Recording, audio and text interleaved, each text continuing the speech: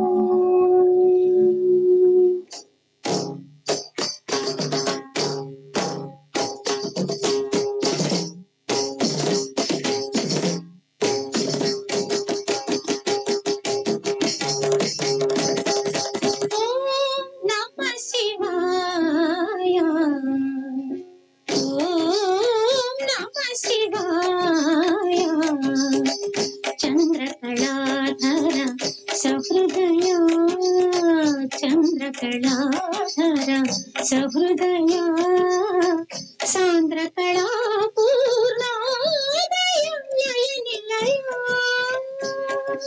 ॐ नमः शिवाय ॐ नमः शिवाय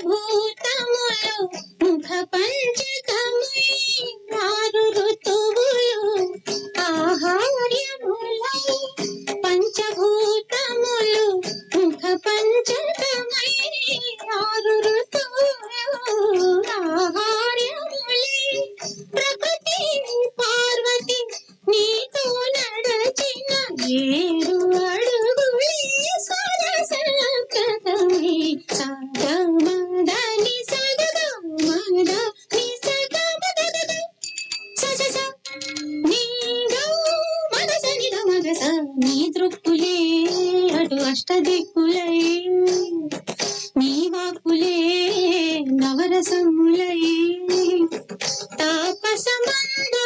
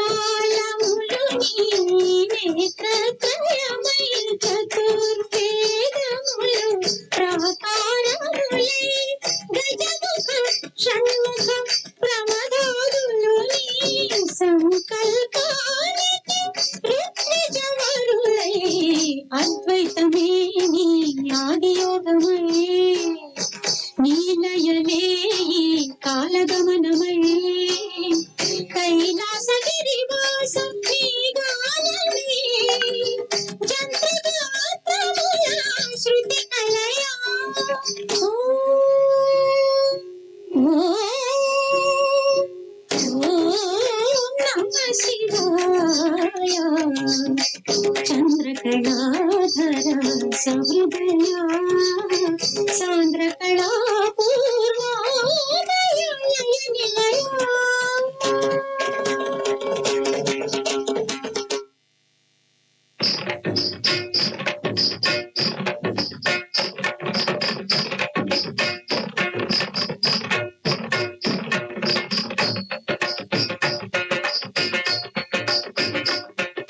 నెమలికి నేర్పిన నడకలివి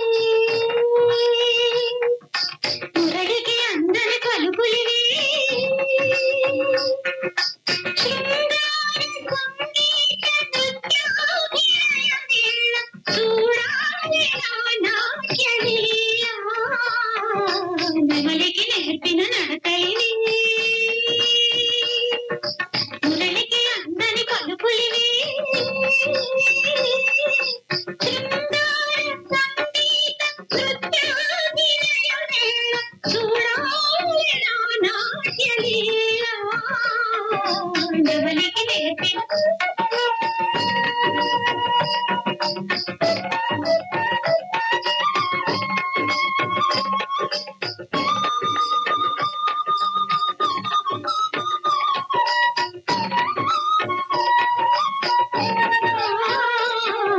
నెమలికి నేర్పిన నడకలి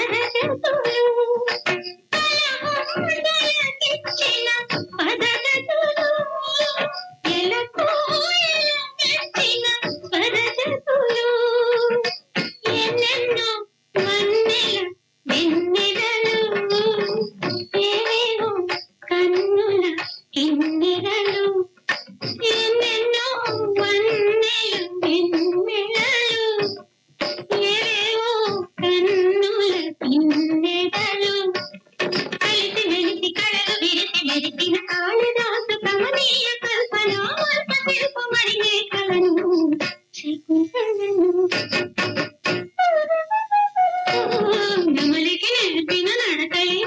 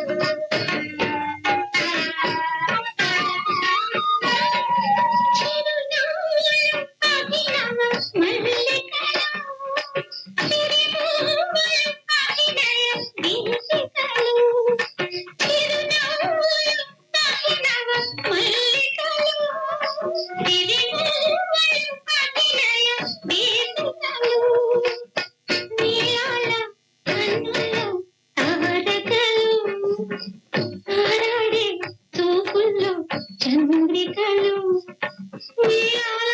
కన్నుల్లో తారకలు తారాడే చూపుల్లో చంద్రికలు పురులు విరిసి మరులు కురిసి మురిసిన రవి మర్మ చిత్రలేఖన లేఖ కలుపు రేఖను శశిరేఖను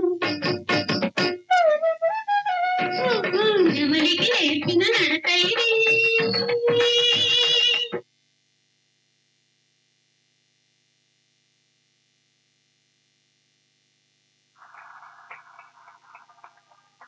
Let's give a big round of applause to our amazing dancer Sai Jashita. Thank you, Jashita, for sharing your incredible talent with us.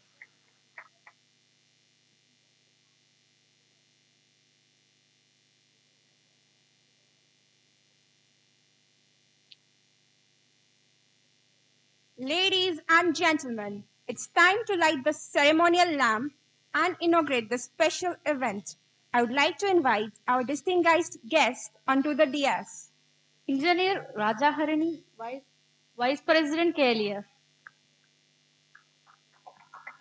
Dr. Pratima Murthy, Director NIMHANS Bangalore. Dr. T. Venkateshwar Rao, Dakshinya Guntur. Dr. Y. Aparna, APCOST Vijayawada. Honorable Pro-Chancellor Dr. Jagannatha Rao, KLEF. Honorable Vice Chancellor Dr. Pardasarthi Verma, KLEF. Honorable Pro-Chancellor Dr. Venkatramana, KLEF. Dr. K. Subbarao, Registrar, KLEF. Dr. Vasuja, Convener of the workshop.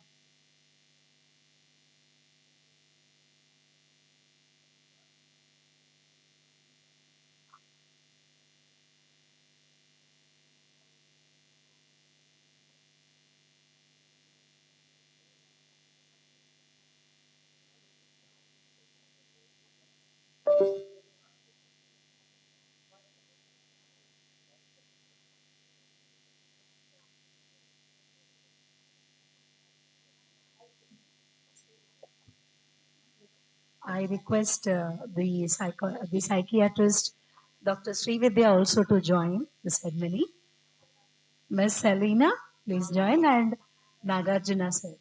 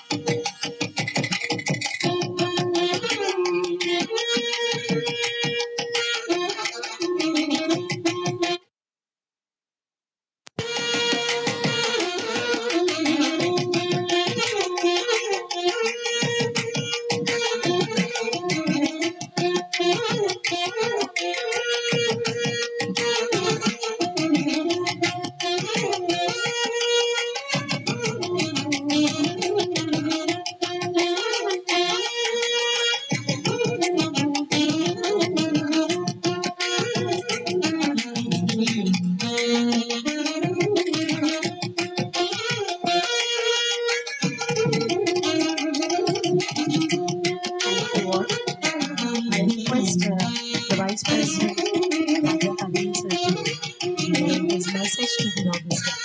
Sir, please.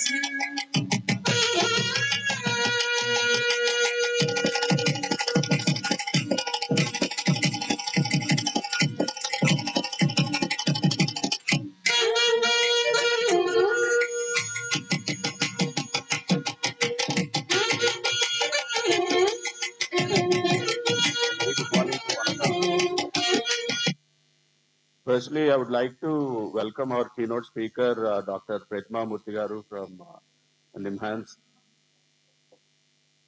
and the other speakers who have come today. Today, I think, is one of the very important conferences that we've ever had at KL University. You know, in the next 20 years, we'll be seeing a rise of a lot of age-related, brain-related conditions, because like we are having a lot of elderly population which is aging fast. So like that, we also have already a lot of childhood disabilities, especially related to these mental health conditions. And to talk about this brain, It's I think the most complicated organ that we have in human body. It's just not a organ that we use to remember things or to navigate through this world. It also acts as a endocrine gland, and it has a lot more functions, like the motor functions, likewise perceiving what we have around the world, making sense of this world. And so, associated with brain, there are a lot of conditions, much more than any other organ. For example, if you take heart, you might have only 10, 15 different kinds of diseases, but associated to brain, definitely hundreds of diseases are there. I can tell that. And one of the most important, conditions, I wouldn't call it a disease, is autism. So coming to this autism, what autism is, a lot of people don't know. To quote some statistics, what we are seeing in India is like about 1.5% there are autistic kids. So if you take the population, entire Indian population, which is about 1 crore, 140 crores, we are now looking at more than 2 crore people. Around 2 crore people are suffering with this condition. Or rather, I wouldn't use the term suffering, but having this condition, which is a big number, and still we don't know it. But the real statistics are not limited to that. Now, latest statistics in America, for example, if you're seeing, we are seeing 1 in 36 children before the age of 8 are having autism. So, is autism rising? That's the question that comes next. Even that statistics is not, it's not up to date, although it is like latest in the last 1 year, because diagnosis itself is not done properly. Certain states like California are seeing autism even at higher rate. So we're looking at 4.5% instead of 3.6 or 3.7 across America. States like Maryland are only having 1%. So what is it saying? It's saying that diagnosis is not done properly. So we're not getting to that point where we need to assess every kid. Every kid develops differently. And coming to autism, the diagnosis is not done well, I would say. And also like pollutants are causing this. Just like any other condition, a lot of genetics are involved here. We get our genes from both our parents, not only from our parents, but also from our extended parents. It's like a deck of cards. If you're playing a game of cards, you might get good cards and you can continue, or you can just have a flush, or you can just drop out. So like that, our genes are predetermined. So there is a setting stage for such conditions. So it's very important to do genetic research also in autism. Likewise, people who are already suffering with autism, what is that we can do? And what is that, families who are affected with autism can do? So there is a lot of behavioral science that is being developed to actually train these people to adjust themselves to this society and get to, a level where they can function properly in the society. So today's conference is all about that. And I would say, we should become more aware about autism and become more sensitive. Thank you.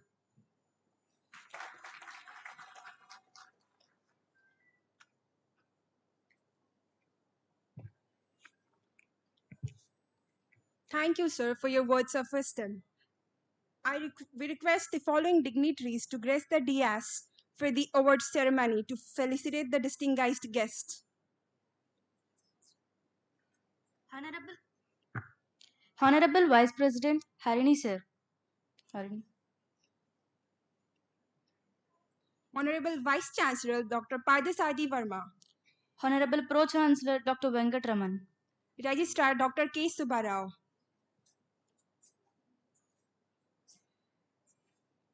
Sorry, sir. Pro Chancellor Dr. Venkatramana.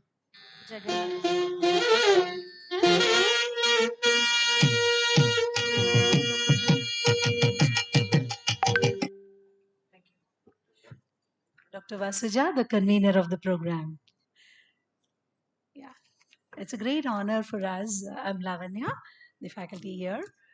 It's a great honor to award and felicitate the dignitaries that we have who are contributors, distinguished achievers, etc. And this is a program with great pride. We want to share that it is a program that has been organized in collaboration with Government of India G20.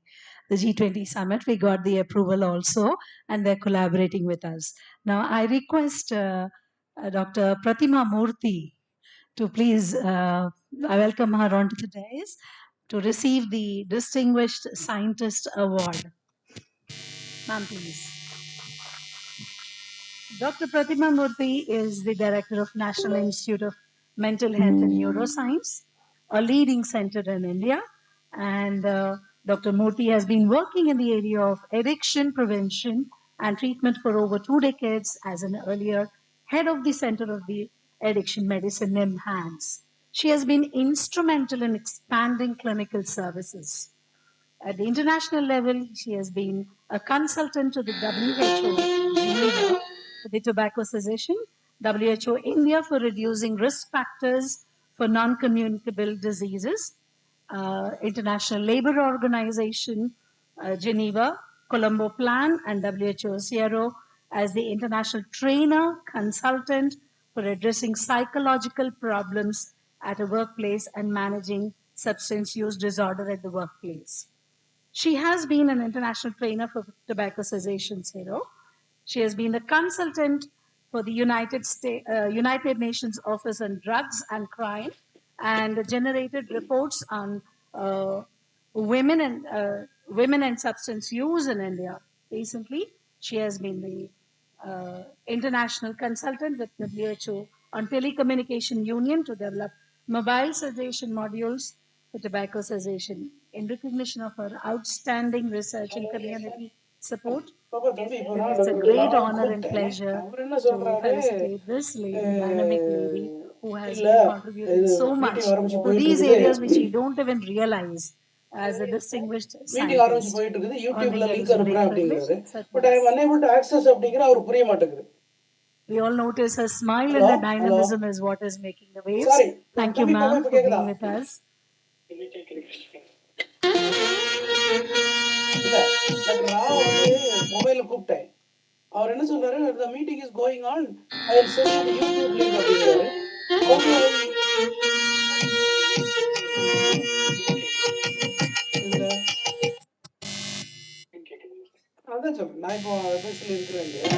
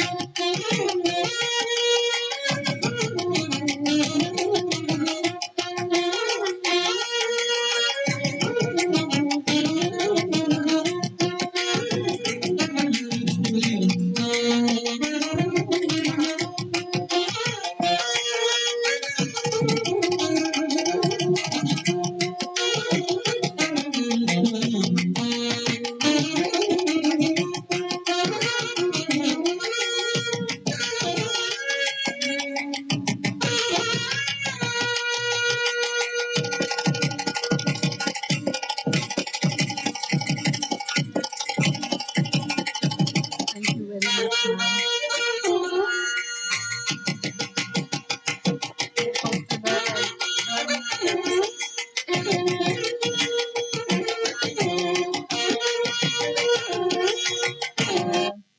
The next awardees are Mrs. Shama Chona and Dr. Venkateshwar Rao.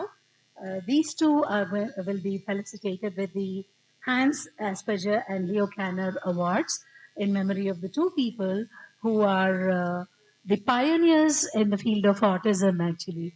So these people have dedicated their lives and their work to the cause of autism.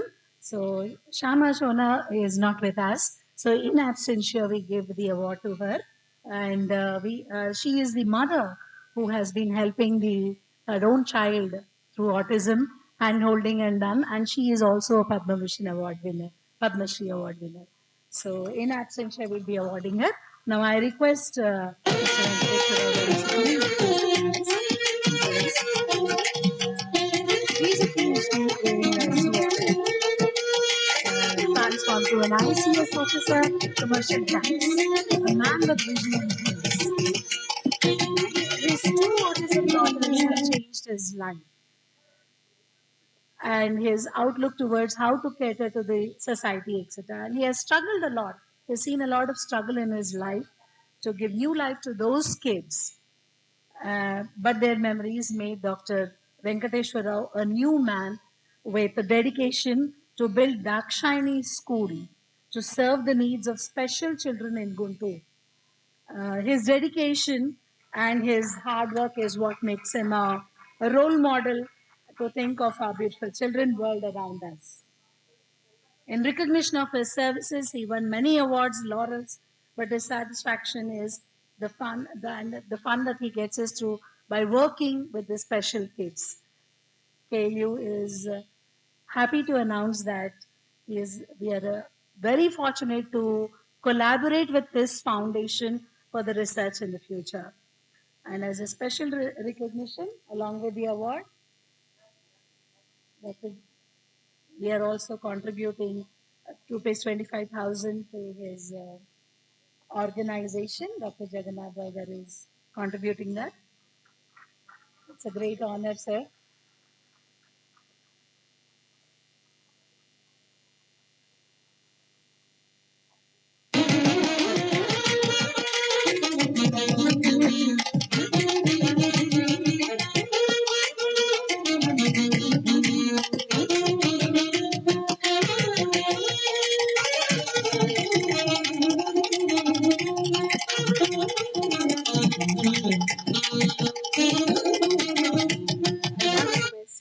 The next recipient of the award, the collaborators who have partnered with us and been the strong support for the event that we are doing into the area of autism.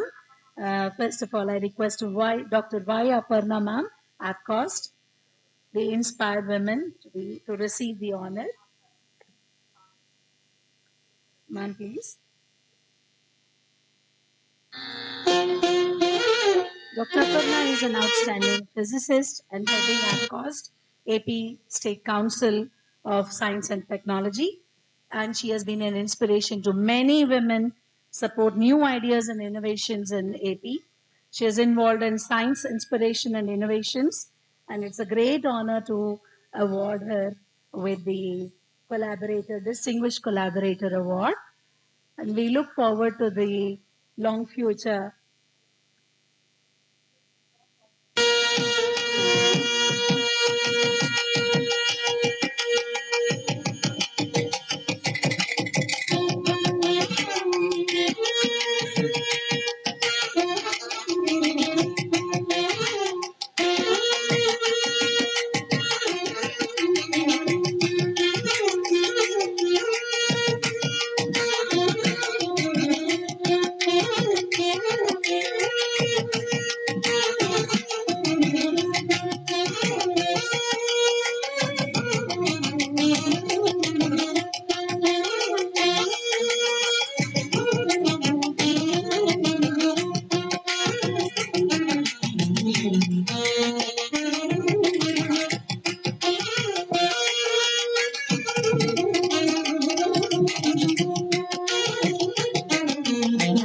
It has been an honor. The next two recipients of the Distinguished Collaborator awardees are Mr. Vishweshwar Rao, SBI, and Dr. Ratna Kumar of the Chigru Foundation. Both of them are engaged otherwise, so in absentia we reward them. And then we also have distinguished speaker awards. Dr. J.K. Samuel Abraham, he is the surgeon in the Yamshi University, Japan. He'll be joining us online virtually. He is going to give the presentation. So we also announce the award in absentia, Distinguished Speaker Award. And similarly, we have Dr. Prema, who is the C20 convener from Amrita. She couldn't also join us. She'll be doing that virtually. So we declare the Distinguished Speaker Award to her also in absentia. And now we have Professor B. Srividya, psychiatrist and doctor of the from Vijayawada. Please, ma'am, I request you to and receive the Distinguished Speaker Award. She is MD Psychiatry and a PDF in Child and Adolescent Psychiatry, doing amazing work in these fields. Graduated from Rangaraya Medical College. Striving to Siddhartha Institute, and she has worked as a consultant psychiatrist for family hospitals for 10 years. She's known as Jim Handy and doing amazing work to take care of this.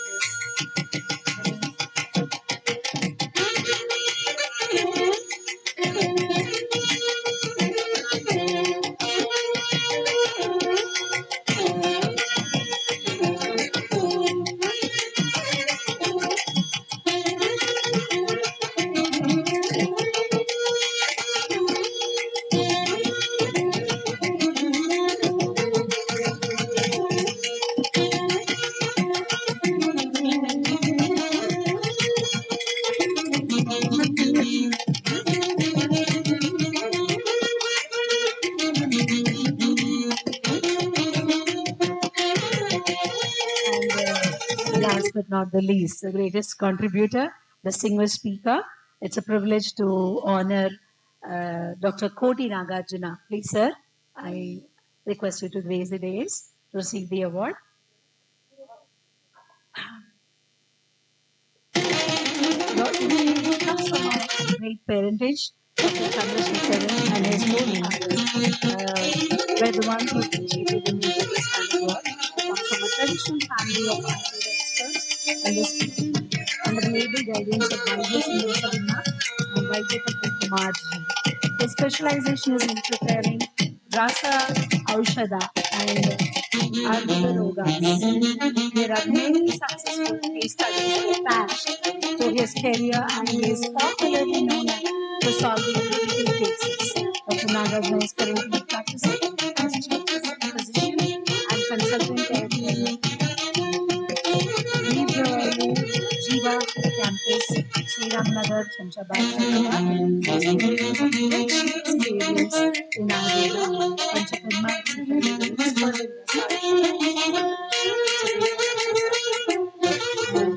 COVID, it has proven that it's traditional medicine that takes care of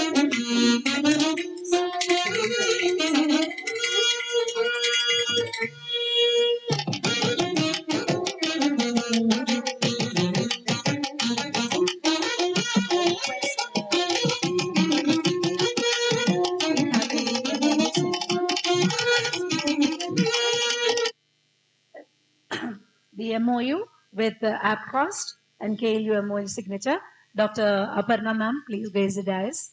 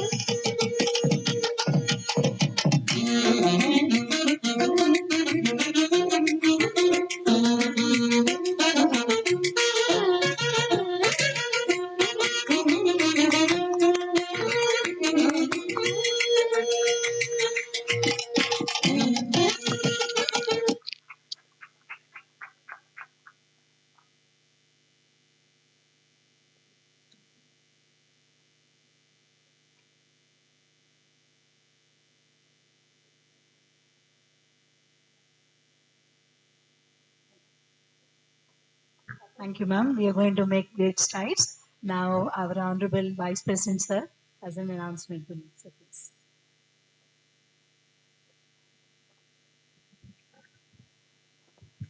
I just got an information from our Jagannath Rao Garu that he's going to start at KL University a Center for Autism training center and a therapy early intervention therapy center for these kids.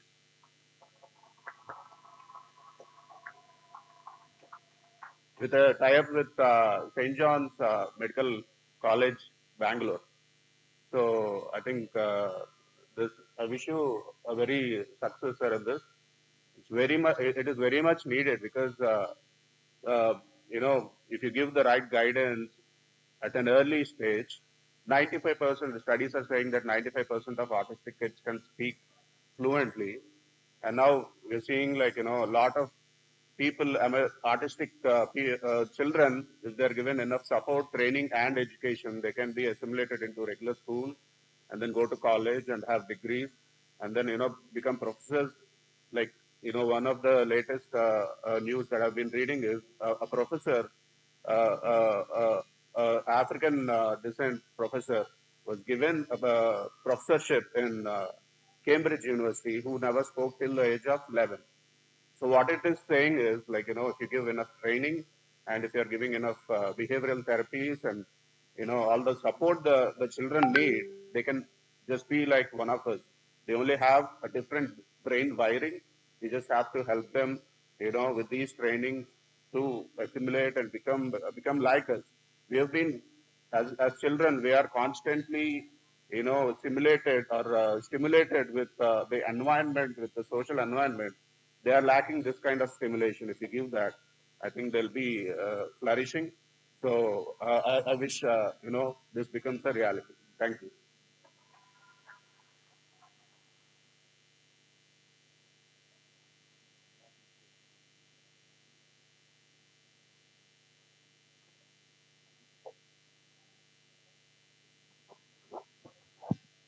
Thank you, Hareen, sir. KLU has always been making strides ahead of all others, and this is a great initiative for our young learners also here. Thank you very much. Now it gives me a great pleasure to invite the key speaker, Dr. Pratima Murthy from NIMHANS Bengaluru. Ma'am, please, I invite you to deliver your address.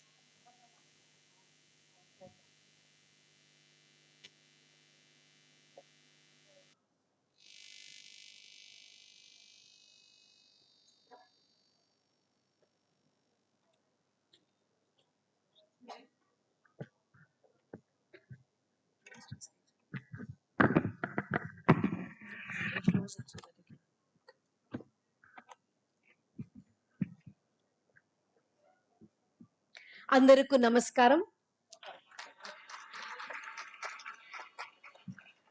హాస్పిటల్లో పని చేస్తే వేరే భాష I'm going to mix up Kannada, Tamil and thing when Telugu when I speak. We get so many patients that you have to speak in Telugu. So I actually managed to conduct conversations with my patients in Telugu. But I think speaking in Telugu on a platform like this is a little bit of a challenge. So I'll stay with English.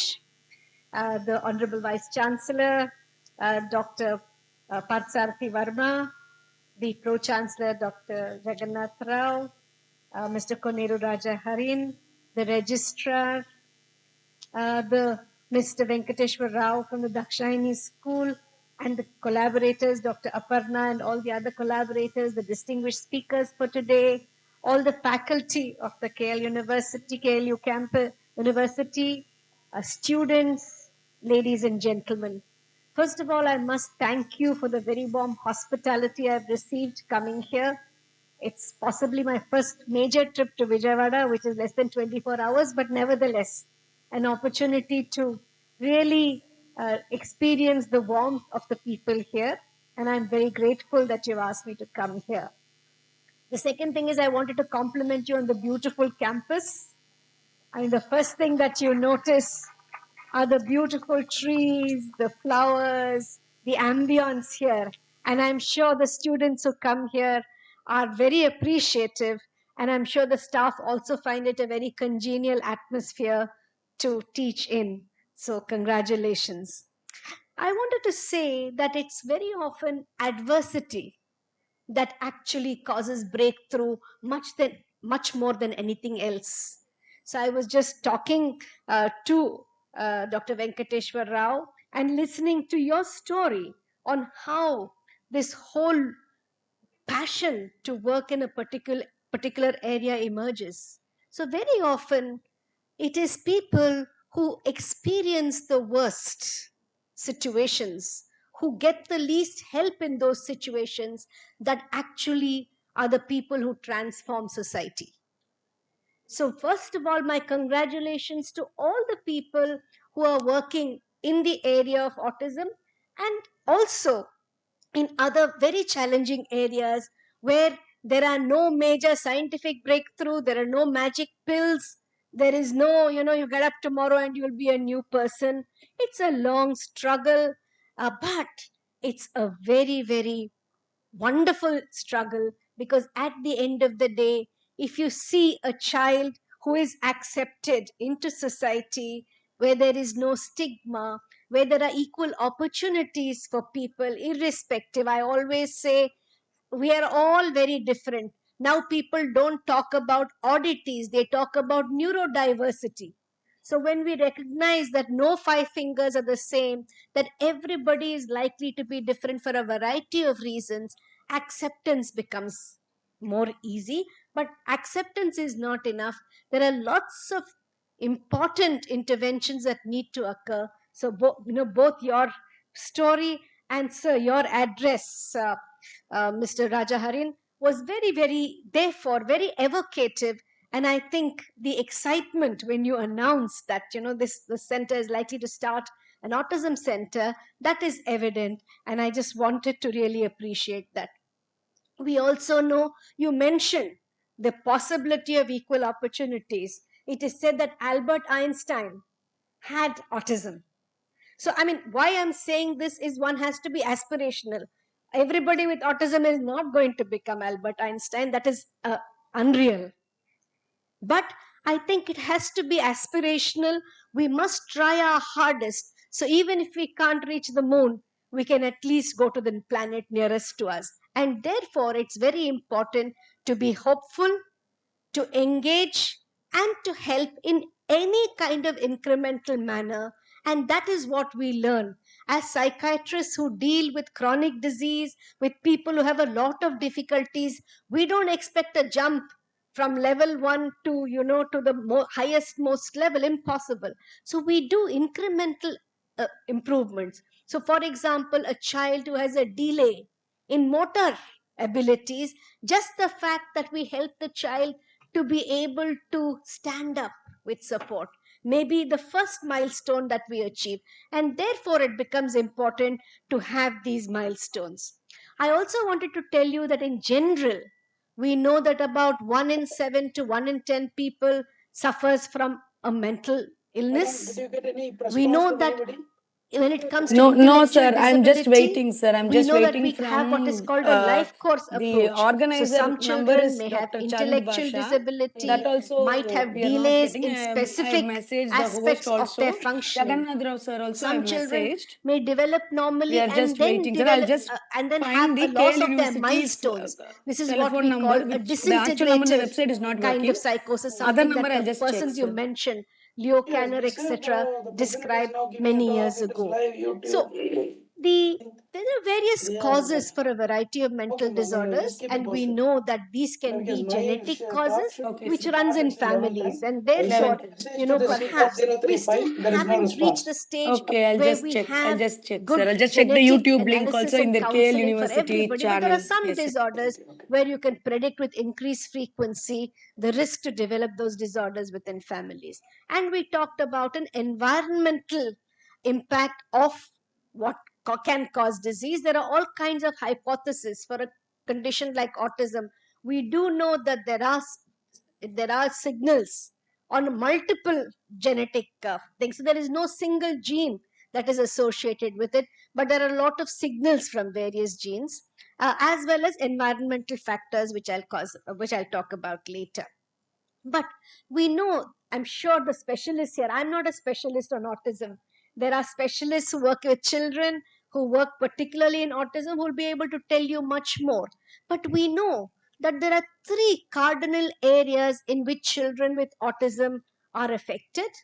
And one is with their social skills and communication, their ability to recognize, to make eye-to-eye contact, to carry on a normal conversation, etc. The second thing is that they may have certain repetitive behaviors, stereotypic behaviors, and sometimes that translates into, if you have seen Forrest Gump, which was a movie on the subject, you will see that there is a unusual preoccupation with collecting matchsticks or with watching trains, funny, unusual preoccupations, as well as the stereotypic behavior.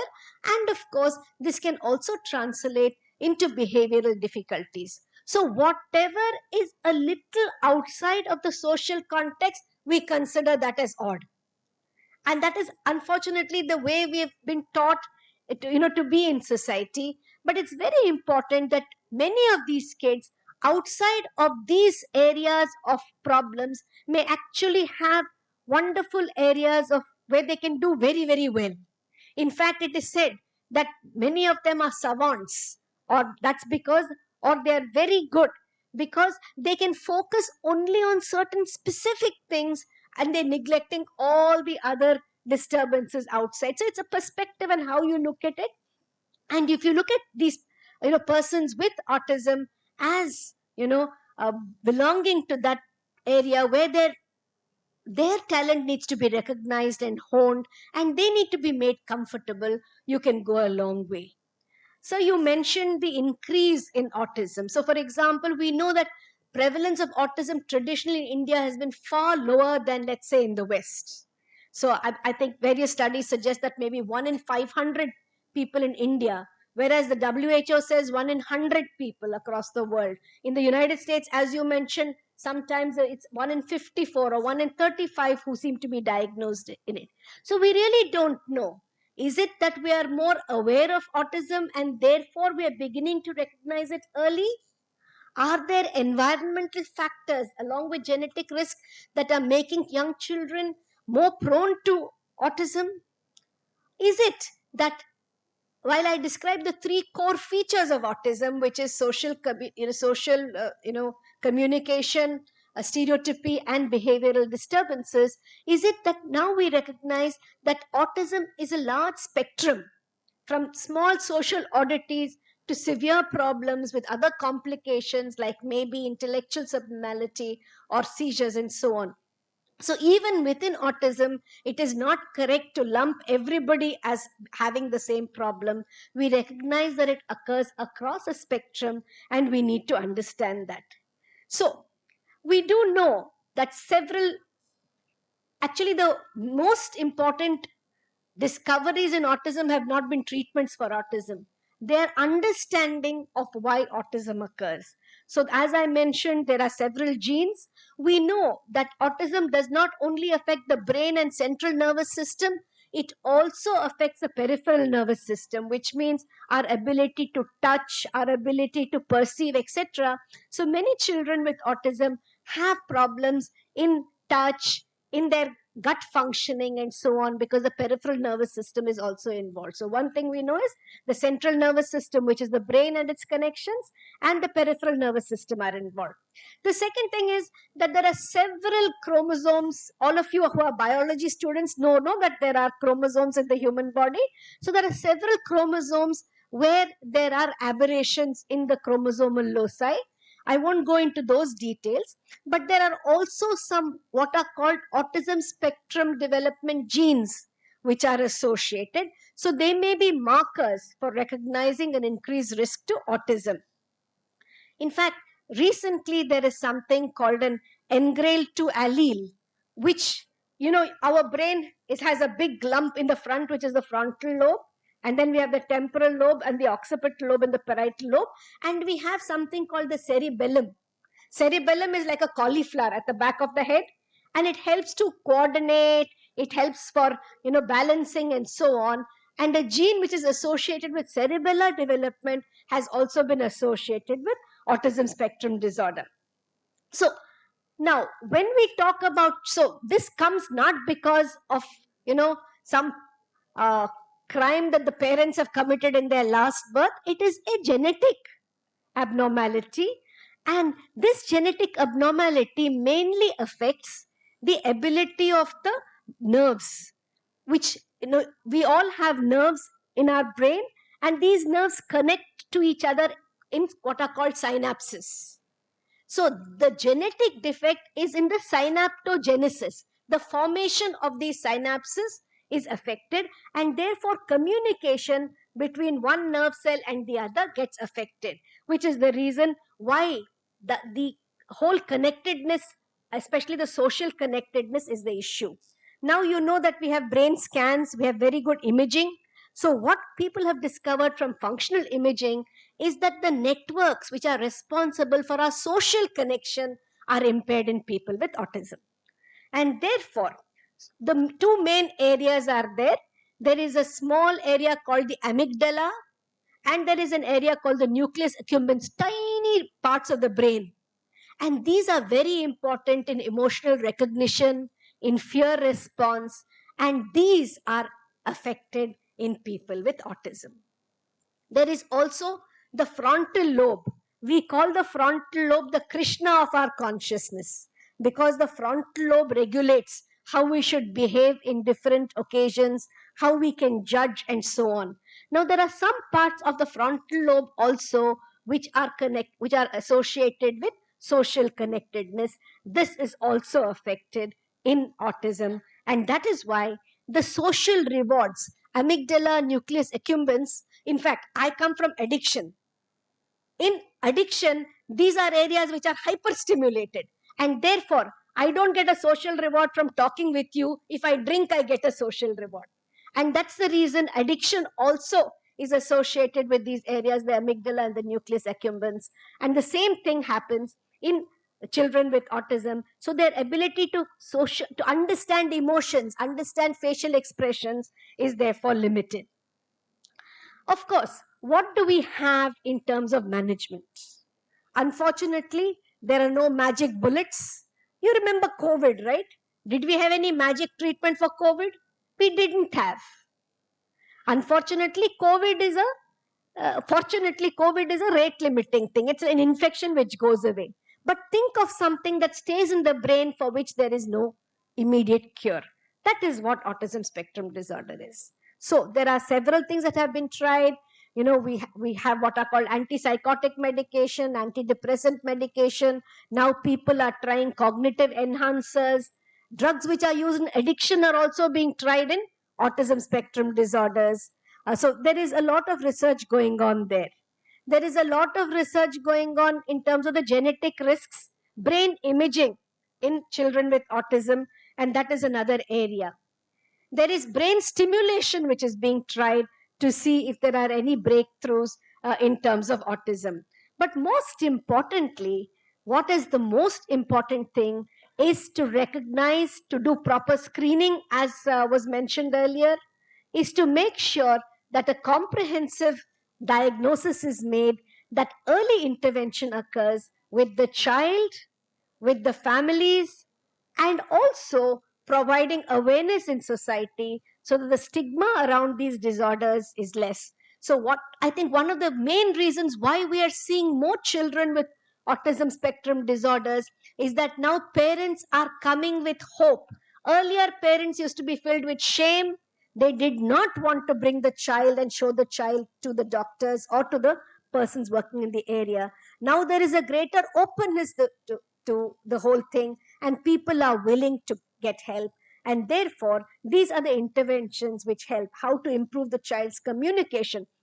In fact, I know colleagues who are using virtual reality experiences to help the child to navigate the complex social environments that we have to live in. When you go to a shopping area, how can you actually go? How should you communicate? How do you find your way around? These are all that's happening. We also spoke about, we felicitated one of the speakers who's going to speak on integrative medicine. So I think one of the approaches is also to look at what our traditional systems like Ayurveda, yoga, and so on can help in addition to other interventions to help children kind of deal with it. More importantly, for parents to deal with children. We also know that autism persists. So now we have a lot of adults who might have autism spectrum disorders, and they also need help with working, with being reintegrated into society. That needs to be done. So one important message is autism spectrum disorders are neurodevelopmental in origin, most important. So they have to do with the brain development and with the way the brain has certain aberrations in development. So this means that the brain maturation is different. The way the brain matures is different in these children. So this is because the neuronal branching, the nerve connections, the nerve synapses, the rate at which, all of you know that there is gray matter and white matter in the brain. So the rate at which white matter develops and the gray matter is covered with the myelin sheaths, those are all different. The white matter is covered with myelin sheath. Those are all different in children with autism. And therefore, this causes deviations in language development, in communication development, and in the ability to socialize. Of course, even apart from what I told you, imaging, genetics, we know that inflammation of the brain because of infection may be causing it. People are looking at it. And of course, now we're also talking about environmental pollutants which might be responsible for producing autism. So the most evidence-based treatments now are basically behavioral interventions, speech interventions, language therapy, occupational therapy, what is called applied behavioral analysis. There are various medicines which have also been tried, like I mentioned, including immunomodulatory treatments, as well as dietary and nutritional treatments. However, some patients desperately pay huge amounts of money in pursuing treatments which don't yet have any kind of basis in clinical treatment. And therefore, the most important thing is to caution families not to simply go after something which is not evidence-based, because it ends up in their spending a lot of money, impoverishing themselves, but not getting the right kind of interventions for the children. Therefore, proper education about the intervention is also very critical. Of course, recently there has been a growing interest in stem cell therapy for the treatment of ASD, and this stem cell therapy may cause a release of certain anti-inflammatory chemicals which might help in the brain development that is seen. But however, we still have preclinical trials. There are no big clinical trials that have occurred, and therefore we need much more trials before we think of any biological measure for this. So what do we know about autism? We know that it affects social, language, communication, as well as the likelihood of repeating behaviors. It is caused by a brain aberration, maybe environmental factors. We are recognizing it more and more. Parents with autism need to know how to look after the child, how to stimulate the child, how to make sure that the child is integrated in society. All these children must have equal opportunities wherever they are, as children and then as adults. And finally, I will leave you with one important message for all parents who have young children. Meet the child where the child is, not where the world expects them to be. If you do that, every child in this country with any kind of ability, special ability, will always find a way where the children are cherished and loved. Congratulations once again on this very important initiative, and thank you very much.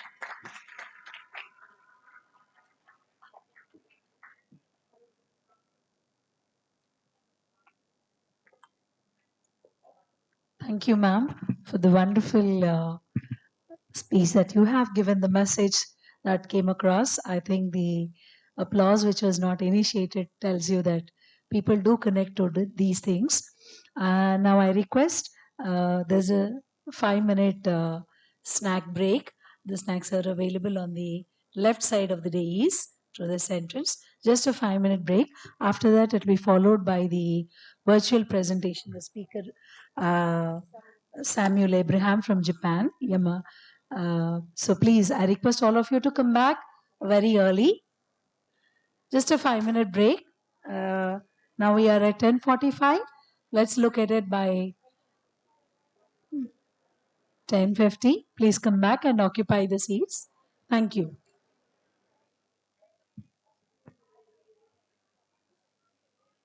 My job is done.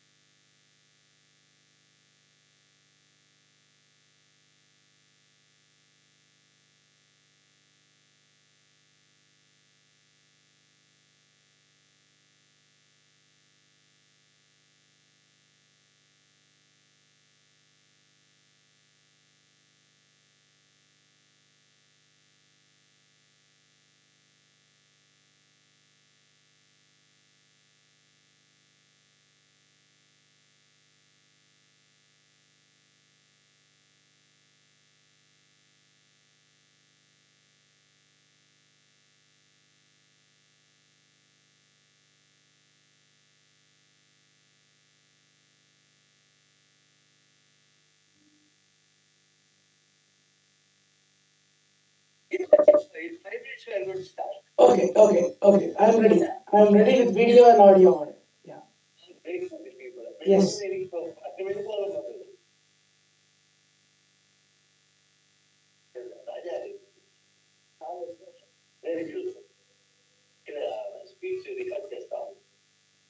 Yeah, I'm ready with video and audio on. Thank you. Thank you.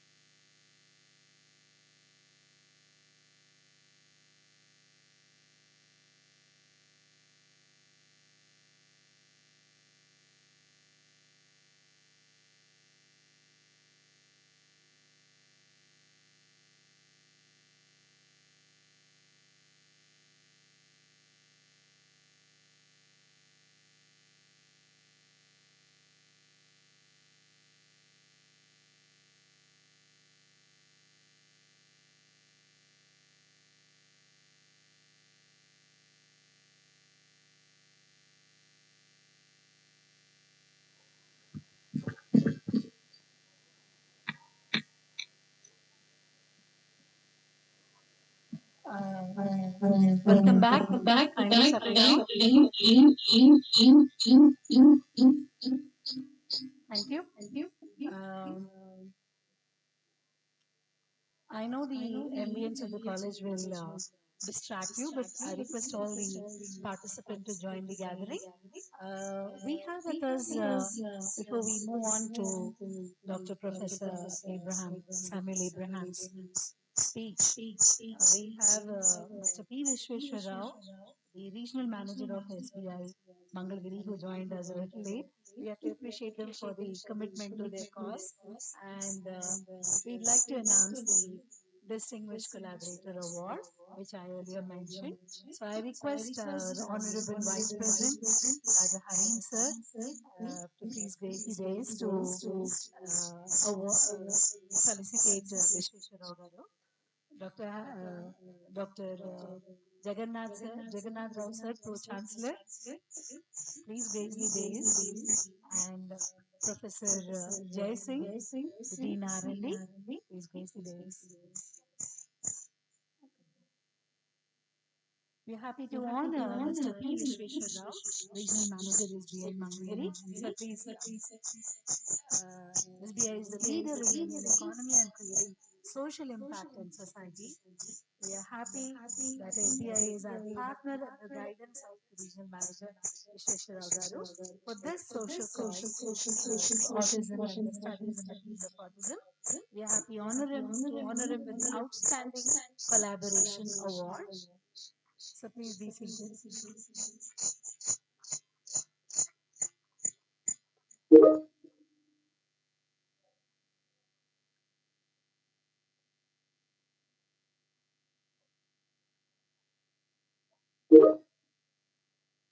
So your support and your unstinted presence here itself is a great inspiration to all of us.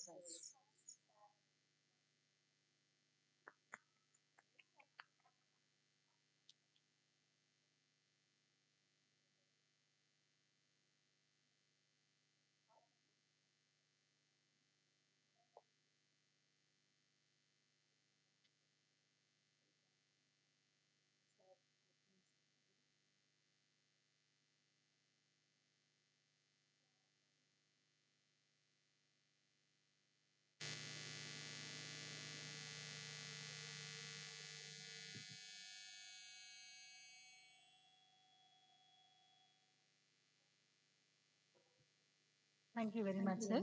I request all the dignitaries to join the audience.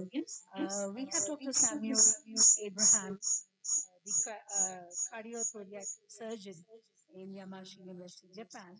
He is the collaborator with the KL University in this venture. And of course, he is here joining us to share his message with all of us. I request to check the sound.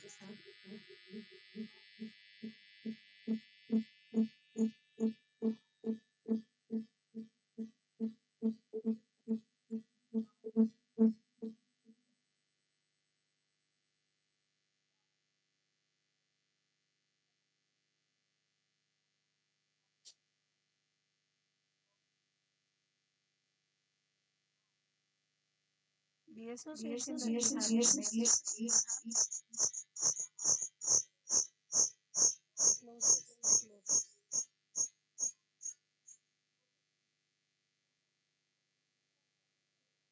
we've been having a long-standing association with Mr. Abraham, and we've been working together in publishing papers and research activities, along with his work in cardiac surgery.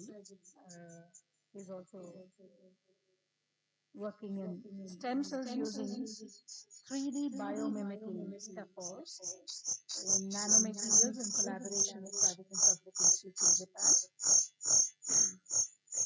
He heads the Indian operations of Nishi in Center for Regenerative Medicine in CRM, an Indo-Japan joint venture initiative established in 2005.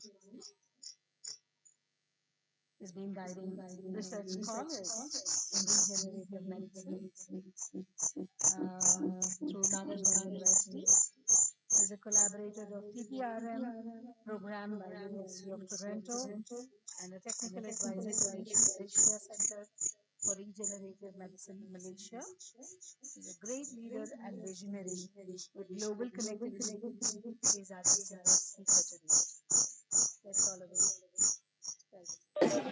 Good morning, sir. Can you please start your session, sir?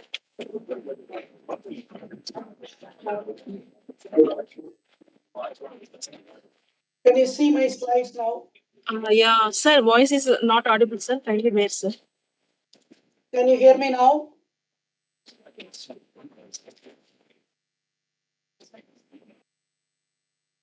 Voice is not audible, sir. Somehow. Can you hear me now? మాట్లాడుతున్నారు sir Now, can you hear me now?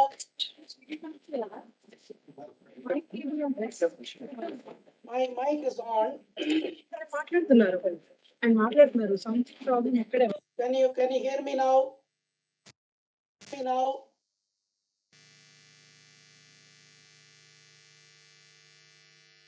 Can you hear me now?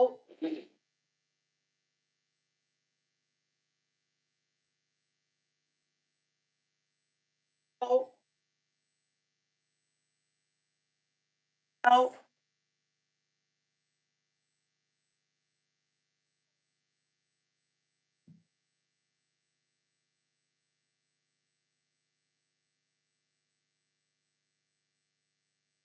Can you hear me now? Can you hear me now?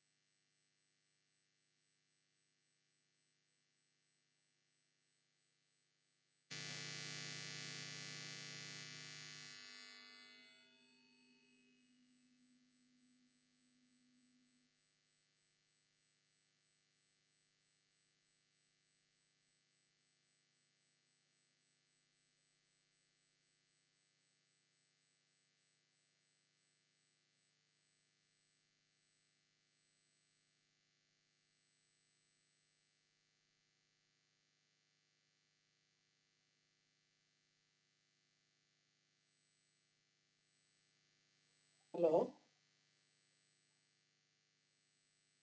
Can you hear me now?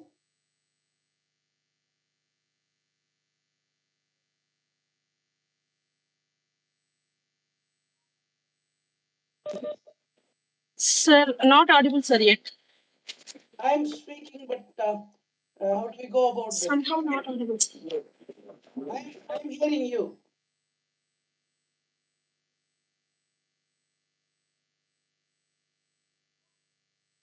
Can I come from a Zoom link from my side?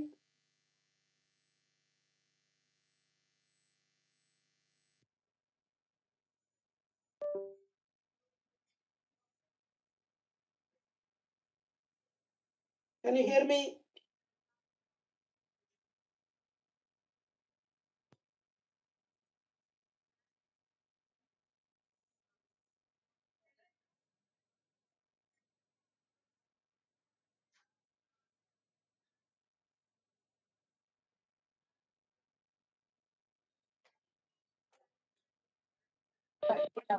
Sir, can you speak once, sir? We are in a testing process. Don't mind, sir. Yeah. Can you hear me now? Can you hear me now? It's not sure. Uh-huh. No, sir, I'm not able to hear. Sir, give me 2 minutes time, sir. We are in a process of setting it up. No.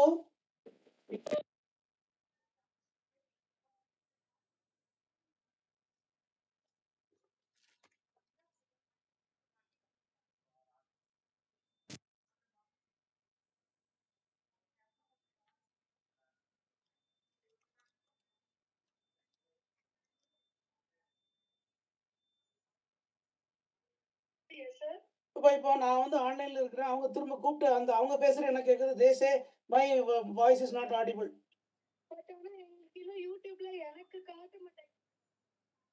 Yeah, that's what. I'm still on hold because they are unable to listen to my voice. They are unable to hear me. So, what I thought, why don't we set up a Zoom call? We give an access to them and they can connect.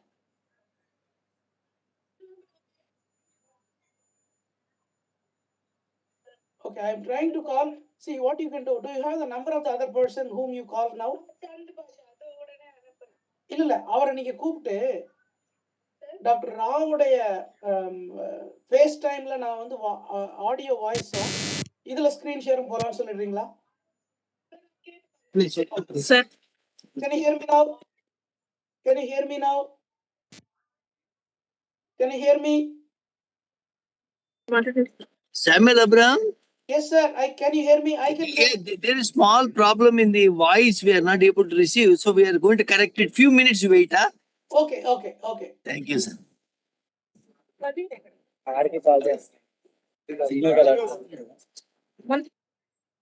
వస్తుందా sir అంతలో విద్యా madam start నేను technician పట్టుకొని వస్తాను బాబు ఒకసారి పెట్టు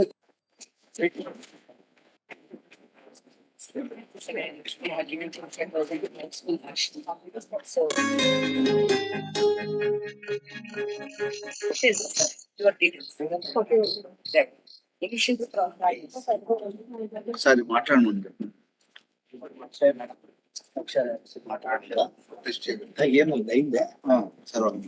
Sir, can you speak?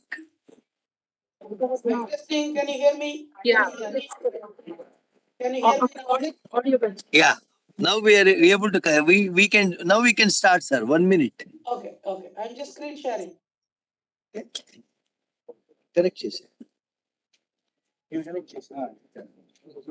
Project చేసేసి.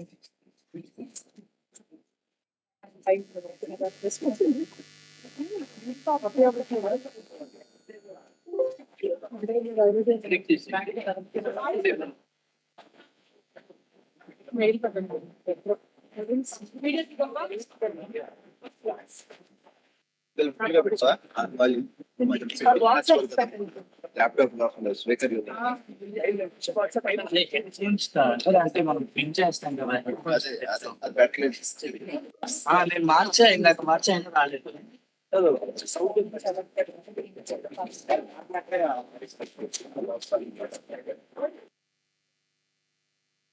Can you say hi, sir? Hello, can you hear me? Yeah. Can you hear me? Can you see my slide?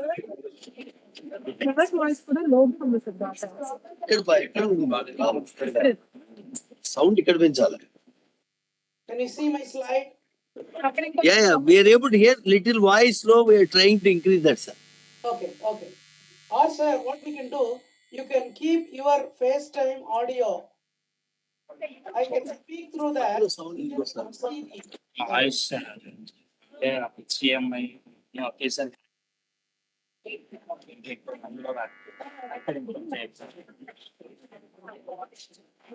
Can you hear me now? Yeah, we are able to hear, sir. Okay. Voice.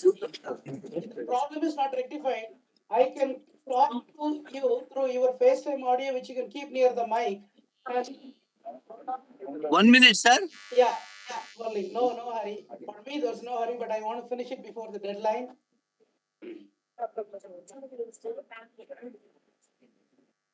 కాదు ఇది laptop problem కదా ఇంకో laptop అంటారు sir మరి అంటే అన్ని దాంట్లో link లేదా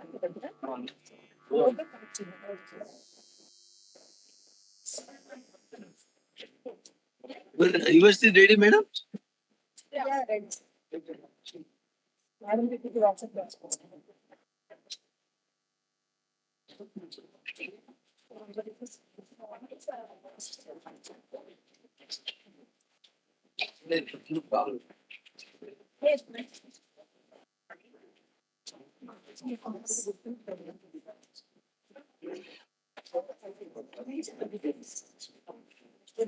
అది రూట్ లేదా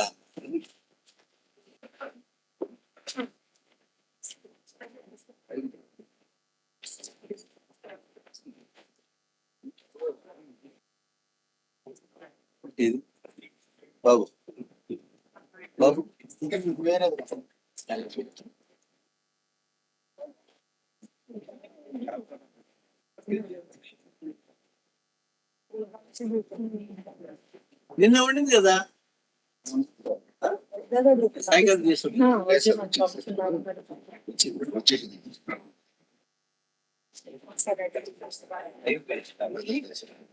తొందరగా జాయిన్ అయిపోయి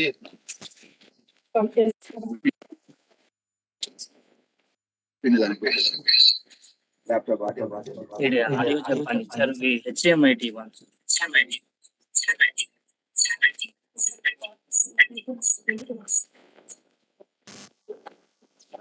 అన్ని మ్యూట్ లో పెట్టారు.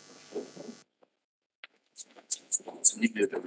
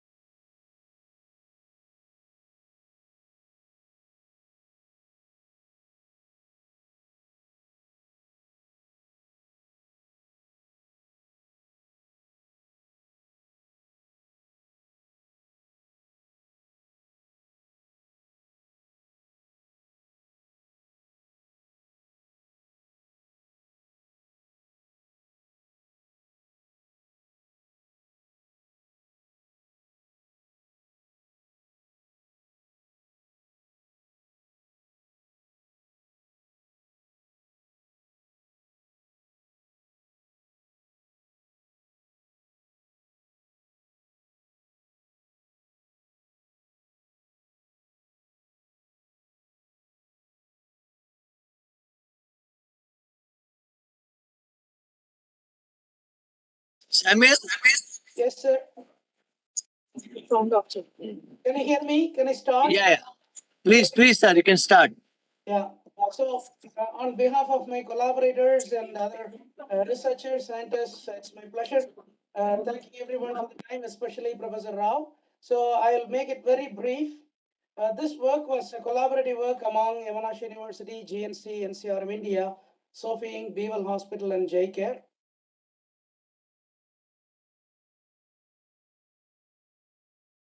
So, autism spectrum disorder, I don't have to tell you. Broadly telling, it's a genetic cause, it has a prenatal development related cause, perinatal cause, and environmental cause. It's very wide, It may start with a very simple, mild form from Asperger's syndrome to the very intensive form.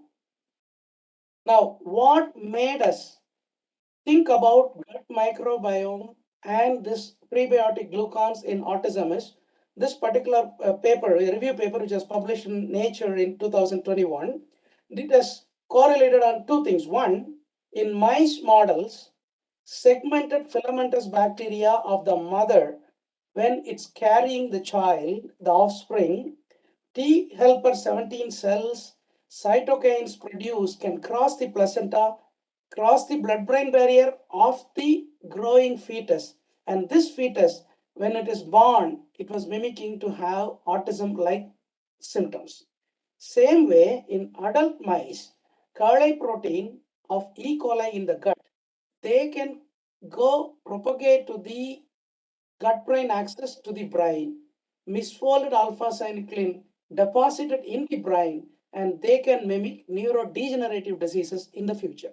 Now, coming to what we had in this data, we evaluated some of the survey from the beta glucans consumed by customers in Japan, and 22% of them, they said they are consuming it for constipation, and constipation is something common to children with autism as well.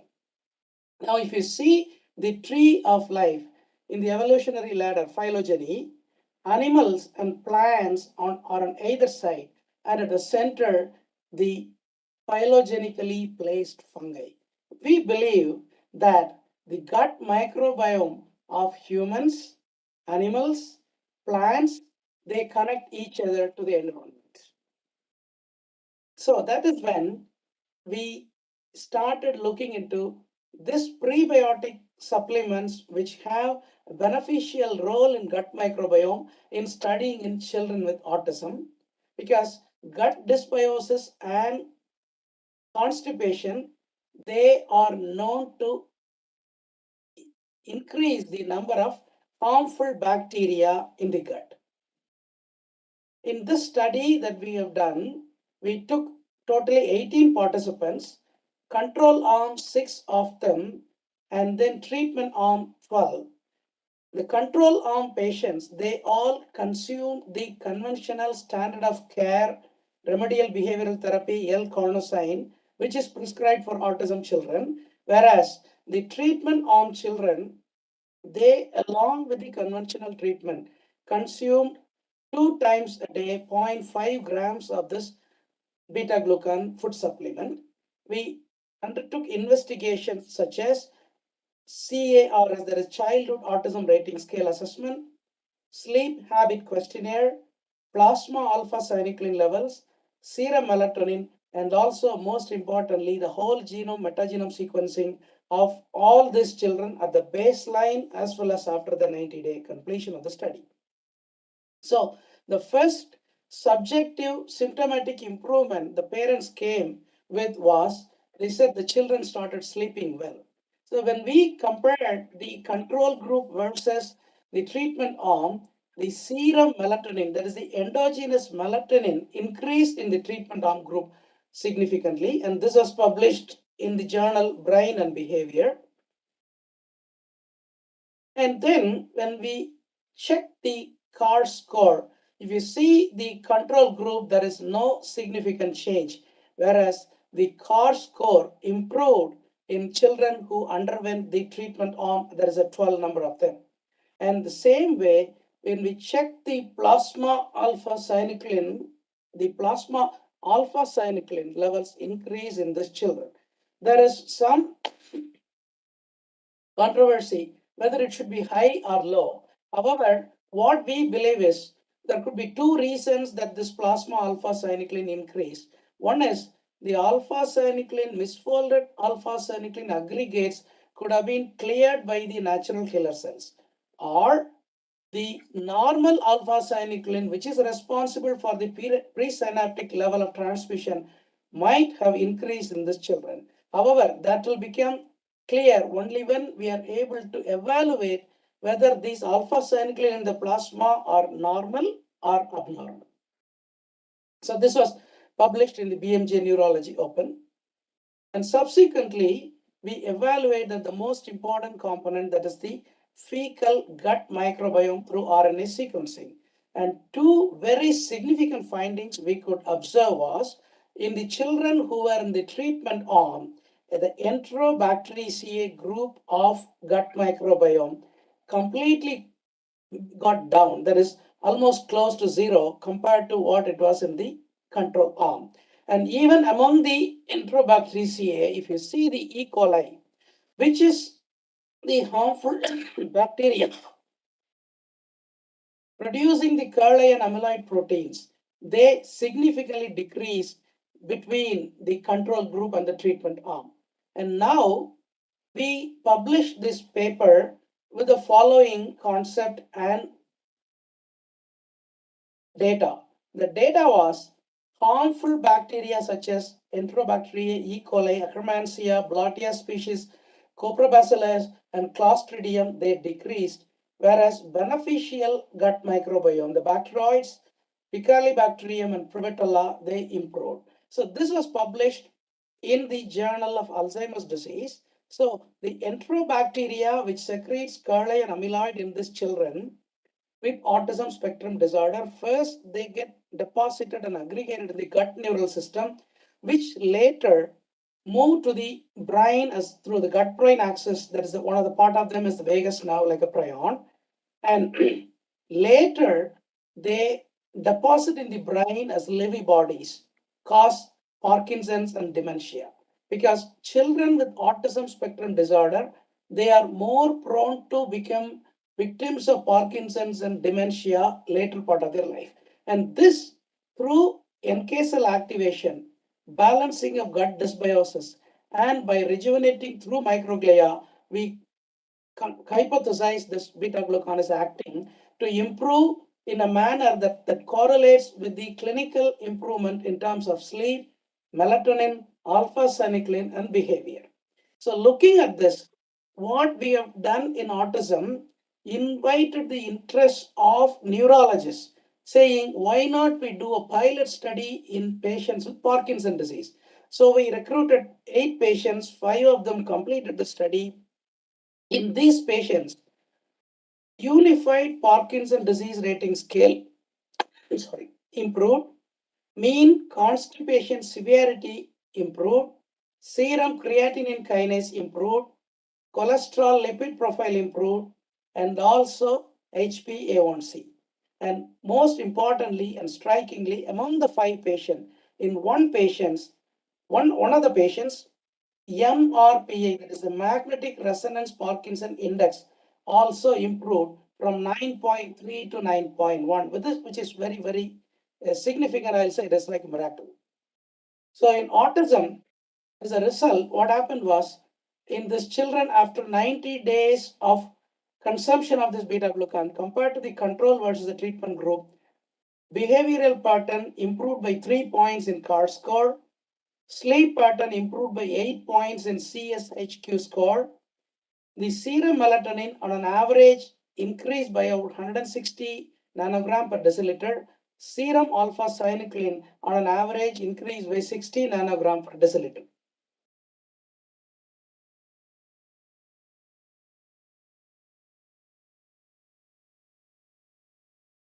Now, another important paper I would like to focus here is on antibiotic exposure and the risk of Parkinson's disease. This paper was published in the journal International Parkinson Movements and Disorder Society in 2019, in which they evaluated approximately 13,000 patients with Parkinson's disease and 40,000 with controls. In them, they found those who had developed Parkinson's disease had consumed certain oral antibiotics, and the hypothesis is that the effects on gut microbiota of this antibiotics could link to PD. So, summarizing, this AFO202 beta glucan is safe, has yielded beneficial effects in children with autism spectrum disorder and also patients with Parkinson's disease. In autism spectrum disorder, we hypothesize that their mechanism of action is by controlling the harmful Enterobacteriaceae and E. coli.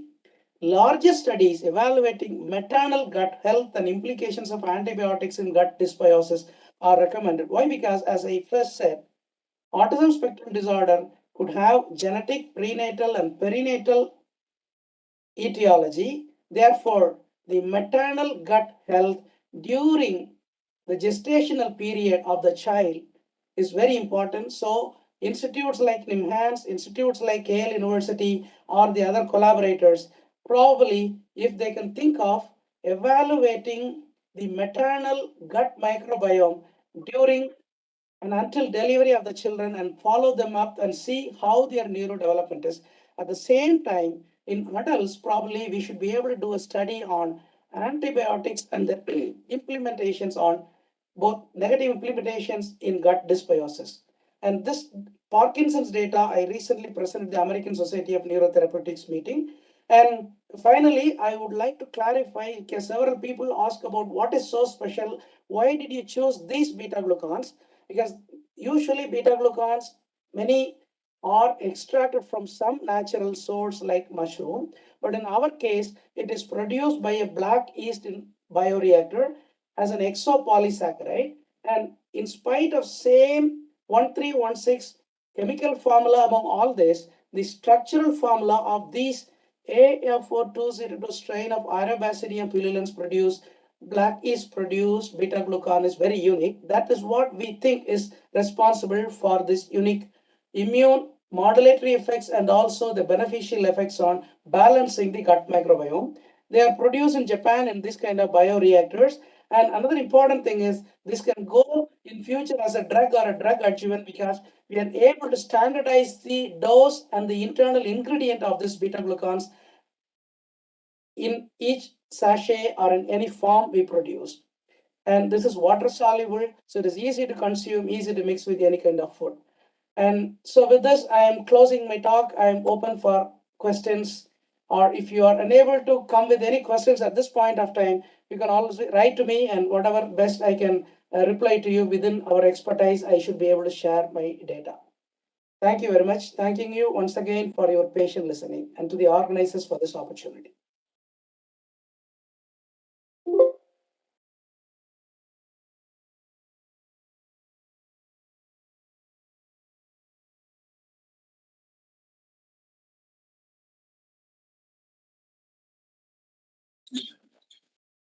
Thank you very much, Dr. Samuel Abraham. And we will personally give you the Distinguished Speaker Award when you are around in India. Thank you. Thank you, sir.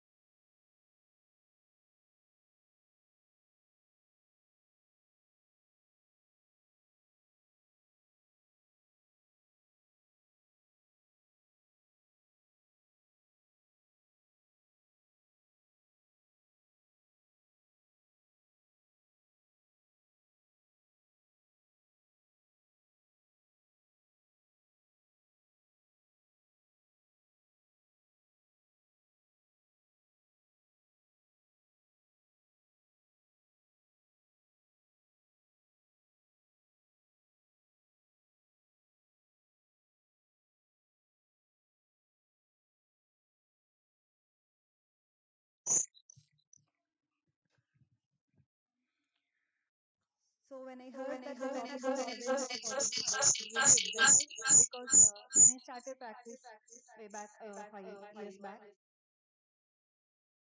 I'm not at all shy to say that I wasn't very confident and I felt very helpless. I can diagnose a case of autism, but I don't know what to do next. So what happens next? I felt very helpless. Even I used to say the same to the parents. You have to accept the diagnosis. You have to accept the child. There is nothing can be done in this area. It is our fate. Then I realized okay, maybe I can work on it. So I started reading articles. I've gone through many books and I've read many stories. Then I came to know that, okay, autism can be, treated a little with interventions, and there can be some benefit with interventions. And there have been many cases with miracle cures where the child was doing very good. So then I started working on autism. So that's why I've selected the topic, need for early recognition in the current scenario. So what is wrong with current scenario? What's happening? As um, the previous speaker, they have said, the current scenario is 1 in 36. That is, if you see 36 children, one among the 36 children is having autism. The before slide. Next. So this is not the same picture in the previous years. As you can see, in 2006, it is 1 in 110 children. Now it came to 1 in 36 children.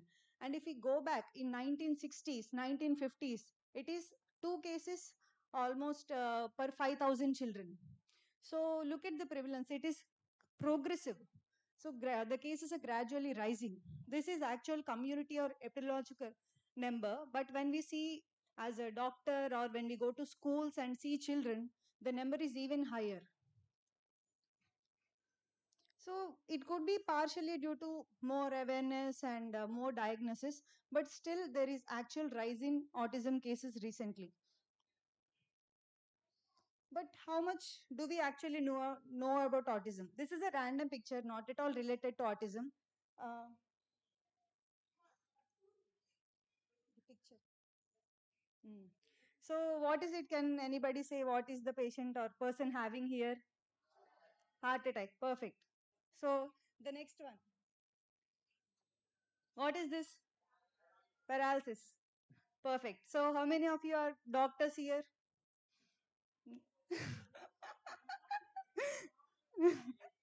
Okay.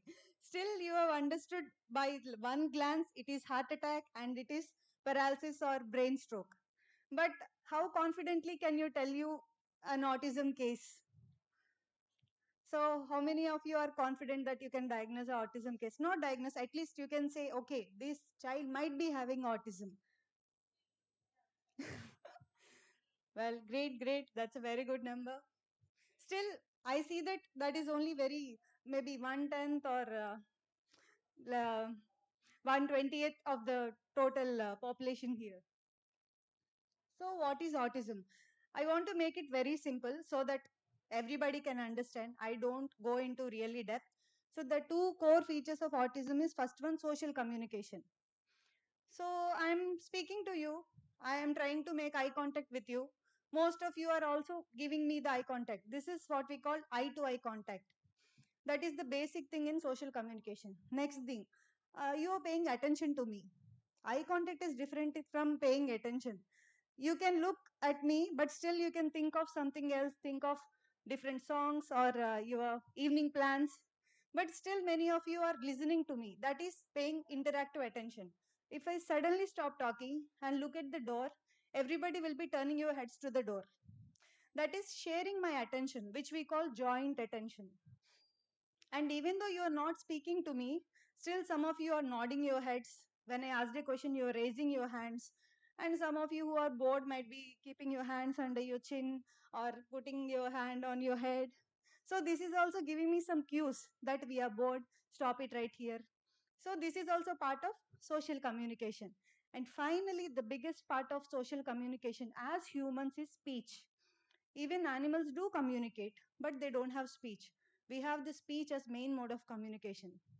Still, all the other parts of non-verbal communication like eye contact, attention, joint attention, giving the non-verbal cues, understanding non-verbal cues is very important. So that is what disrupted in autism. So you see kids with autism having difficulty with eye contact, with sharing your attention, with maintaining attention when you're talking to them. They might be distracted, they might be engaging in their own world. They can't understand this non-verbal cues, and they might be having difficulty with speech as well. So this is the first domain. The second domain is repetitive restrictive behavior. What is repetitive behavior? It can be just simple actions like doing this hand every time, or moving the head, or jumping up and down, going in circles. So this could be there. And the restrictive behavior is they are very rigid. They can't be flexible.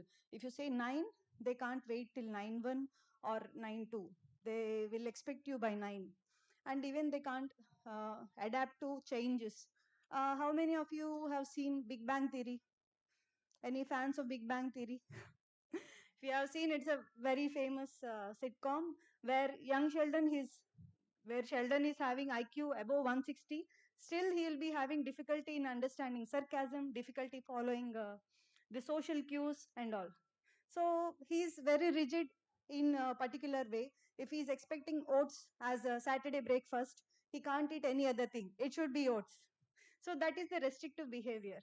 And children can also have hypersensitivity to sound, hypersensitivity to touch. How many of you here have seen the movie Rain Man? No, no Rain Man.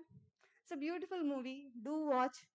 The main character is having autism, not Tom Cruise, the brother of Tom Cruise. You can clearly understand what autism is if you see Rain Man. So these are the two core criteria: social communication and repetitive restrictive behavior. Not the child should have all the signs, but if there is a mix and match of different symptoms, it should raise the suspicion that the child or the adolescent or the adult, whoever, might be having autism.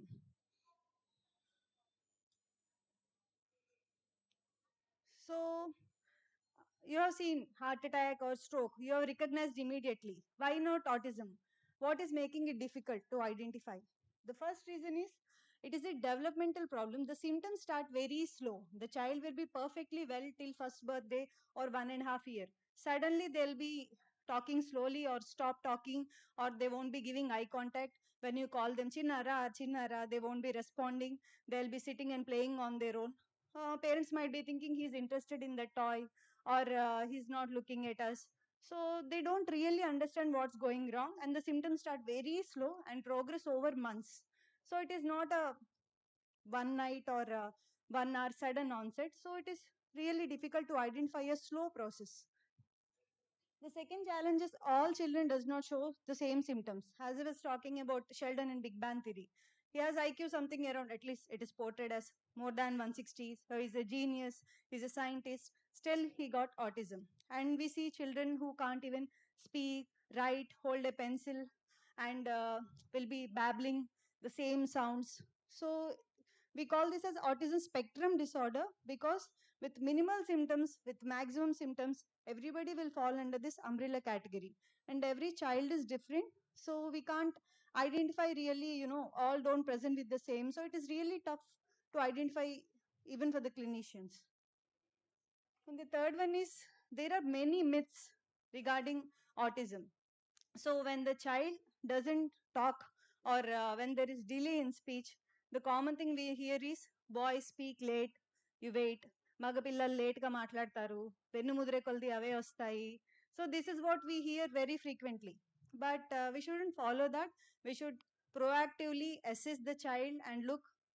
And there are many other myths that the child might be having hyperactivity, the child might be having speech delay, or he is just pampered a lot, so not listening to the parents. So, how do we differentiate? The first one, autism versus hyperactivity. If the kid is hyperactive, he might be running, jumping, but more or less he might be communicating with parents or with friends, something. He might be, when we call him, he might respond 8 out of 10 times or 7 out of 10 times, even though he's playing the rest 3 times. But in autism, it is not like that. He don't respond 9 out of 10 times. The second one is autism versus speech delay. So if you suspect it is just speech delay, you have to look at these signs. The children might be pointing, they might be giving non-verbal communication like good, no, bye, and high five, I don't know, all these non-verbal cues.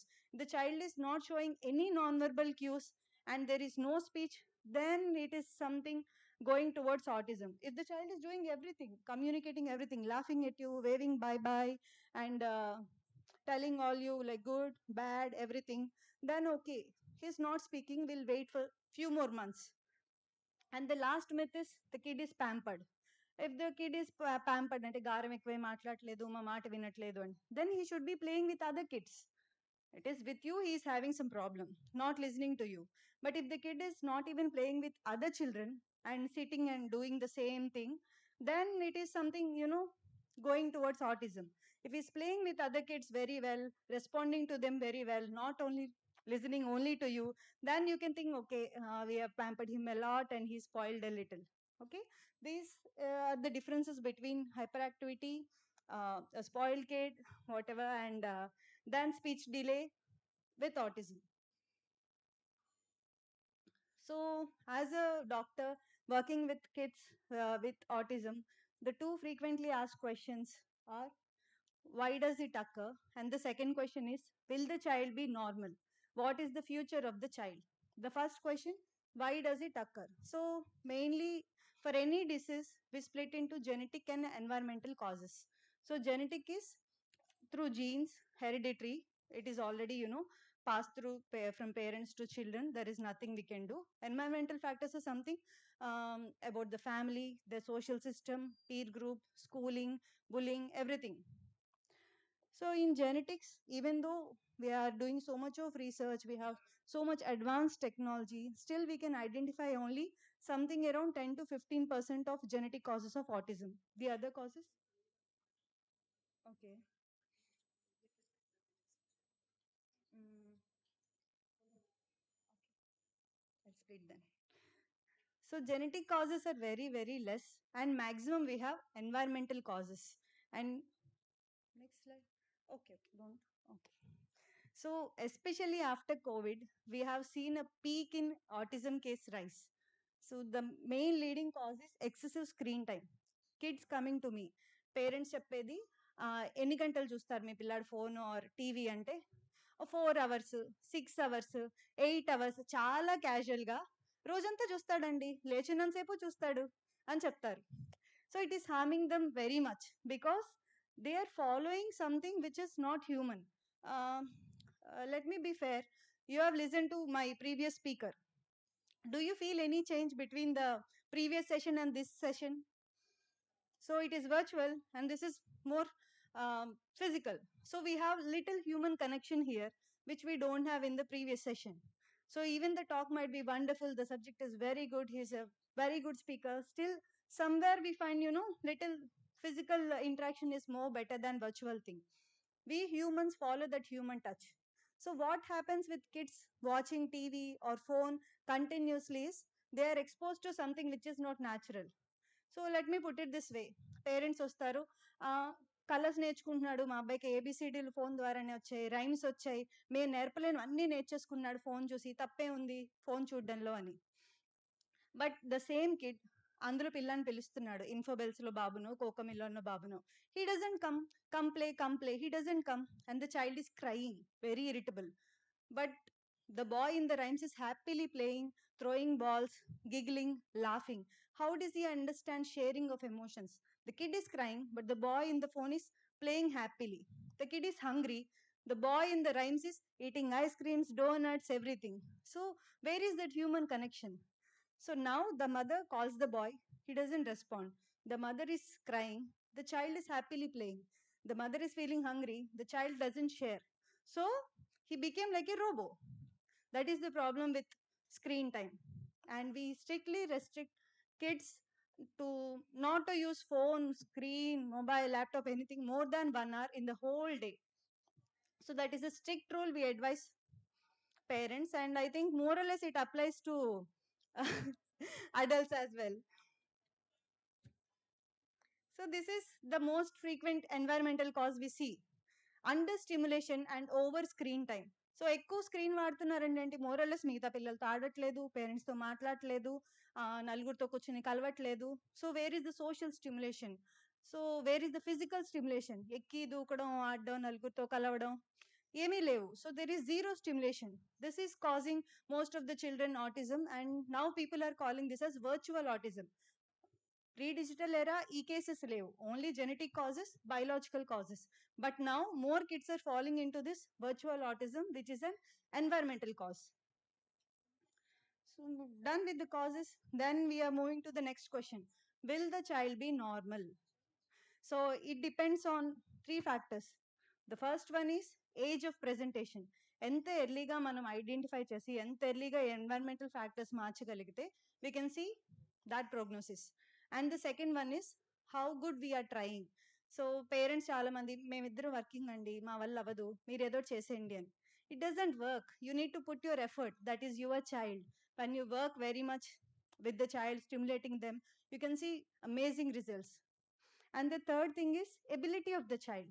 If the child is having severe developmental delay, seizures, and no speech, then the prognosis is little bad. If the child is having good speech, కొంచెం మాటలు వచ్చాయి, చెప్పింది వినగలుగుతున్నాడు, development more or less వయసుకు ఉండాల్సింది ఉంది, then the improvement might be good. So child factors కొంచెం ఉన్నాయి, parent factors కొంచెం ఉన్నాయి, అండ్ ఎర్లీగా ఎంత తొందరగా మనం స్టార్ట్ చేస్తాం అన్నది కూడా ఉంటుంది. Based on these factors we can say that whether the child can become normal or how normal and all.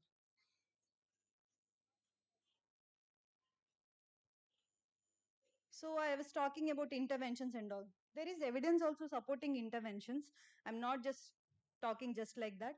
There are some articles where they said that, when this is the therapist performed behavioral interventions where there is large and moderate effect in terms of cognitive development and physical development.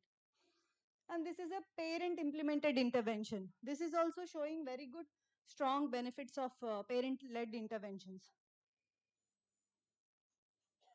Okay, so that is evidence based, and let me tell you my experience. I've been working with kids with autism since many years, and I have seen kids doing lot better with therapy.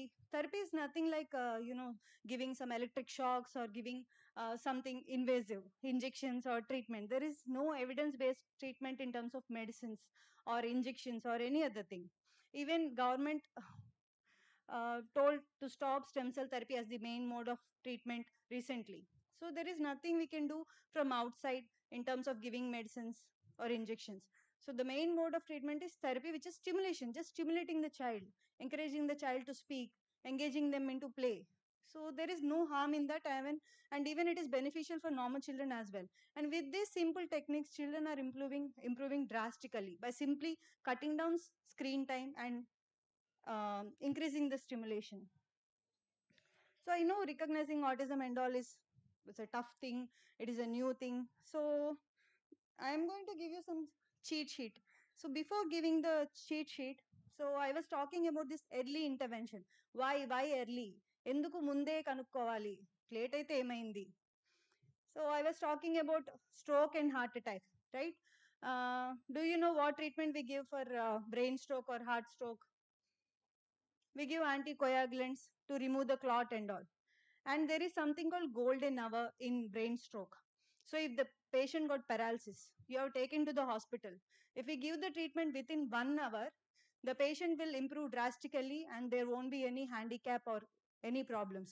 So this is called golden hour in heart attack or brain stroke. Similarly, first few years of childhood are golden years of development. So if we can do the right thing and give the right stimulation in these golden years, the child will do fantastic and they'll improve drastically. So we have to take hold of these golden years. So ఈ మొదటి 4-5 ఏళ్ళు చాలా చాలా crucial. ఈ 4-5 ఇయర్స్లో మనం ఏం చేయలేకపోతే తర్వాత ఇంప్రూవ్మెంట్ పెద్దగా మనం ఏం చేయలేం. అందుకని I was insisting on early recognition just like golden hour in stroke cases. Okay, so this is the cheat sheet. You might not know about autism and all, but simply follow these things. If the child is not giving eye contact, if the child is not saying ugu, unga, ta ta ta ta, ba ba ba ba, all this babbling by 1 year, not waving, not giving high five by 1 year, and not speaking single word by the time the child is running around, by the time 1.5 year, let's say. And there is no pointing, నాకు అది కావాలి ఇది కావాలి అని. At least even though they don't say it, at least they should point what they want. They are not pointing. And there is no joint attention. I was telling about joint attention. If I am looking at something, you will look the same way. You are sharing my attention. If the mother is showing, look, there's a car, look, there's a moon, the child is not looking at that way and sitting and playing on his own. That is we call lack of joint attention. If that is not there, still it is a red flag sign for autism. And finally, no simple phrases by 2 years. And loss of speech. The child was speaking normally till 1.5 years. Suddenly, matladam manesadu. Then we call again it is suggestive of autism. If the child is having any of these things, maybe it should raise the suspicion for autism. So the aim here is not to label the child or segregate them, but it is to early identification, helping the caregivers or the parents to help them, to take them to an expert, get the necessary help, get the advice from all the therapists, do some stimulation, and help the child to have a happy life. And one more cheat sheet. This is regarding speech milestones. You see, it is very easy to remember. By 2 years, the child should be speaking 50% of our speech or two-word phrases. By 3 years, it is 75% of our speech or three-word phrases. And the standard rule is by 4 years, they should be speaking like us. It is 100% of the speech. Nearly, they say 19 textbooks, full speech. మనం ఎలా మాట్లాడుతున్నామో పిల్లాడు 4 yearsకి ఫుల్గా అలా మాట్లాడాలి. If you see there is a lot of gap, again you should raise the suspicion for autism. And if you can't remember any of these things, there are many apps such as milestone tracker app, where you can get all the milestones, and you can simply go to the app and check what is right now happening with the child, and what is the target milestone. And there are some screening tools as well, such as mchat and isa. You can simply go through the screening tool. It is very simple, less than 20 questionnaire. You can ask the parents, and if they tick most of the things yes, then it is again suggesting towards autism. Okay, so I hope you all understood something about autism, and I really think that as a young people, you can guide other people, spread the awareness, and bring hope in other people. And you can always take inspiration from these great people who have started autism awareness, and who are willing to take autism behavioral interventions as well. And you also become altruistic like them, and support kids with autism. Thank you.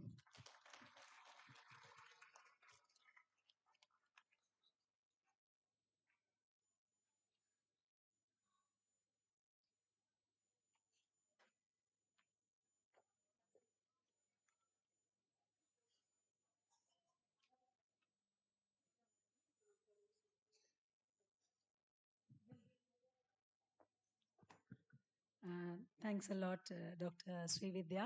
That was a very enlightening speech and very practical too. I was just recalling what I was doing with my children when they were young. I think this is what we have been told right from beginning, to keep an eye on the child, what is happening things. Thank you very much, Dr. Vidya. Uh, now I request Dr. Y. Aparna to share her message with us. And she is in a hurry, I think. So, ma'am, please raise the dais. We look forward to your.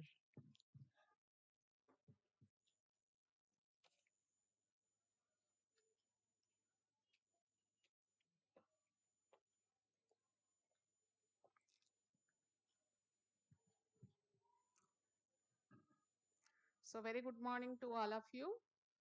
So respected Pro-Chancellor and other dignitaries who attended this workshop. Very good morning all of you. I am Member Secretary AP Cast. So our institute, we work for the students as well as for teachers. We design programs to create scientific inquiry and the enthusiasm towards science in the young age, and will implement with the various stakeholders. So our concept is science for all. I work on behalf of AP government. So we do lot of programs for the children, like Children's Science Congress, National Science Day, National Mathematics Day, and a lot of awareness programs about Ozone Day, and like Environment Day. Like that, we'll do lot of programs for the students. And for the teachers, we do lot of programs like training programs, how to teach mathematics in simple way, and upgrading their knowledge about various technologies. Such type of training programs we conduct. So as far as today's workshop on autism, So when Vasja approached me, Dr. Vasja approached me with a different concept. I'm also, I don't want to do the regular programs, routine programs. I want some different programs for everyone, science for, as for science for all concept. So we should reach to all sectors in the society. So autism is one of the, so today's main aim of this workshop is how much they have innovation levels in autism kids. That is the main motto of today's workshop.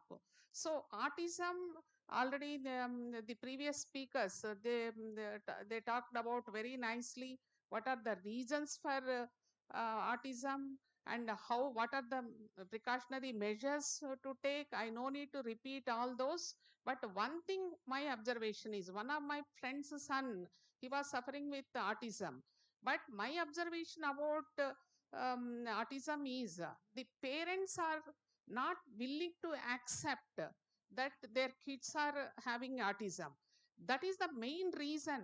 They always treat them as a normal kids. That makes a lot of damage to the kids. They should be dealt in a different way. So first, acceptance of parents is very much important. They must accept, then only the intervention is possible. When you, as far as you are treating them like a normal child, we can't, they are, it is not much help to them, because they have some neural issues and disorder issues. How can we treat them as a normal kid? Because of inhibitions from neighbors and from the relatives. So they don't want, physically they look so good, and the parents only can understand they had autism problem. They don't want to reveal it to anyone. They don't want to go for any counseling, and they don't want to explore any methods to help the kid. In that way, always it is better to create more awareness programs to the parents, so that they come forward. They should come forward. We can improve their lifestyle more than 50%. So if they come up with the problem, and if they allowed to intervene, how to deal with that problem is that makes more help to the kids. That point I want to insist. So that is why we need to create more awareness programs to the parents rather than the kids. So that is the my main intention to bring it to your notice. And early intervention, as the previous speaker told, the early intervention will help them a lot. They are highly intelligent, they are highly hyperactive, and they are highly talented. Only thing we need to channelize in a proper way. That is more important. So we can't compare them with the impaired people, like physical disabled or mentally retarded. So I can always understand in this way. This is not too small to ignore, and it's not too big to bother. But only one thing what parents can do is they can help them in a proper way. So that is more important in my point of view. If anything is wrong, people can correct me. So I don't have much knowledge about like a subject who are dealing with them. So in that way, this is my observation about the autism children. So no need for social stigma. Parents should come forward and help them. And మన kids మనకి important. So first అది మనం మనసులో పెట్టుకోవాలి. మన పిల్లలకి మనం help చేయగలము, ఎలా హెల్ప్ చేయగలము. So what is his problem and the what are the talents of the kid. The parent mother can know very well, but most of the time mothers are dealing with the kids. They can understand their strengths as well as their weakness. So if he or she is good in some painting, you can encourage. చదువు ఒకటే కాదు కదా ముఖ్యము. So you can encourage them in a different ways. ఆ mind set రావాలి. One should not fall on that cat race, like వాళ్ళ అబ్బాయి engineer అయ్యాడు, మా అబ్బాయి కూడా engineer. It's impossible for the autism kid. He might be having some other talent. You should encourage in that way. వాడెవరో engineer అయ్యానని నా కొడుకు కూడా ఇంజనీర్ అవ్వాలి, నా కూతురు కూడా డాక్టర్ అవ్వాలి అంటే we're falling into the trap. So please, the parents should come out of that and help the autism kids. That is the only my request. And thank you very much for giving me this opportunity. I don't know much about autism, but my sign should reach to everyone. So that is my main motto. But for being a part of this program, I was really happy, and always I wanted to involve more activities in KL University programs. Anyway, today we entered into MOU that makes us more easy for us to lot of collaborative programs, and I wish for that. Thank you very much for giving me this opportunity.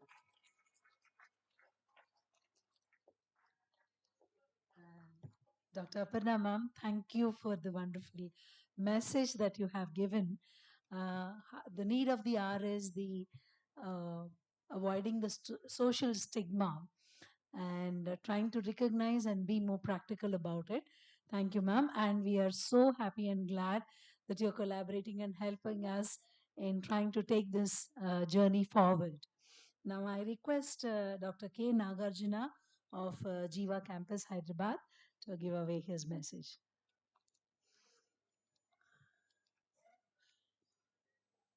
The expert in the Ayurveda medicines. Sir, please. You have a PPT.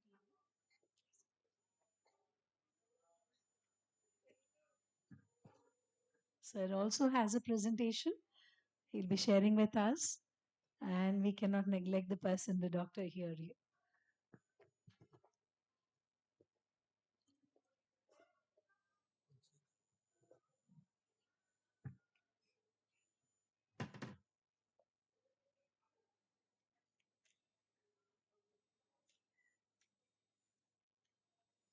Looking forward to the Rasa Aushadha preparation.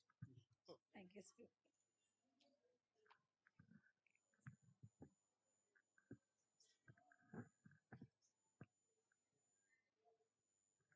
Hello. Jai Srimannarayana. So మీ అందరికీ తెలిసిందే అర్థమై ఉంటుంది. Actually నేను దీర్ఘాయువు ayurvedic hospital Muchintal నుంచి వచ్చాను. So ఇక్కడ ఏంటంటే మెయిన్గా మా చెన్నజేరి స్వామి వారి ఎయిమ్ కూడా ఇప్పుడు మన యూనివర్సిటీలో ఎట్లయితే ఆటిజం గురించి అవేర్నెస్ తీసుకురావాలి, దానికి సంబంధించి ఇట్లా ప్రోగ్రామ్ అరేంజ్ చేయాలని చెప్పేసి ఒక సంకల్పం చేశారో, అట్లాగే స్వామివారు చాలా ఇయర్స్ బ్యాకే వీటి మీద ఇట్లా సఫర్ అయ్యే చైల్డ్కి మనం ఏం చేయగలుగుతాము అనేటటువంటి ఒక ప్రోగ్రామ్ అనేది స్టార్ట్ చేసాము. దాంట్లో భాగంగా ఈ ఆయుర్వేదిక్ హాస్పిటల్ కూడా ఒకటి స్టార్ట్ చేసామన్నమాట. నేను ఇప్పుడు దాని గురించి కొన్ని డీటెయిల్స్ అన్ని మీతో షేర్ చేసుకుంటాను. So next slide please.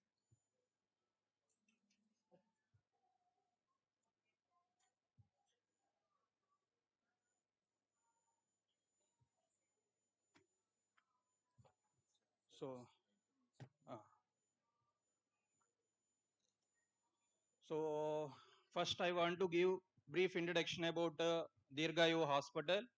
Next about Ayurvedic and brief introduction about Ayurveda, Ayurvedic review of autism, and analysis of autism futures with Unmada, one of the disease in Ayurveda, and also Ayurvedic understanding of autism, treatment principle, and one more important point, that is Swarnamruta Prashana. Just I will explain you, and also benefits of Swarnamruta Prashana. And we'll focus on one more point, that is preventive aspects, what we can do to prevent autistic kids. So, and one more thing, scope of Ayurveda in the treatment of autism. And that is my presentation. So next. So దీర్ఘాయువు hospital actually ఆ పేరులోనే మీకు అర్థమవుతుంది actually ఏంటి దీర్ఘాయువు అంటే. ఎవరైతే ఎక్కువ రోజులు జీవించాలని కోరుకుంటారు, ఎక్కువ రోజులు హెల్దీ లైఫ్ లీడ్ చేయాలి అనుకుంటారు, అటువంటి వాళ్ళ కోసం స్థాపించిందే ఈ దీర్ఘాయువు హాస్పిటల్. అంటే those who are in quest of long life, for them we established this Dirgayu Hospital in 2017 in Jiva premises, Muchintal. So we have 4 branches in AP and Telangana. Now we are running successfully Ayurvedic clinics there. And next I want to give brief introduction about Ayurveda. Generally మనకి modern science మీరు వినే ఉంటారు, ఎక్కువ శాతం ఏంటంటే ప్రతిదానికి కూడా treatment ఏం చేయాలి, నెక్స్ట్ మనకి సిమ్టమాటిక్గా ఏదైనా ఒక ప్రాబ్లం వస్తే దాన్ని ఎలా తగ్గించాలి, ఇంతవరకు ఎక్కువ శాతం ఫోకస్ ఉంటుంది. బట్ ఆయుర్వేదిక్ స్పెషాలిటీ ఏంటంటే preventive aspect of the medicine. అంటే ఏదైనా డిసీజ్ రాకముందే దానికోసం ఏం చేయాలి, ప్రివెన్షన్ ఎలా చేయాలి అనే దానికోసం ఎక్కువ ఫోకస్ ఇచ్చిన సైన్స్ ఆయుర్వేదిక్ అన్నమాట. అందుకే దీని మెయిన్ ఎయిమ్ కూడా స్వస్థస్య స్వాస్థ్య రక్షణం ఆతురస్య వికార ప్రశమనం. అంటే ఫస్ట్ ఒక హెల్దీ పర్సన్ తన హెల్త్ని ఎలా మెయింటైన్ చేసుకోవాలి, ఆ తర్వాత డిసీజ్డ్ పర్సన్ ట్రీట్మెంట్ ఎలా చేయాలి, అది ఇంపార్టెన్స్ ఆయుర్వేదిక్లో చెప్పారనమాట. వేరే ఏ సైన్స్లో కూడా ప్రివెంటివ్ మెడిసిన్కి ఇంత ఇంపార్టెన్స్ ఇవ్వలేదు. అట్లాంటిది ఆయుర్వేదిక్ ప్రిన్సిపల్స్లోనే వెరీ స్పెసిఫిక్గా ప్రివెంటివ్ మెడిసిన్కి చాలా ఇంపార్టెన్స్ ఇచ్చాం. సో అందుకని ayurvedic always focus on preventive medicine also. So అసలు ఆటిజం సంబంధించి ఇప్పుడు ఆల్రెడీ మనకి అలోపతిక్ సిస్టమ్ ప్రకారం ఎట్లా ఉంది, డయాగ్నోసిస్ ఎలా చేస్తున్నారు, తర్వాత దానికి సంబంధించిన ఒక డయాగ్నోస్ స్కేల్స్ ఉన్నాయి, వీటన్నిటి ప్రకారంగా ఉంది. కానీ అసలు ఆటిజం ఆయుర్వేదిక్లో ఎక్కడైనా చెప్పబడిందా? ఎందుకంటే ఇప్పుడు ఈ వర్డ్ అనేది రీసెంట్గా వచ్చింది మనకి. ఆటిజం అనే వర్డ్ ఈ మధ్య మనం పెట్టాం. కానీ అసలు ఇంతకు ముందు మనకి మన వేదాస్లో కానివ్వండి, మన సైన్స్లో ఎక్కడన్నా దీనికి సంబంధించిన ఇన్ఫర్మేషన్ ఉందా, ఆర్ ఏదైనా దానికి రిజంబుల్ డిసీజ్ ఏదైనా ఉందా అనేది వెతికితే జనరల్గా ఒక డిసీజ్లో మానస రోగాస్ అని చెప్పేసి ఒక డిసీజ్లో ఈ ఆటిజంకి సంబంధించినటువంటి లక్షణాలు మనం జనరల్గా ఫైండ్ అవుట్ చేస్తాం. అవి ఏంటంటే మానస రోగాస్లో ఒకటి ఉన్మాద అని ఒక రోగం చెప్పబడింది. దాంట్లో ఉన్నటువంటి క్యారెక్టరిస్టిక్స్ అన్నీ కూడా ఆల్మోస్ట్ మనకి ఆటిజంకి దగ్గరగా ఉంటాయి.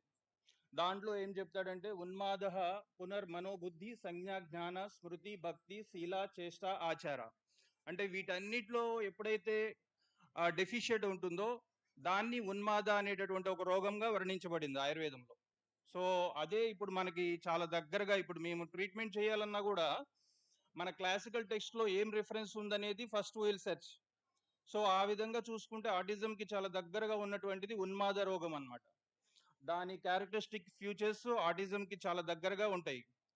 సో దానికి సంబంధించి ఏదైతే ట్రీట్మెంట్ చెప్పారో ఆ ట్రీట్మెంట్ మేము ఫాలో అవుతాం అన్నమాట. సో ఇప్పుడు ప్రజెంట్ అసలు ఉన్మాదాన్ని మనకి ఆటిజంలో ఉన్నటువంటి లక్షణాలకి ఎలా కోరిలేట్ చేయొచ్చు అనేటటువంటిది నేను ఎక్స్ప్లెయిన్ చేస్తాను. దాంట్లో ఏంటంటే ఉన్మాదలో ఉన్నటువంటి లక్షణాలు విభ్రమ, అంటే ఎవరైతే దాంతో సఫర్ అవుతారో ఇండెసిసివ్ ఇది ఉంటుంది. తర్వాత సత్వ పరిప్లవ అన్స్టేబుల్ మైండ్, నెక్స్ట్ పర్యాకుల దృష్టి that is looking elsewhere usually by avoiding eye contact, next అధీరత ల్యాక్ ఆఫ్ కరేజ్నెస్, నెక్స్ట్ అసంబద్ధ వాక్తవ్యం that is incoherent and indistinct talk, హృదయ శూన్యత lack of insight or imagination due to inability to process sensory information. So ఇక్కడ ఉన్మాద signs and symptoms, ఈ particular డిసీజ్లో ఏదైతే సైన్స్ అండ్ సిమ్టమ్స్ ఉన్నాయో అవన్నీ కూడా మనకి ఆటిజంలో ఉన్నటువంటి చైల్డ్లో ఉండే లక్షణాలకి చాలా దగ్గరగా రిలవెన్స్గా ఉంటాయి. సో దాన్ని మేము పారామీటర్గా తీసుకొని will treat the patient. Next అసలు ఆటిజంని మనం సింపుల్గా అర్థం చేసుకోవాలంటే అసలు ఏం జరుగుతుంది ఆటిజంలో అంటే, మామూలుగా మనకి ఏ విషయాన్ని మనం చూసినా సరే, ఏదైనా ఒక ఆబ్జెక్ట్ కానివ్వండి లేకపోతే ఏదైనా విషయం గురించి మనకు తెలియాలంటే ఫస్ట్ మనకి ఏం చేస్తాయి, పంచ జ్ఞానేంద్రియాలు అంటాం మన బాడీలో. ఆ పంచ జ్ఞానేంద్రియాలు ఏదైనా ఒక విషయం గురించి పర్సీవ్ చేసి తర్వాత దాని నుంచి ఆ పర్టికులర్ ఏదైతే మనం పర్సీవ్ చేస్తామో అది మనస్సుకి చేరుతుంది, అక్కడి నుంచి బుద్ధికి చేరుతుంది, మళ్ళీ అక్కడి నుంచి ఆత్మ, అగైన్ మళ్ళీ ఆత్మ ద్వారా ఆత్మావలోకనం అంటారు, అది అనలైసిస్ చేయటం ద్వారా again the work will come to the పంచకర్మేంద్రియాస్. This is the coordination. Actually బాడీలో మన బాడీలో జరిగేటటువంటి కోఆర్డినేషన్ అంటే మన body is made up of, clear కట్గా చెప్తాడు, శరీరేంద్రియ సత్వాత్మ సంయోగధారి జీవితం. సో శరీరాలు, మన శరీరము, ఇంద్రియాలు, సత్వ, ఆత్మ ఇవన్నీ కలిస్తే మన బాడీ ఉంటుంది. సో వీటి మధ్య ఎప్పుడైతే కోఆర్డినేషన్ దెబ్బతింటుందో దాన్నే మనం ఇక్కడ ఆటిజంకి సంబంధించినటువంటి చైల్డ్లో చూసేటటువంటి లక్షణం మేజర్గా. అంటే ఎప్పుడైతే ఈ డెఫిషిట్ ప్రాసెసింగ్ ఆఫ్ బుద్ధి leads to impaired attention and recognition in the autism child అన్నమాట. అంటే ఆయుర్వేదిక్ ప్యాథోఫిజియాలజీ ప్రకారం అనలైసిస్ చేసుకుంటే వీటి మధ్య కోఆర్డినేషన్ దెబ్బతిన్నప్పుడు దెన్ దాన్ని మనం ఆటిజం లాగా తీసుకుంటాం. Next treatment principle. జనరల్గా మనకి ఇప్పుడు చాలా మంది మాట్లాడుతూ కూడా ఓన్లీ ట్రీట్మెంట్కి సంబంధించి మనకి ఎక్కువ స్కోప్ లేదు అనేటటువంటిది ఉంది. కానీ మన ఆయుర్వేదిక్ ప్రిన్సిపల్స్లో ప్రతి రోగానికి కూడా ఫస్ట్ విల్ టేక్ నిదాన పరివర్జనం, అంటే avoiding the positive factors. Next వచ్చేసేసి దీపన పాచన, అంటే ఫస్ట్ డైజెస్టివ్ ట్రాక్ ఎలా ఉంది పేషెంట్ది అనేది చూస్తాం. అందుకే ఎక్కువ శాతం ఆటిజం పిల్లల్లో చూస్తే మనకి కాన్స్టిపేషన్ చాలా కామన్గా ఉంటుంది ఇష్యూ. అంటే వాళ్ళకి ఫస్ట్ అసలు బొవెల్ మూమెంట్స్ కరెక్ట్గా లేకపోతే ఆటోమేటిక్గా వాళ్ళలో ఉండేటటువంటి మెటబాలిక్ యాక్టివిటీ తక్కువ ఉంది. ఆ తర్వాత వాటి నుంచి సెన్స్ ఆర్గాన్స్ వీటిలో వచ్చేటటువంటి పనితనం కూడా తగ్గిపోతుంది. కాబట్టి మేము ఫస్ట్ డైజెస్టివ్ సిస్టమ్ రిలేటెడ్ ఇష్యూస్ని కూడా కరెక్ట్ చేస్తాం పేషెంట్లో. తర్వాత శోధన కర్మ. యాక్చువల్లీ ఏంటంటే purificatory process also given much importance in ayurvedic treatment.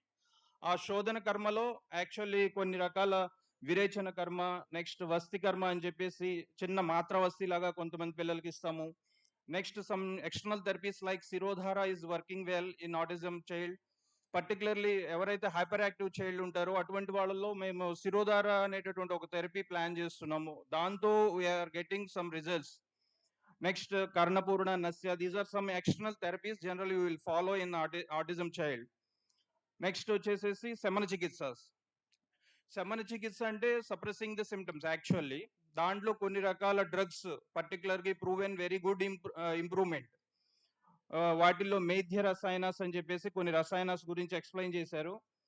వాటిలో మండూకపర్ణి, ఎస్టిమధు, గుడూచి, శంఖపుష్పి, వీటన్నిటి మీద కూడా సైంటిఫిక్ స్టడీస్ జరుగుతున్నాయి. యాక్చువల్లీ ఒక్కొక్క డ్రగ్ ఎలా పనిచేస్తుంది, how it is working, how it is giving some results in artistic child. So everything వీటిల్లో మనకి రీసెర్చ్ జరుగుతుంది ప్రజెంట్లీ. అండ్ స్వర్ణామృత ప్రాశన, actually one more important point, స్వర్ణామృత ప్రాశన, it is also giving good results in autism. So I will explain in detail about స్వర్ణామృత ప్రాశన. Actually మనకి ఇప్పుడు ఇమ్యునైజేషన్ అని చెప్పేసి చిల్డ్రన్కి ఫ్రమ్ బర్త్ టు పుట్టినప్పటి నుంచే మనం ఇమ్యునైజేషన్ షెడ్యూల్ ఇస్తున్నాం. కానీ ఒకప్పుడు ఏముండేది మనకి ఇమ్యూనిటీ పెంచుకోవడానికి పిల్లలకి అంటే ఈ స్వర్ణామృత ప్రాశన అనేది మనకి ఓల్డెన్ డేస్లోనే మహర్షి కాశ్యపత అనే ఆయన దాన్ని డిజైన్ చేశారు. యాక్చువల్లీ ఇదేంటంటే administrating of gold nano particles. Actually అంటే స్వర్ణ భస్మాన్ని అతి తక్కువ మోతాదులో చిన్నపిల్లలకి ఇవ్వటం వల్ల వాళ్ళ ఇమ్యూన్ లెవెల్స్ అనేవి చిన్న వయసు నుంచే పెరుగుతాయి. సో ఇది స్వర్ణామృత ప్రాశన చాలా ఎఫెక్టివ్గా పనిచేస్తుంది. జనరల్గా ఇమ్యూనో మాడ్యులేటర్ లాగా పనిచేస్తుంది ఇది. తర్వాత జనరల్ సిక్నెస్, తర్వాత చిన్న చిన్న ఇన్ఫెక్షన్స్ అవి రాకుండా చిన్నపిల్లలకి వీటన్నిటిలో పనిచేస్తుంది. ప్యారలల్గా we're giving in autism child. దీని ఇంపార్టెన్స్ కూడా మనకి శ్లోక రూపంలో మన వేదాల్లోనే ఉంది అనమాట. స్వర్ణామృత ప్రాశనం హేతన్ మేధాగ్ని బలవర్ధనం ఆయుష్యం మంగళం పుణ్యం వృష్యం వర్ణ్యం గ్రహాపహం మాసాత్ పరమమేధావి వ్యాధిర్భినాచ దృశ్యతే షడ్భిర్మాసై శ్రుతధర స్వర్ణప్రాశనాత్ భవేత్. సో స్వర్ణప్రాశన అనే ఒక దీనివల్ల ఒక మాసం అంటే ఒక 1 month కనుక ఇది ఇస్తే ద చిల్డ్రన్ బికేమ్ పరమ మేధావి. So he will be very intellectual. And also వ్యాధిర్భిన దృశ్యతే, he won't get general ailments. And also షడ్భిర్ మాసై శ్రుతధర. ఒకవేళ 6 months కనుక మనం స్వర్ణప్రాశన అడ్మినిస్టర్ చేయగలిగితే దానివల్ల ఏమవుతాడు, పిల్లవాడు విన్న మాటలు వెంటనే గ్రాస్ప్ చేయగలిగేటటువంటి శక్తి వస్తుంది అనమాట. శృతధరుడు అంటారు దాన్ని. సో అట్లాంటి మంచి మంచి రిజల్ట్స్ ఉన్నటువంటి మెడిసిన్స్ మనకి ఓల్డెన్ డేస్లోనే చిన్నపిల్లల హెల్త్ని ఉద్దేశించి చెప్పారు. ఈవెన్ వీటన్నిటిని కూడా పిల్లలకి ఈజీగా తీసుకునేటట్టుగా దాన్ని తేనె, తర్వాత నెయ్యి, ఇట్లాంటి వాటన్నిటితో కలిపి ఈ మెడిసిన్స్ తయారు చేస్తాం. సో ప్రివెంటివ్ ఆస్పెక్ట్, యాక్చువల్లీ నేను మెయిన్గా చెప్పాలనుకున్నటువంటిది, చాలా మంది అడుగుతున్నారు అసలు ఏం చేయొచ్చు మనము కమింగ్ జనరేషన్లో ఆటిస్టిక్ చైల్డ్ తక్కువ కావడానికి కానివ్వండి, లేకపోతే అసలు మనం ఎటువంటి కేర్ తీసుకుంటే ఆటిజంని కొంతవరకు అవాయిడ్ చేయగలుగుతాం. అట్లాంటి వాటిల్లో ఫస్ట్ థింగ్ ఏంటంటే బీజశుద్ధి.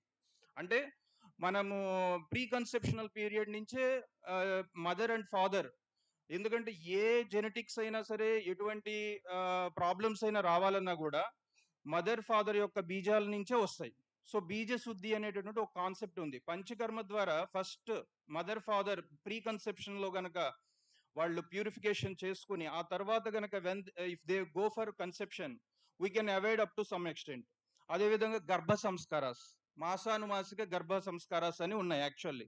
అంటే అసలు కన్సీవ్ అయిన కాడి నుంచి మదర్ ఎలా ఉండాలి, మదర్ కేర్ ఎలా తీసుకోవాలి, ఎవ్రీ మంత్ ఆవిడకి ఏం చేయాలి, యాక్చువల్లీ ఎటువంటి డైట్ తీసుకోవాలి, ఎటువంటి ఎన్విరాన్మెంట్ లో ఉండాలి. అంటే ఇప్పుడు ఫర్ ఎగ్జాంపుల్ చిన్న ఎగ్జాంపుల్ పద్దాకల అరుచుకుంటూ వైఫ్ అండ్ హస్బెండ్ అలాంటి ఎన్విరాన్మెంట్ సపోజ్ ఉందనుకోండి, పిల్లల్లో దాని ఎఫెక్ట్ ఆటోమేటిక్ గా గర్భం నుంచే స్టార్ట్ అవుతుంది. So we start correcting from there onwards. అంటే అక్కడి నుంచే మనం కరెక్ట్ చేయడం కనుక స్టార్ట్ చేస్తే మనం కొన్ని రకాల థింగ్స్ ని మనం అవాయిడ్ చేయగలుగుతాం. సో అది మన గర్భ పరిచర్య, గర్భిణీ పరిచర్య అని చెప్పి చెబుతారు అనమాట. సో మనకి కొన్ని ఎగ్జాంపుల్స్ కూడా ఉన్నాయి యాక్చువల్లీ. ఇప్పుడు మనకి అభిమన్యుడు గర్భంలో ఉన్నప్పుడే మనకి టోటల్ పద్మవ్యూహం గురించి తెలుసుకున్నాడని చెప్తారు మనకి ఉన్నటువంటి పురాణాల్లో. అదేవిధంగా ప్రహ్లాదుడు నారదుల వారు వచ్చి మనకి దీంట్లో చూపిస్తారు. ఆయన నారాయణ మంత్రం గర్భంలో ఉన్నప్పుడే నేర్చుకొని పుట్టిన వెంటనే నారాయణ మంత్రం చెప్తాడు. అంటే ఏంటంటే గర్భంలో ఉన్నప్పుడు చైల్డ్ కి మనం కేర్ గనక ప్రాపర్ గర్భ సంస్కారాలు ప్రాపర్ గా జరిగితే డెఫినెట్లీ మనం ఈ పర్టికులర్ ఇంద్రియాలకు సంబంధించినటువంటి ఏదైతే డిసోరియంటేషన్ ఉంటుందో పిల్లల్లో దాన్ని మనం అవాయిడ్ చేయగలుగుతాం. సో అది గర్భ సంస్కారాల్లో మనం తీసుకోవాల్సిన జాగ్రత్తలు. తర్వాత ఇంకొకటి, పుట్టిన తర్వాత కూడా మన పిల్లలకి యాక్చువల్లీ జాతకర్మలని ఇదివరకు చేసేవాళ్ళు. ఇప్పుడు ప్రజెంట్ ఎవరు ఎక్కువ ఫాలో అవ్వట్లేదు, వాటికి ఇంపార్టెన్స్ కూడా ఇవ్వట్లేదు. అంటే పుట్టినప్పటి నుంచి పిల్లవాడు ఎదుగుదలకి ఇప్పుడు ఇందాక చెప్పినట్లు సోషల్ డెవలప్మెంట్ కావచ్చు, బ్రెయిన్ యొక్క న్యూరలాజికల్ డెవలప్మెంట్, వీటన్నిటిలో దోహదపడేవి సంస్కారాస్ యాక్చువల్లీ. అంటే పుట్టిన తర్వాత జన్మ సంస్కారాలని ఉంటాయి. మనం ఉయ్యాల్లో వేసిన కాడి నుంచి ఈ ఒక్కొక్క సంస్కారాలు పిల్లాడు యొక్క సోషల్ అండ్ డెవలప్మెంటల్ గ్రోత్ లో they place very important role. Even పోగులు కొట్టించేవాళ్ళు ఇదివరకు. తర్వాత ఉయ్యల్లో వేసి ఆడించటం, అన్నప్రాశన చేయటం, తర్వాత మనకి విద్యాభ్యాసం చేయటం, ఈ సంస్కారాలు చైల్డ్ యొక్క డెవలప్మెంట్ లో they play very important role. But now we're neglecting all these things. అంటే వాటికి ఎక్కువ ఇంపార్టెంట్, ఊరిని చిన్న ఫంక్షన్ చేస్తున్నాం. బట్ దాని వలన ఈ సంస్కారాల వల్ల పిల్లవాడి యొక్క గ్రోత్ లో చాలా డిఫరెన్స్ ఉంటుంది. సో వీటన్నిటిని పాటించడం వల్ల డెఫినెట్లీ మనం ఆటిజం అనేటటువంటి దీనికి సంబంధించిన ఈ స్పెక్ట్రమ్ డిజార్డర్స్ కావచ్చు, ఈ చైల్డ్ ఇలాంటి వాటిని కొంతవరకు మనం అవాయిడ్ చేయడానికి ప్రివెంటివ్ ఆస్పెక్ట్స్ లో ఇవి హెల్ప్ అవుతాయి. ఈ ఫ్రమ్ ద ప్రీ కన్సెప్షనల్ నుంచి డ్యూరింగ్ కన్సెప్షన్, తర్వాత పోస్ట్ కన్సెప్షన్, వీటన్నిటిని కనుక ప్రాపర్ గా ఫాలో అవ్వగలిగితే we can avoid up to some extent. So next అసలు ఆయుర్వేదిక్ లో ఎక్కడ స్కోప్ ఉంది ఆటిజం లో, అసలు where we can do some help or where we can focus up to some extent అంటే పర్టికులర్ గా మనకి ఒక 4 కండిషన్స్ చూస్తే స్పీచ్ డిలేలో చాలా మంచి రిజల్ట్ ఉంటుంది. యాక్చువల్లీ చాలా మంది వినే ఉంటారు. అంటే మన అమ్మమ్మలు తాతయ్యలు కూడా ఇప్పటికి కూడా ఎవరైనా పిల్లలకి ఒక 2 ఏళ్ల తర్వాత మాటలు రాకపోతే వెంటనే వసకమ్ము అరగ తీసి పెడతారు. ఇది మన అందరి ప్రాక్టీస్ లో ఉంది. Now we're neglecting, but that gives immense result. Even in Swarnaprashan also we'll add Swarna Basma along with Vacha Churna. Only these two combinations we are getting good results. So itla konni rakala particular things lo we have a very special medications. అదే విధంగా కొంత hyper active child ఉంటాడు. So వాళ్ళల్లో మనకు ఆ brain యొక్క hyper activity తగ్గించడానికి silver nano particles ని మేము వాడతాం జనరల్ గా, రజిత భస్మ అని చెప్పి చెబుతాం మనం. అది ఏం చేస్తుందంటే బ్రెయిన్ యొక్క కాగ్నిటివ్ స్కిల్స్ వీటన్నిటిని కూడా కొంత ఇంప్రూవ్ చేస్తుంది. అట్లా బ్రెయిన్ మీద పనిచేసేటటువంటి సో మెనీ మెడికేషన్స్ ఉన్నాయి. And other thing attention related. So వాటిల్లో కొన్ని drugs proving very good improvement, Shankhpushpi తర్వాత ఇట్లాంటి డ్రగ్స్ అటెన్షన్ లో చాలా మంచి ఇంప్రూవ్మెంట్ ఉన్నాయి. అదేవిధంగా ఇందాక చెప్తున్నట్లు ఐ కాంటాక్ట్. సో ఆ పర్టికులర్ కండిషన్ లో కూడా మనకి మంచి త్రిఫలాగ్రూతం అనే ఒక బెస్ట్ డ్రగ్ ఉంది యాక్చువల్లీ. అది ఐ డిసీజెస్ ని పనిచేస్తుంది, ప్యారలల్ గా ఐ కాంటాక్ట్ ని కూడా ఇంప్రూవ్ చేయడానికి హెల్ప్ చేస్తుంది. ఇట్లా along with therapies, speech therapy కానివ్వండి, లేకపోతే ఆక్యుపేషనల్ థెరపీ, బిహేవియర్ థెరపీ, వీటన్నిటితో పాటుగా ఆయుర్వేదిక్ మెడిసిన్స్ కూడా అడ్వైజ్ చేయటం వల్ల ఏదైతే ఒక 2 years లో ఒక గోల్ అచీవ్ చేయాలనుకుంటున్నామో within 6 months we're achieving with medication, with the support inclusion of ayurvedic medicine along with the therapies we're getting faster results in this child. So ఇక్కడ conclusion ఏంటంటే నా conclusion direct reference regarding autism is not available in Ayurveda but after understanding the disorder ayurvedic principle of treatment of మనోరోగ అంటే మానస రోగ చికిత్స ఏదైతే explain చేశారో వాటి లైన్స్ లో we're treating the autism. Autism is a manifestation having its deep root in the bija dosha activated by favorable environment. The condition required a long-term intervention and the improvements soon after the each course of management. Ayurveda opens a large door in the management of autism and similar conditions and help those suffering from this disorder. Thank you. Jai SRIMANNARAYANA.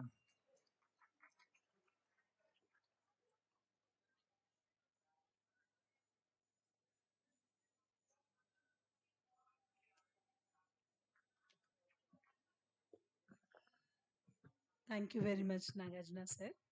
And that was an enlightening one. And we don't sometimes recognize what is there in our backyard. That's a very helpful and useful, resourceful speech, address that you have given, message that you have given.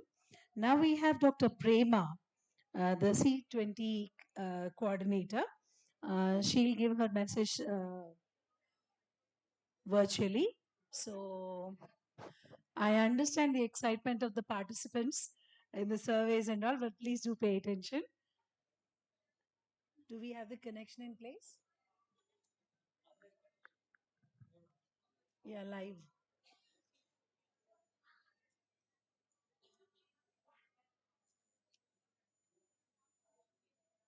Good morning. Can you hear me?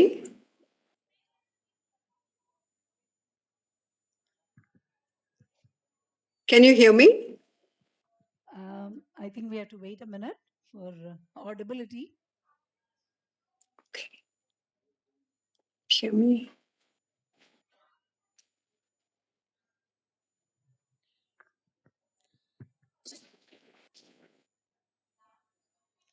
Dr. Prema Naidungadi. Can you hear me? Can you hear me? Coordinator, Education and Digital Transformation.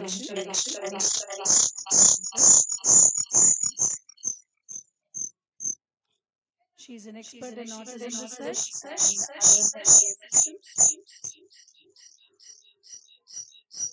In fact, we have her scholars who are leader with us.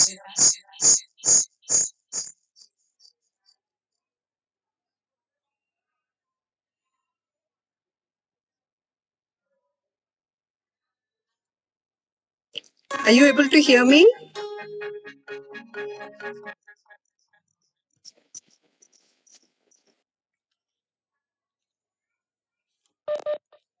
Yes, ma'am.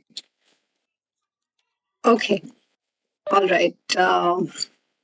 Good afternoon, everybody. I would just like to speak about the Civil 20 work that has been going on. Just to give a background, India's presidency of G20 looks at bringing all the ministries from the G20 countries, which includes also the European Union. And so it's actually 47 countries. Under the Civil 20, there are many engagement groups, and one of them is the Civil 20. Shri Mata Amritanandamayi Devi is the chair of the Civil 20, and the goal is to be looking at all the G20 countries, listening to the NGOs, listening to discussions such as you all are having, and trying to see if we could incorporate some of them into policy. So I'll just start with a small Amma's quote. Where Amma's talking about people experiencing two types of poverty, and the poverty caused because of lack of money, which is food, clothing, shelter. But then there's the other poverty, which is caused by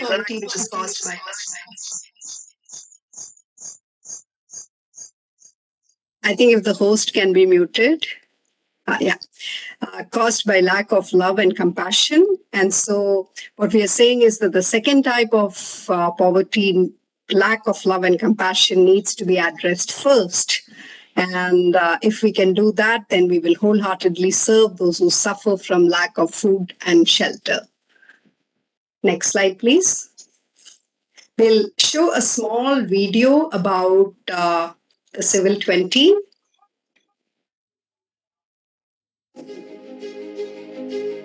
Civil 20, India 2023, envisions a conception of civil society 2.0. In a world where individual, family, society, market, and state can understand their respective roles better and supplement each other rather than engaging in conflicts.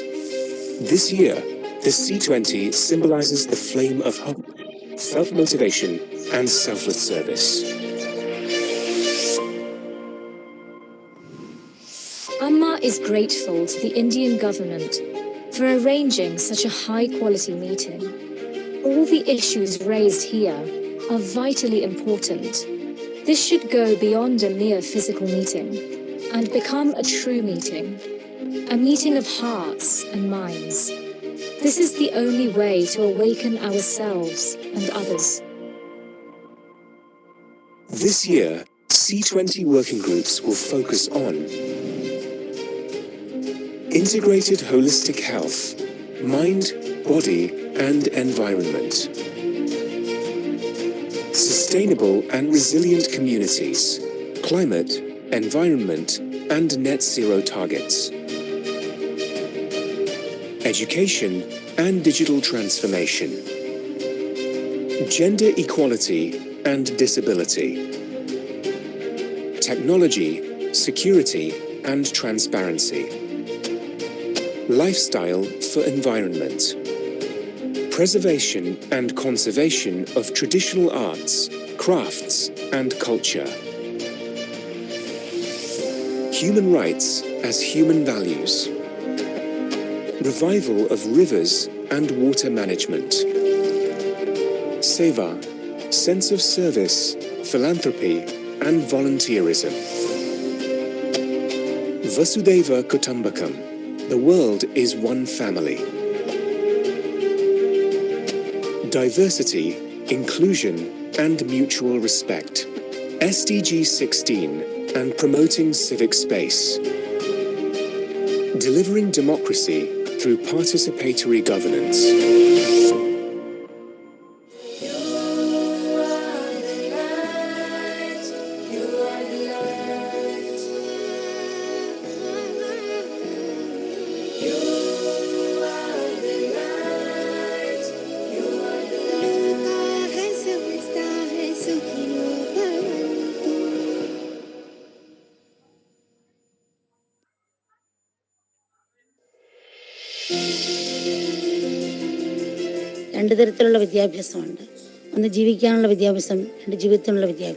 When we study in college, striving to become a doctor, lawyer, or engineer, this is education for a living. On the other hand, education for life requires an understanding of the essential principles of spirituality. The real goal of education is not to create people who can understand only the language of machines.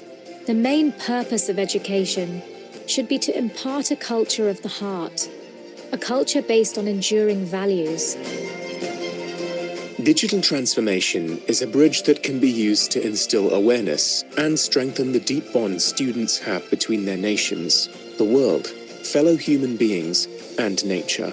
It is a tool that can be used to unify our relationships as a global family instead of creating a technological divide. Through these channels, we can help achieve the SDGs more effectively by connecting people, organizations, and resources that enable greater collaboration and impact. Digital education is an inclusive model that is for everyone. It can reach people in the most remote rural areas. It can be affordable for people who are economically disadvantaged. It can provide a means of communication for people with disabilities.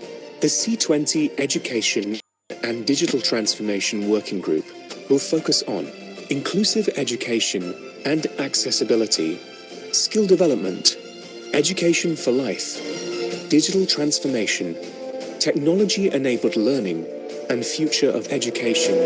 This working group also aims at addressing mental health awareness and solutions for substance abuse, with a specific focus on how this impacts today's youth and people from impoverished populations.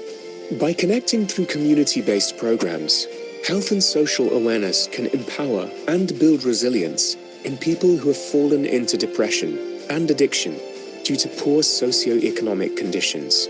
As the ultimate goal, they can return to confidence and dignity in their cultural diversity. Join our dialogues to ensure that education and digital technology offer a sustainable and equitable future.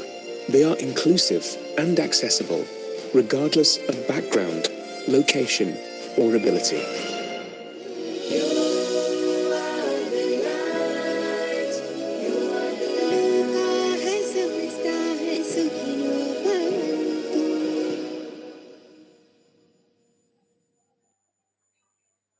Thank you. That was just to give an overview of C20 in general. If you look at the process and methodology, this was a huge effort by many members of the MA Mart, our university.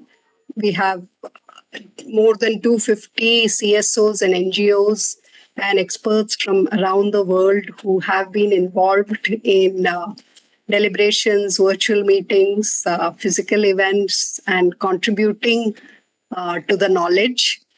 So we started with 2 comprehensive literature surveys looking at the education policy packs of previous C20 countries and also UNICEF, UNESCO, OECD, etc. And similarly for the digital transformation.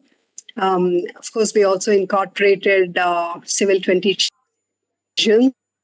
And one thing I wanted to request you is you are all working on a very good theme, innovations that are coming from persons with disability. I just heard the Ayurveda expertise and how that can contribute. My request would be that if at the end of today, if you could also, the outcome of these discussions, if it could include some recommendations from you that we can look into our policy, whether it is bringing in the indigenous knowledge systems, or what you find is needs to be done in autism. Maybe the policies are in place, the implementation needs to be improved, whatever it is. So if those policy recommendations can come up from this meeting today and we could get a copy of that, we would happily include it in our documentation. Next slide, please. So there was an overwhelming response. So we have done the outreach. This is an old slide. We have actually touched more than 10,000 participants. If we also consider the survey inputs, and out of which more than 4,000 are international. We have engaged with the G20 Education Working Group. And I must say the Civil 20 Working Group is focusing a lot more on education for persons with disabilities after having attended 3 G20 education. So this contribution that is coming from the ground and it feeds into the G20 policy is very important. Next.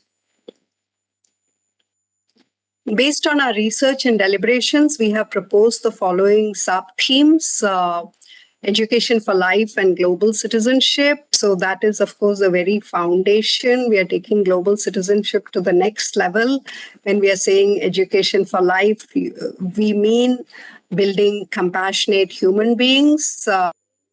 Could be with different kinds of service activities. It could be with in our own indigenous cultures that are incorporated, mainstreamed into education. And this is also the place where inclusiveness is taught at an early age. You know, it affects everything. Are girls respected? Are persons with disabilities included and respected? in the society, in schools, all of that depends on this very first foundational theme, which is education for life and global citizenship. And we have got an overwhelming response that it is valuable to incorporate that into educational curriculums. And then the second most important item is education for persons with disability. When we say education, we mean all the others.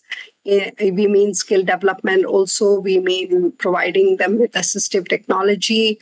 We are looking at all types of disabilities, including multiple disabilities, which may have autism and some other disability. There are some very important themes, items that have come from this particular area. And those include capacity building, teacher training, because we don't have sufficient teachers, incorporating such education into the regular B.Ed program or as post-service, in-service certification programs. And early detection, early identification. How do you deal with the stigma?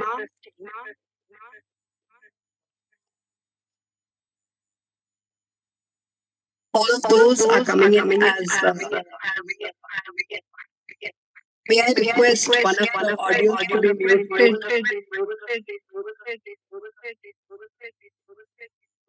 The host can be muted. Okay. And then we have the learning equity and emerging technologies. May I request CR035 host to be muted because there's a lot of echo? Thank you. And then there's learning equity and emerging technology.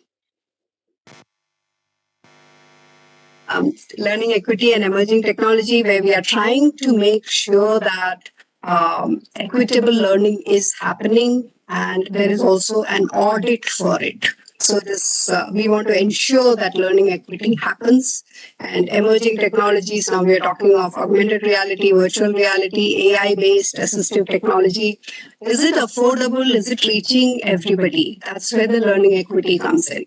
And skill development, of course, in putting skill development right into school curriculum so that such students, children with disabilities have an alternative avenue to move up. So mainstreaming skill development into school curriculum, which the government is also interested in, is another item for us. And then digital transformation and digital accessibility. So again, anything digital should be accessible, whether it's in terms of how they communicate, the language you talk, and language is not always spoken.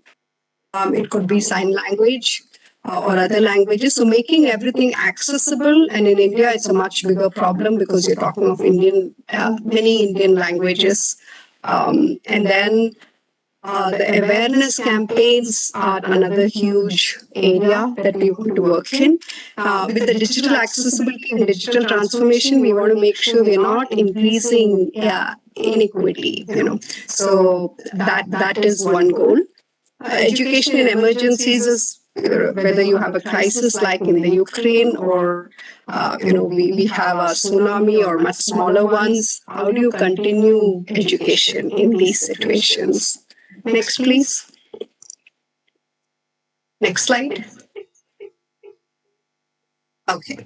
I think I already mentioned many of these. So early identification, intervention, social integration for all types of disabilities, funding for inclusive education, assistive technologies that are also affordable, and raising awareness, sensitizing the entire ecosystem to support inclusion. This includes parents, communities, schools, teachers, because we have all the policies in place now. It's about implementing it. and professional and continuous development courses for teachers and caregivers, and monitoring at multiple levels, whether it's the state or the region or at the national level. This is some of the feedback that we got from many experts from India and outside India, the most important things, items, and we will also share the survey with you. If you could please fill that, it'll take only a few minutes. Next. These are some of our conferences and workshops. So I also wanted to take this opportunity to invite you to some of our events. We have one on May 10th and 11th at Amritapuri, and which is specifically focused on disability and technology. And then we have a huge event in Kerala on May 20th and 21st, where one of the themes is education and communication for persons with different. I would please, whoever wants to join our cell Sha is there, please connect with her and let her know. Next. So this is another campaign that we are about to launch, and as experts in autism, I would also request each of you, if you can join in this global awareness campaign that is about to be launched, where we want to offer multimedia resources that we have, and we will also have a open access portal for persons with disabilities, and there'll also be a small media competition. Next.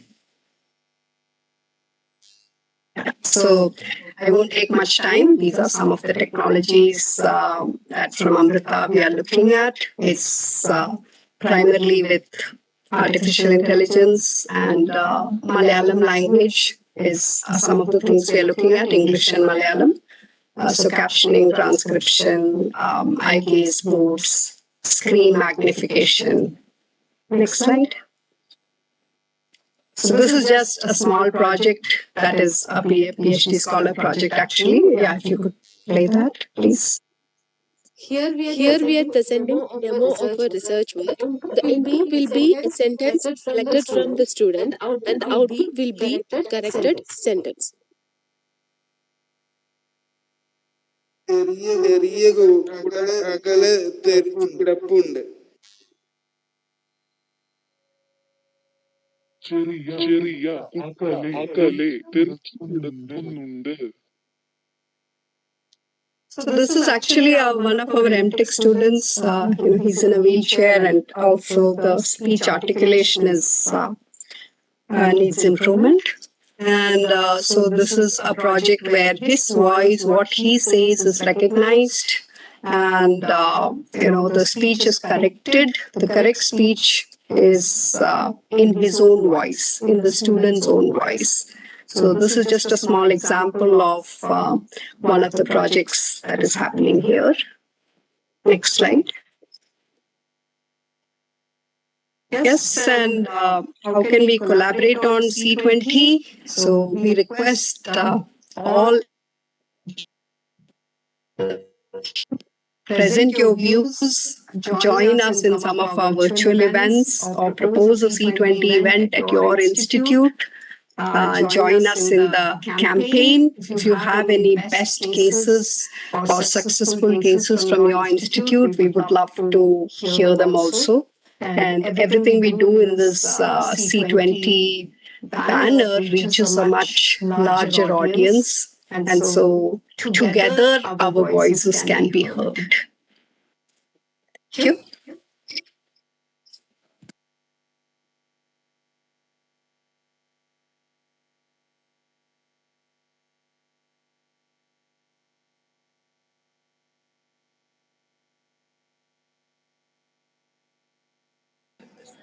Thank you, Dr. Thank you, Dr. Prema. We'll be in touch with you, and we are planning to host a joint one on C20 here. Thank you, sir. Thank you, madam.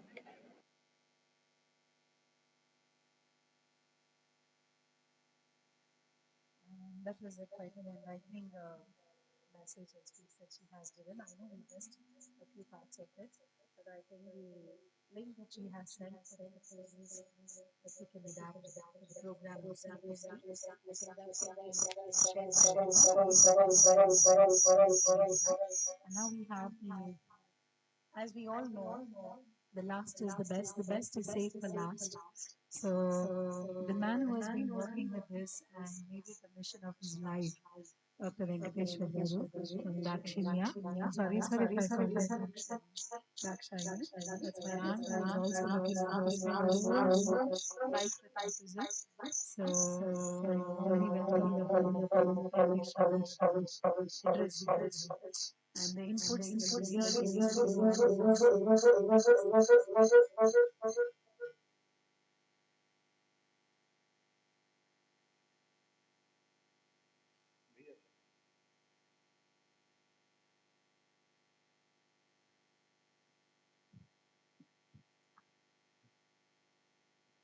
Good afternoon, all.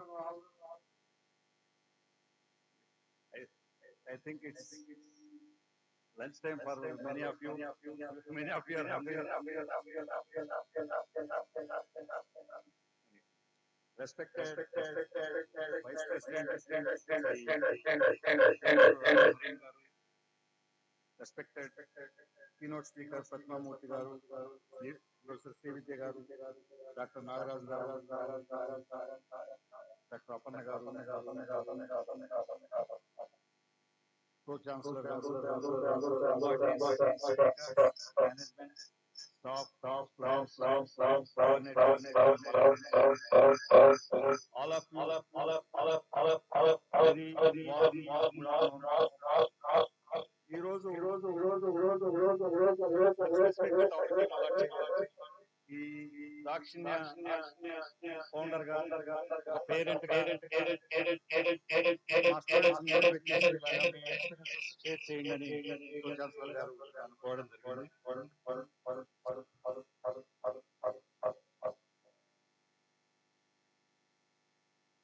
మీరు morning నుంచి autism అని చాలా మంది technical technical words అన్ని చూడడం జరిగింది. అంటే autism one of the disability. మనకు అందరికీ తెలిసిన భాషలో నార్మల్ గా 4 డిజబిలిటీస్ ఉన్నాయి. Physical disability, visual disability, deaf and dumb, intellectual disability. కానీ ఈ 4 డిజబిలిటీస్ మనకు అన్ని సబ్జెక్ట్స్ లో డాక్టర్స్ లో స్పెషలైజ్ అయిపోయాయి. చెవు ముక్కులు కన్ను కొక్కలు వెళ్ళిపోయినట్టుగా ఈ డిజబిలిటీస్ కూడా government of India 21 disabilities divide చేయడం జరిగింది. ఆ 21 డిజబిలిటీస్ లో ఈ 4 డిజబిలిటీస్ 21 సబ్ డిజీజెస్ గా డివైడ్ చేయడం జరిగింది. ఈ ఇంటలెక్చువల్ డిజబిలిటీస్ లో ఆటిజం అనేది one of the important disability.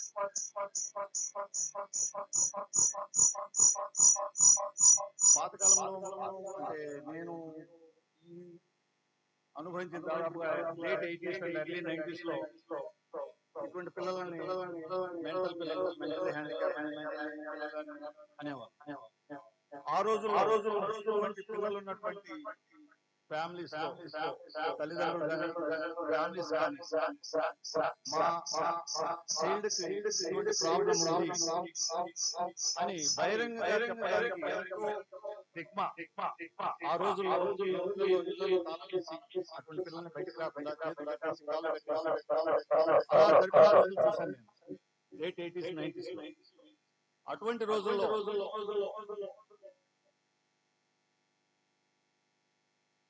నేను సబ్జెక్ట్ వెళ్ళే ముందు ఆ సబ్జెక్ట్ రావడానికి నేను స్టార్ట్ చేసిన నా ప్రీవియస్ హిస్టరీ కూడా ఒక 2 సార్లు నేను కూడా చాలా చిన్న బ్యాక్గ్రౌండ్ పంచాయత్ జిల్లా పరిషత్ హై స్కూల్ నార్మల్ చదువుకొని ఆంధ్రప్రదేశ్లో ఎమ్మెల్యే చేయడం జరిగింది. ఆ తర్వాత ఇప్పుడు మీ అందరికీ వెంటనే క్యాంపస్ లో చదువుతుండగానే ఉద్యోగాలు వచ్చేస్తున్నాయి. మా రోజుల్లో అలాగా లేవు. చదువు అయిపోయిన తర్వాత మళ్ళీ మరి ఉద్యోగం కోసం సపరేట్ గా ఎగ్జామ్స్ ప్రిపేర్ అయ్యి కష్టపడి ఉద్యోగం సంపాదించుకోవాల్సిన రోజు. ఆ రోజుల్లో దాదాపుగా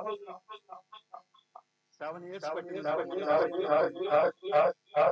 1981 లో మొదలు పెడితే 87 సివిల్ సర్వీస్ ఎగ్జామ్స్ 2 సార్లు రాశాను. థర్డ్ అటెంప్ట్ లో సెంట్రల్ సర్వీస్ ఐఏఎస్ ఇంటర్వ్యూకి వెళ్ళి సెంట్రల్ సర్వీస్ సెలెక్ట్ అయ్యాను. తర్వాత స్టేట్ గ్రూప్ 2 లో సెలెక్ట్ అయ్యాను. తర్వాత గ్రూప్ 1 లో కమిషనర్ ఆఫీసర్ సెలెక్ట్ అయ్యాను. డిప్యూటీ కమిషనర్ ఆఫీసర్ చేశాను. కానీ ఇప్పుడు కమిషనర్ ఎగ్జామ్ పూర్తయిన ఫస్ట్ ఇయర్ లోనే మా ఇద్దరు పిల్లలకి ఏదో ప్రాబ్లం నార్మల్ చైల్డ్ లాగా పిల్లలకి ప్రాబ్లం మా రిలేటివ్ ఐడెంటిఫై ప్రాబ్లం అనిపిస్తున్నా కానీ ఏంటో ప్రాబ్లం అనేది వాళ్ళకి తెలియదు. ఈ మెంటల్ హ్యాండిక్యాప్ మెంటల్ రిటార్డేషన్ లేదా ఆటిజం వల్ల తెలియదు. అసలు అటువంటి పిల్లలు ఉన్నారని బయట స్కూల్కి వెళ్ళి కూడా స్కూల్ బాయ్ కట్టేసేవాళ్ళు. సో అటువంటి రోజుల్లో నుంచి బయటకు వచ్చి ఎవరిని అడగాలి, ఏ డాక్టర్ ఫ్రెండ్స్ డెవలప్ అవుతుంది. డాక్టర్ దగ్గరికి వెళ్తే వాళ్ళ దగ్గర స్పెసిఫిక్ గా ఏం చెప్పాలి. 4 years దాదాపుగా 88 to 92 నేను తిరగని హాస్పిటల్ లేదు, తిరగని డాక్టర్ లేదు. ఈవెన్ హోమియోపతి ఆయుర్వేదిక్ ఈవెన్ కొండల్లో ఎవరో చెప్తారు ఫ్రెండ్స్ వాళ్ళకి అక్కడ బాగాలేకపోతే తీసుకెళ్లారు, మంచం మీద ఎత్తుకెళ్తే నడుచుకుంటూ తీసుకొచ్చారు. సో రాజమండ్రి నుంచి అక్కడ కొండల్లో ఉంది, అక్కడ కూడా వెళ్ళారు. అమలాపురంలో హోమియోపతి డాక్టర్ బాగా ట్రీట్ చేస్తారంటే అక్కడికి వెళ్ళారు. ఇట్లా 4 సంవత్సరాల పాటు అన్ని చోట్ల అపోలో హాస్పిటల్ చెన్నై వెళ్ళాను, హైదరాబాద్ నిజామ్స్ ఇన్స్టిట్యూట్కి వెళ్ళాను. అన్ని ఇన్స్టిట్యూట్స్ లో చెక్ చేయించిన తర్వాత నాకు తెలిసిన చివరిలో చెప్పింది ఏంటంటే this is not a disease, ఇది ఒక కండిషన్, దీన్ని you have to bear with it, దీన్ని కష్టపడి ఇంప్రూవ్ చేసుకోవాల్సిందే కానీ ఉన్న పరంగా తీసేసే డబ్బు కాదు. సో ఆ రోజు అలా డిసైడ్ అయిన తర్వాత ఏం చేయాలి, నేను ఉద్యోగంలో ఉన్నాను. ఈ పిల్లల కోసం అప్పుడు ఎక్కడ ఉన్న ఇన్స్టిట్యూట్ అంటే మన ఎయిర్పోర్ట్ దగ్గర విలేజ్ ఒక ఇన్స్టిట్యూట్ ఉందంటే దాదాపు 92, 93 వెళ్ళాను. నా పిల్లల్ని తీసుకెళ్తే వెళ్తే అక్కడ చాలా మంది ఫిజికల్లీ హ్యాండిక్యాప్డ్ పిల్లలు ఉన్నారు. మన పిల్లలు ఏమో చాలా చక్కగా ఉన్నారు, ఇంత ప్రాబ్లం మన పిల్లలకి లేదు. సో ఇక్కడ నేను చేర్చను, అలా ఇంటికి తెచ్చేస్తున్నాను. ఆ తర్వాత ఎవరో పెద్దలు ఇన్ఫార్మ్ చేస్తే హైదరాబాద్ లో ఇటువంటి మెంటల్ హ్యాండిక్యాప్డ్ పిల్లలకి చెప్తే రెగ్యులర్ ఉద్యోగాన్ని ఎస్టాబ్లిష్ అక్కడ ఆడిట్ కూడా 2 posts తెచ్చుకుని హైదరాబాద్ మా ఫ్యామిలీ మొత్తంగా హైదరాబాద్ షిఫ్ట్ అయ్యి ఇద్దరు పిల్లల్ని స్కూల్ చేర్పించి ఒక పాపకేమో సంగతి చేసేవాళ్ళు, కూర్చోబెట్టుకునేవాళ్ళు. నేను మా వైఫ్ మా మదర్ అందరం ఫ్యామిలీ మొత్తం వాళ్ళ ఇద్దరు అసలు కష్టపడి స్కూల్ తీసుకెళ్ళడం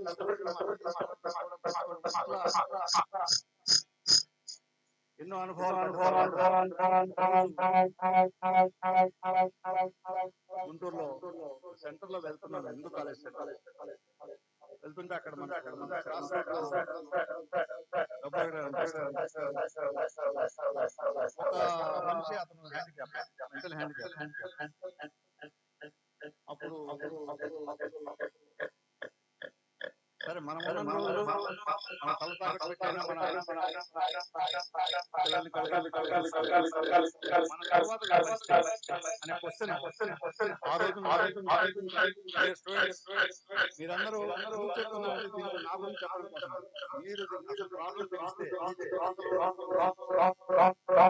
మెంబర్స్ వస్తే మీరు ఇక్కడ నేర్చుకున్నది ఇంతకుముందు విన్నటువంటి టెక్నికల్ సెషన్స్ అన్ని కూడా అక్కడ వాళ్ళకు షేర్ చేయాలని చెప్తాను. ప్లీజ్ దయచేసి 5 minutes ట్రాన్స్లేట్ ఎక్స్ప్లెయిన్ చేయవలసిందిగా అందరినీ కూడా రిక్వెస్ట్ చేస్తాను. సో ఆలోచన ఫ్రెండ్స్ మా బ్యాచ్మెట్స్ ఎంప్లాయీస్ అంటే సరే మనం ఒక ఆర్గనైజేషన్ స్టార్ట్ చేయబోతున్నాం. మన పిల్లలకి మనం ఉన్నంత మన తర్వాత ఉన్నంత మనం ఉన్నా లేకపోయినా వీళ్ళని చూసుకునేలాగా ఒక ఆర్గనైజేషన్ ని డెవలప్ చేస్తే మన పిల్లలు 10 మందికి ఉపయోగపడేలాగా చేయాలనే ఆలోచన ఆ రోజు వెంటనే ఒక చిన్న ఇల్లు పక్కన కొంత ఖాళీ ప్లేస్ రెంట్కి తీసుకొని 25,000 పెట్టుకొని ఆ రోజున 5 మైళ్ళు 2 టీచర్స్ 7 పిల్లలతో స్కూల్ స్టార్ట్ చేయడం జరిగింది. ఈ రోజు 27 సంవత్సరాల తర్వాత దాదాపుగా 4.5 ఎకరాల స్థలంలో దాదాపు 40,000 ఎస్ఎఫ్టీ బిల్డింగ్స్ లో ఇప్పటికీ దాదాపు 1,50,000 దగ్గరగా బెనిఫిషరీస్ సర్వీస్ అందించడం జరిగింది మా ఆర్గనైజేషన్.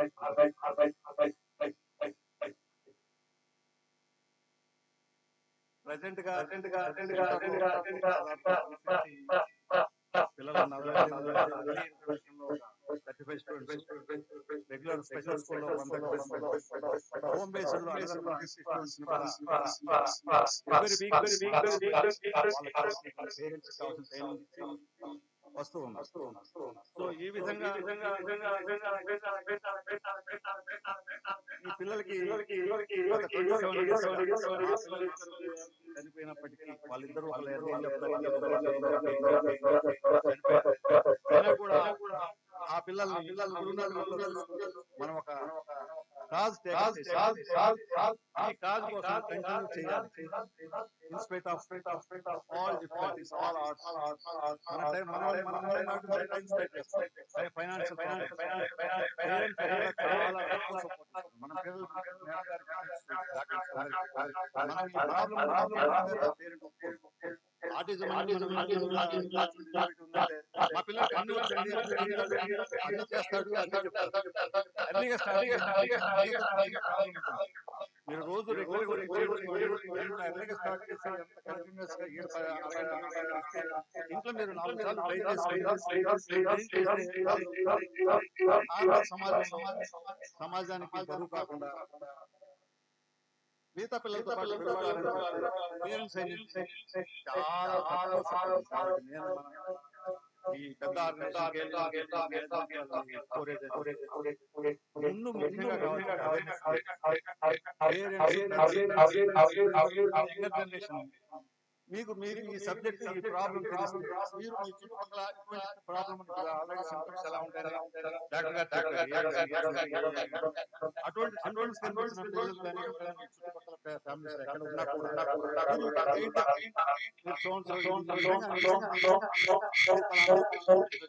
ఎర్లీగా స్టార్ట్ చేస్తే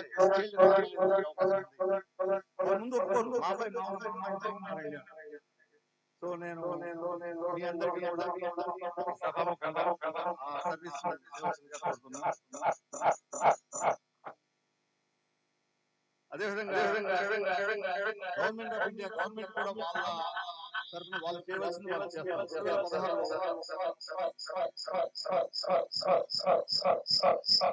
వికలాంగుల హక్కుల చట్టం అనేది ఒకటి తీసుకొచ్చారు. దాంట్లో ఎక్కడికైనా కూడా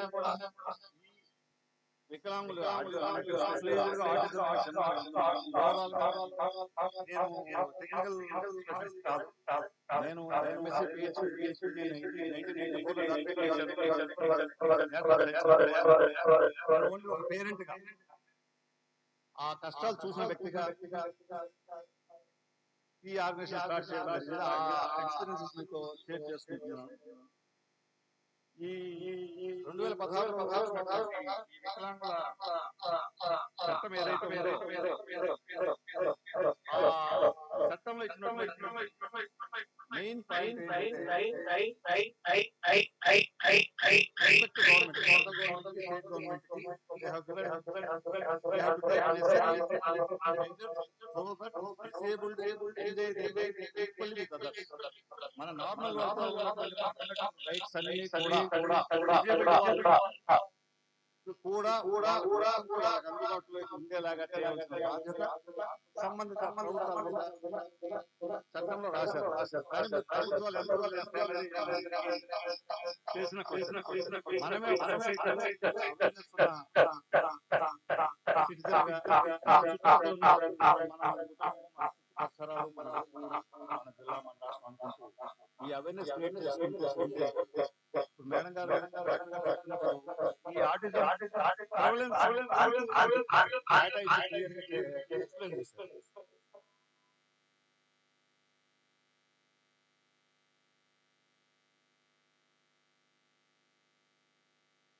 ప్రొఫెసర్ శ్రీ విజయ్ గారు అంటే దీంట్లో ఒక చిన్న ఇది కూడా ఉంది. ఆ రోజుల్లో ఇది ఐడెంటిఫై చేసే మెకానిజం ఇంత స్కిల్డ్ డాక్టర్స్ ప్రొఫెషనల్స్ లేకపోయింది. కానీ డెఫినెట్లీ డాక్టర్ గారు ఎక్స్ప్లెయిన్ చేశారు మన స్క్రీన్ టైం. అది నిజంగా జెన్యూన్ పాయింట్. ప్రతి ఒక్కరు వాళ్ళ ఇళ్లలో చుట్టుపక్కల చిన్నపిల్లలకి ఆ స్క్రీన్ టైం సెల్ ఫోన్ తీసుకున్న వాళ్ళ మెయిన్ మన పని మనం చేసుకోవడం కాకుండా ఖచ్చితంగా సెల్ ఫోన్ వాళ్ళకి అందుబాటులో లేకుండా చేసి వాళ్ళని కూర్చొని సెల్ చూడొద్దు మనం చూసుకుంటుంటే వాళ్ళు ఊరుకోవాలి. సో ఏ విధంగా చెప్తారన్నది ఏ విధంగా తీసుకొస్తారు ఆ పాయింట్ నేను చాలా జెన్యూన్ గా మిగతావన్నీ అందరూ తెలిసినవే. డాక్టర్ గారు చెప్తుంటే నిజమే కదా మనోడు ఉన్నాడు 7 years old. ఏ రోజు నేనేదో మనకి ఇంపార్టెంట్ అనిపించింది బయటకు పోయేటప్పుడు చెప్తే నాకు తెలుసు, ఎందుకంటే ఎప్పుడో స్క్రీన్ లో చూస్తాడు. ఏది చెప్పినా నాకు తెలుసు మనం చెప్పేదాన్ని అసలు ఫాలో చూస్తున్నాడు. ఇక్కడే ఉన్నాడు.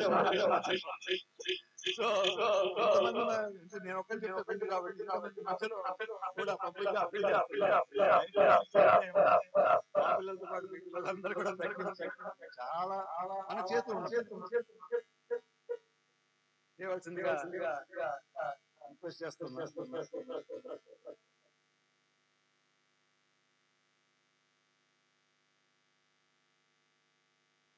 తర్వాత ఈ గత 20 దాటిపోయిన హ్యాండిక్యాప్ పదం వాడుతున్నారు. ఇంటలెక్చువల్ డిజేబుల్డ్ అనేది గుంటూరులో దాదాపు 27 years గా మేము రన్ చేస్తూ ఉన్నాము.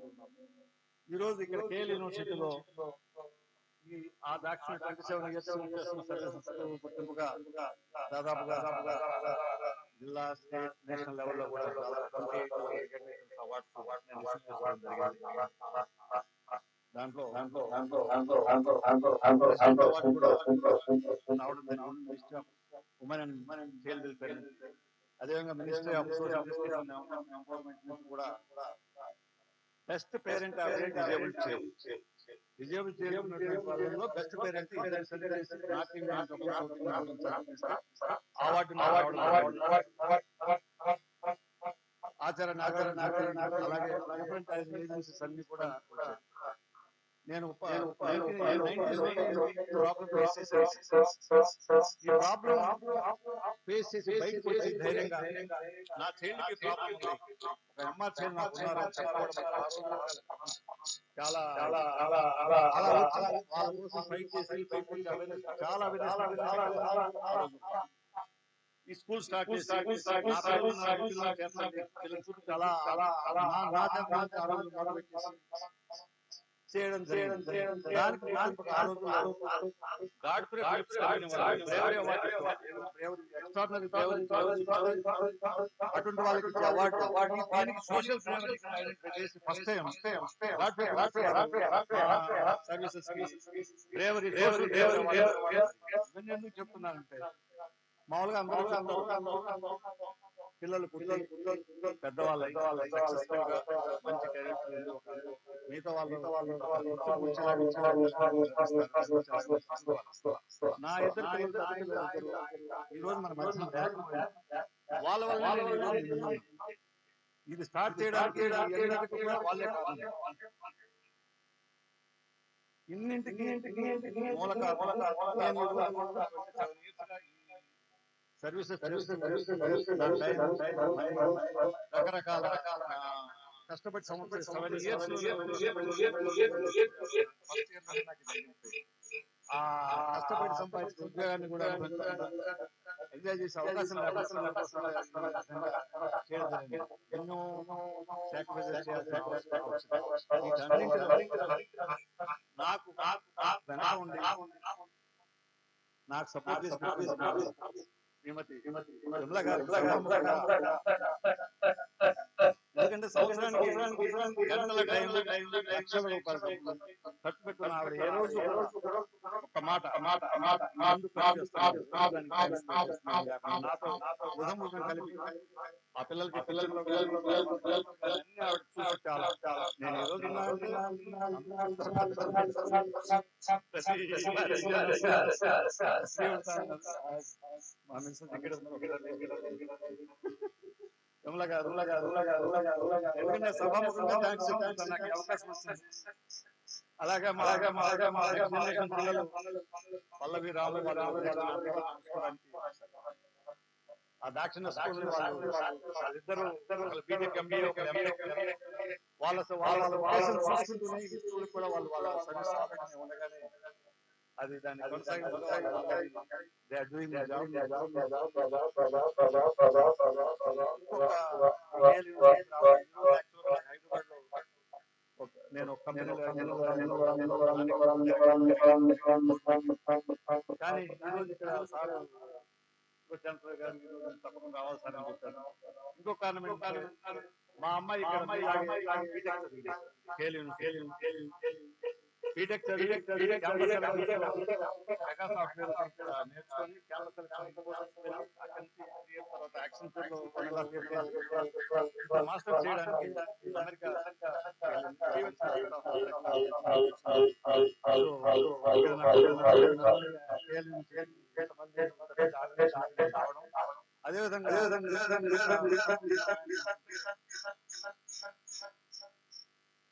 ఈ అవార్డు చాలా మంది నోటీస్ చేసి ఉండరు. హ్యాన్స్ ఆస్పర్జర్ అండ్ లియో ప్యానల్ వీళ్ళిద్దరు కూడా 1940s లోనే ఈ ఆటిజం మీద రీసెర్చ్ చేయడం జరిగింది. రీసెర్చ్ చేసి వీళ్ళిద్దరు ఒకళ్ళు హైపర్ యాక్టివ్ గా ఉండి అన్ని అబిలిటీస్ బాగా ఎక్కువ రీసెర్చ్ చేశారు. తక్కువ యాక్టివిటీ ఉండి చాలా లో ఐక్యూ ఉన్న వాళ్ళ మీద వాళ్ళు రీసెర్చ్ చేశారు. ఏది చేసినా ఈ అన్ని మల్టిపుల్ డిజీజెస్ ముఖ్యంగా ఇంటలెక్చువల్ డిజీజెస్ ఆటిజం కానీ అదర్ డిజీజెస్ కానీ ఖచ్చితంగా ఇంతవరకు చెప్పడం 2-3 కారణాలు చెప్పారు డాక్టర్ గారు. జెనెటిక్ అని ఫిజియలాజికల్ న్యూరోస్ ఎన్విరాన్మెంట్ కారణాలు. నాదైతే జెనెటికల్ కారణం నేను ఇంటర్నల్ మ్యారేజ్, నేను మా గ్రాండ్ ఫాదర్ అక్కడే ఒకే ఇంటర్ చేసుకున్నాం. సో అది concern one of the reason maybe one of the reason. So future లో అవి ఎక్కువగా అవాయిడ్ చేసి మనం ఒక సెక్షన్ ఏవైతే ఉన్నాయో వాటన్నిటి కూడా ప్రజల్లో అవగాహన ఎంతవరకు మనం తగ్గించగలుగుతాం అంత బెటర్. ప్లస్ మనము ఇటువంటి పిల్లల్ని యాక్సెప్ట్ చేయడం, వాళ్ళని కమ్యూనిటీలో యాక్సెప్ట్ చేయడం, ఆ తర్వాత ఏమైనా ఉందా ఒక పడోసిగా పక్కింటి వాళ్ళగా లేకపోతే ఒక లెక్చరర్ గా స్టూడెంట్ గా ఏదైనా వాళ్ళని మనం యాక్సెప్ట్ చేసి వాళ్ళని మనం సమాజంలో మన రోల్ మనం ప్లే చేయాలని ఆ చేయడానికి యంగ్స్టర్స్ కూడా తప్పకుండా ఈరోజు సెమినార్ లో టెక్నికల్ గా అన్ని నేర్చుకున్నారు. నా ఎగ్జాంపుల్ తీసుకుని మీరు కూడా మీ పక్కన ఎవరికి ఏ ప్రాబ్లం ఉన్నా కూడా సహాయ సహకారాలు అందించి ఇటువంటి పిల్లల్ని వెళ్ళేదానికి రజిస్ట్రేషన్ గారు దీని మీద రీసెర్చ్ కేంద్రాలు డెవలప్ చేసుకోవడం, చక్కటి సెంటర్స్ ప్లాన్ చక్కగా స్టార్ట్ చేస్తున్నారు. మేము కూడా దాక్షిణ ఇన్స్టిట్యూట్ కూడా అన్ని విధాలుగా భాగస్వామ్యం ఇవ్వడానికి సిద్ధంగా ఉన్నాం. ఈ రోజు నాకు ఈ అవకాశం ఇచ్చినందుకు ఒక గెస్ట్ గా, ఒక స్పీకర్ గా, ఒక అవార్డీగా, ఒక పేరెంట్ గా, ఇంటలెక్చువల్ డిజబిలిటీ మా అమ్మాయి ప్రవీణ తల్లిగా పేరెంట్ గా ఇక్కడ KL యూనివర్సిటీ వచ్చినందుకు నాకు చాలా సంతోషంగా ఉంది. ఈ అవకాశం నాకు ఇచ్చిన పెద్దలందరికీ కూడా హృదయపూర్వకంగా.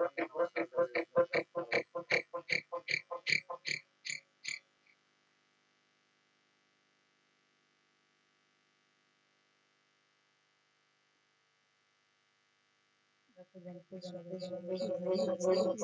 Thank you, Sister Margaret. మీ ఆలోచన, మీ ఆవేదన, మీ అభిలాష ఇదంతా కూడా దానికి వాళ్ళందరినీ ఎంతో దక్షత కలిగిన వాళ్ళగా చేయాలనుకుంటారు.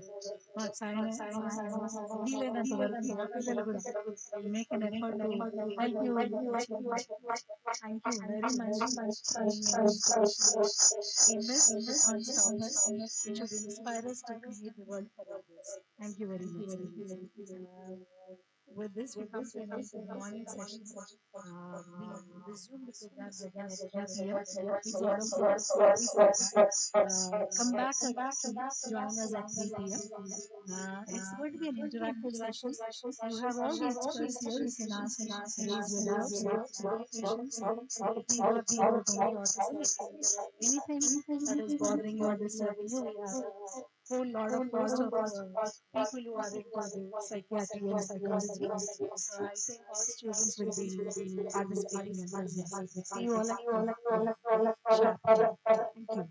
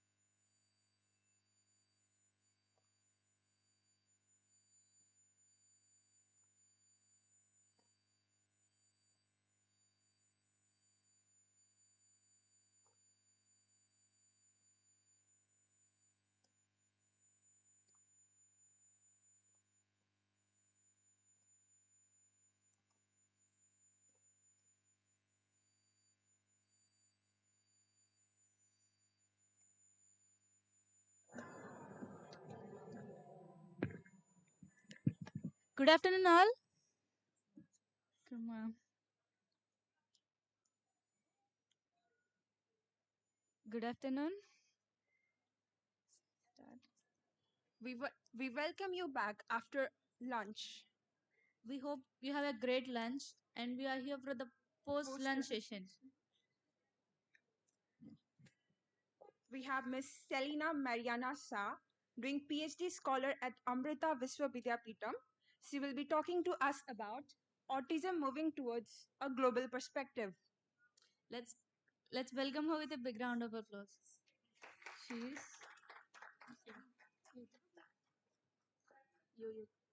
Selina Mariana Shah worked in computing, IT, and research for over 20 years for organizations including the Royal National Institute for the Blind, the Arts Council of England, the European Organization for the Safety of Your Navigation in Brussels.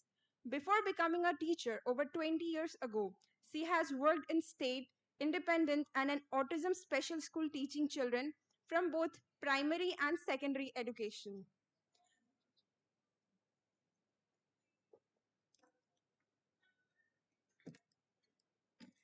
Selina is a member of Australasian Society for Autism Research and International Society for Autism Research and is currently undertaking a PhD in Sustainable Development at Amrita Viswa Vidyapeetham University with a focus on education and autism spectrum disorder. Her PhD study focuses on training teachers in screening and supporting autistic children in rural communities. We welcome you, ma'am.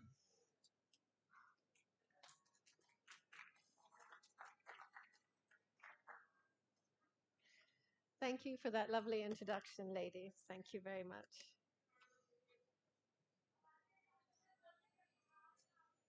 So could we have the next slide, please? So today I'm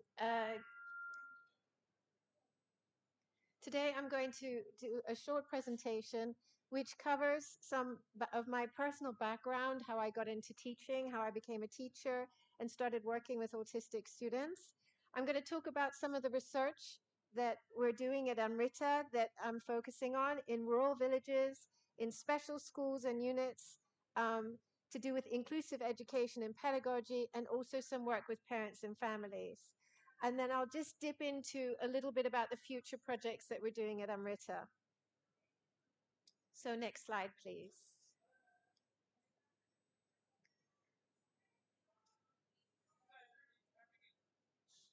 So it's a great privilege to be here. I really appreciate having been invited to come and speak here at the Innovative Workshop on Autism.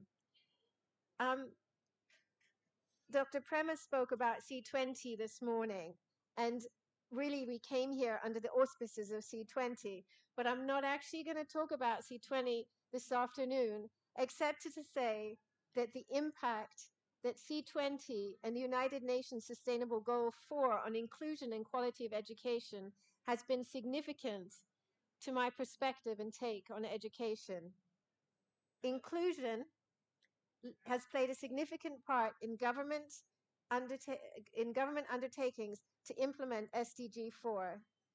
Education cannot be perceived to be quality education without inclusion and the needs of persons with disability and the concept of leaving no one behind. That's been the forefront of many of the C20 discussion groups over the past few weeks.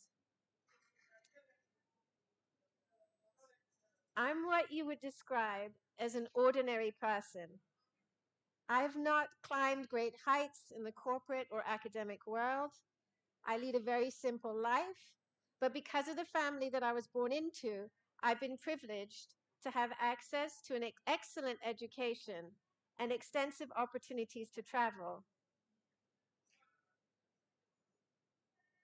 In my younger days, I was on my way up the ladder to success in Europe, and then in my 30s, left a very successful job in Brussels to have a child and reevaluate my purpose in life. Returning to work a couple of years later, I was fortunate to find work for an NGO for blind and deafblind people in the UK, researching solutions normally involving IT for access to information and services for blind and deafblind people. I mention this because it was my first opportunity to learn about meeting people's needs and human-centered design and participative research and design, and it came back to be very helpful for me later on. Next slide, please. 6 years later, inspired by volunteer work with children and young people, I found myself training as a teacher. My first school placement was in a poor and fairly tough part of southwest London. 80% of the students in the school were considered to have special educational needs. Because of the socioeconomic nature of the community, the children were prone to outbursts of violence and various expressions of dissatisfaction. As an environment which undermined the teachers' and students' self-esteem, as a new teacher, one learned to ensure that you grabbed the pupils' interest and made sure that the work you presented to students was work they could do. Otherwise, any sense of control would be lost. It was a very tough environment which undermined the teachers' and the students' self-esteem. But as teachers in the school, we felt responsible for every student's failure. Fortunately, balancing this, we also had the immeasurable pleasure of celebrating rare successes. In other schools after this one, I seemed to slip into the role of supporting the students that were struggling, teaching mainly mathematics and computer science, not necessarily with the best strategies and teacher practices, but with a heartfelt desire to support them and help them achieve their potential. Teachers such as myself in the early stages of teaching struggle to meet the needs of all the students in the class when we are having to deal with so many factors in the classroom. Then, with quite a number of years teaching under my belt, I went to teach in an autistic school outside of London. Many of the specialist schools for autistic students in the UK are situated in more rural areas where the students have plenty of space, access to nature, and an absence of the sensory bombardment that urban areas bring. Next slide, please. The experience in the specialist school for autism was a baptism of fire. Although the class sizes were small, 6 to 10 students at a time, the ability levels and communication of ability of students varied a lot. The school was growing, so there were many new pupils who were disillusioned with education and not wanting to be there. Looking back at the time, I knew almost nothing about autism when I started teaching there. But over the next months and years, it was the students themselves that taught me and the other teachers in the school. And they taught me how to teach, to be inclusive, and eventually teach what was evaluated as outstanding lessons. But at the time when I first went there, I was an experienced teacher, and it was really humbling because I pretty much had to start right back at the beginning again. A key determinant of success was the interest that the students had for technology as I was teaching computer science. So I designed projects for them to capture their interest. And as my specialist subject is computing, we really had to set the ball rolling. So we did a lot of work in electronics and with computer programming as well. Next slide, please. Significant lessons that I learned were I needed to be present, fully present in lesson. I needed to listen to the students and connect with them. I needed to know them, what made them tick, what they wanted. I needed to ensure that I considered the strengths and needs of each pupil, and we needed to have fun in lessons, because if we weren't having fun, then they weren't going to be engaged. I learned so much from other teachers because I really didn't know very much at the start at all. And we used all the structures that the speech and language department staff put in place to support communication in the classroom. Without them, I couldn't have managed. The other thing that we had and still have in the UK is teaching assistants as well. And that was a significant, I again learned so much from them, I couldn't have managed without them. And the last thing that I'm going to put on this list, although there was many more, is I learned to contingency plan. So even though I said, this is what I'm going to do, if I had to swap halfway through, I did.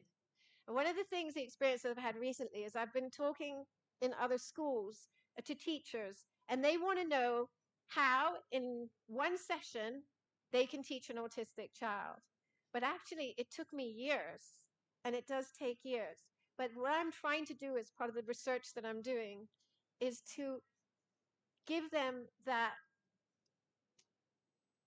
shortcuts, if we can give them the shortcuts, because we can't wait in India or other countries for teachers to go through that learning curve that I went through. So we need to find ways so that we can, so that we can enable them to be excellent, outstanding teachers in inclusive classrooms. Okay, so it all took time. Several years and a master's degree later, I ended up working for the National Center for Computing Education. And the role involved developing and teaching teachers how to teach computing. But a key responsibility that I had was also developing teaching materials and a course for computing teachers to learn how to teach autistic students, and for specialist or autistic teachers to learn how to teach computing. So it works both ways. And I'm going to just take a little bit of a change in the presentation. I'll come back to the storytelling in a minute. Could we go to the next slide, please? So I've slipped this slide in because it occurred to me when I was listening to everybody presenting, and I've been listening to the language that people use around the different conferences that I've been. When I was writing my first paper with somebody who specialized in autism in the UK, she was very critical of the way that I wrote about autistic children. And she found it a little bit derogatory. So she started correcting me. And then I attended a conference in Australia, and they gave us a guide of what good languages and what language to use. So, for example, and this is, each culture will be different. So it's not necessarily going to be the same across the world. But rather than being described as somebody with autism spectrum disorder, a lot of people, or people with ASD, they'd rather be described as a person on the autism spectrum or an autistic person, which is interesting because if you look at the deaf ethos, it's not the same. They like it the other way around. So it's a person with disability. So it's quite interesting. They don't like this idea of high functioning and low functioning because it implies that one is better than the other. So it's referred to more as they have low support needs or they have high support needs. And this is great language that we can use. It's good for parents, it's good for the students, and it's good for the professionals as well. Instead of saying we're going to do an intervention, we just say a support program. Instead of saying somebody's at risk, like it's a bad thing, we just say they show early signs. Suffers from, well, they might not be suffering, or they might not be a victim. Just say they're on the autism spectrum, or they're autistic. So these are just some of the key languages. Again, disorder is sort of frowned upon. So you talk about condition. A lot of people have been talking about condition today, so that was really great. Typically developing, not on the autism spectrum.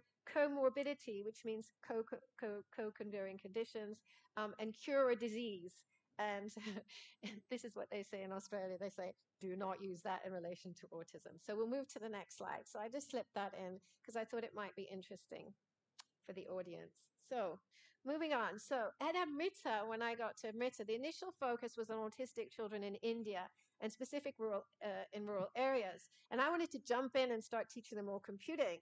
But there were some issues with doing that because what we realized is we had to identify the children, the autistic children in rural communities before we could start teaching them.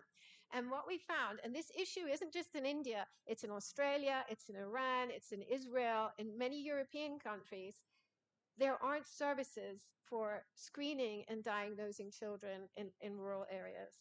And a project very similar to the one that we're running in India is being run in Australia almost at the same time.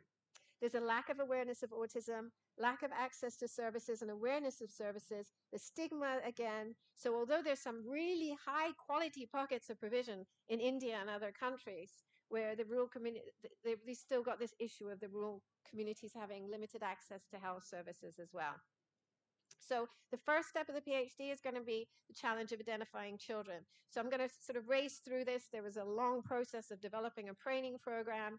So could we go to the next slide, please? So we've developed training materials. Because it was during COVID, during this time, we made them video-like and with quizzes and things. That's the wrong... Next slide. That's it. Perfect. Okay, so it's an online thing. It's a little bit interactive as well. And we've done it so far Haven't done it in Telugu yet. I've done it in Hindi and in English, but we can do it in other languages as well. And what we've developed is a screening tool that's based on some work done by somebody called Chakraborty in this country. It's 10 questions.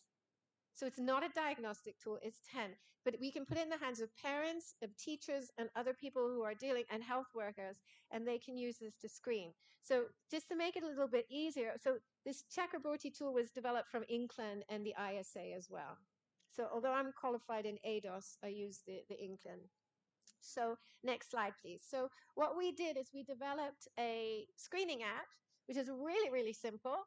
And it basically, you just enter the names of the people, and it has the yes, no questions, 10 yes, no questions, gathers the data, sends it to us at the university. And then we can look at the data and we can say, this child may have autism. Then someone like myself can go out, say with the Inclin tool, or I can just do an ADOS, informal diagnosis, and see, do we need to recommend this person to apply for sort of services and a formal diagnosis? But what we realized when doing this is that it's almost like we're pushing somebody over the cliff and then letting them, fall down. So we realized that we needed then to train the teachers. We needed to work with parents as well in the communities. So we started working with that. So the pictures on the right are work that I did in the special needs unit in a school and training mainstream teachers as well. And this is still under development because it was a little bit like, I don't know if you use this expression in India, it's a Greek expression, it's called Pandora's box, or open a can of worms, and all the worms come out. So that's what happened when I did that first training session. So I'm still trying to pack all the worms back in the box again, but also do it quite tidily. So if we can move to the next slide. So I'm aware that I don't want to use up too much time, and there's some things I want to show you. So could we?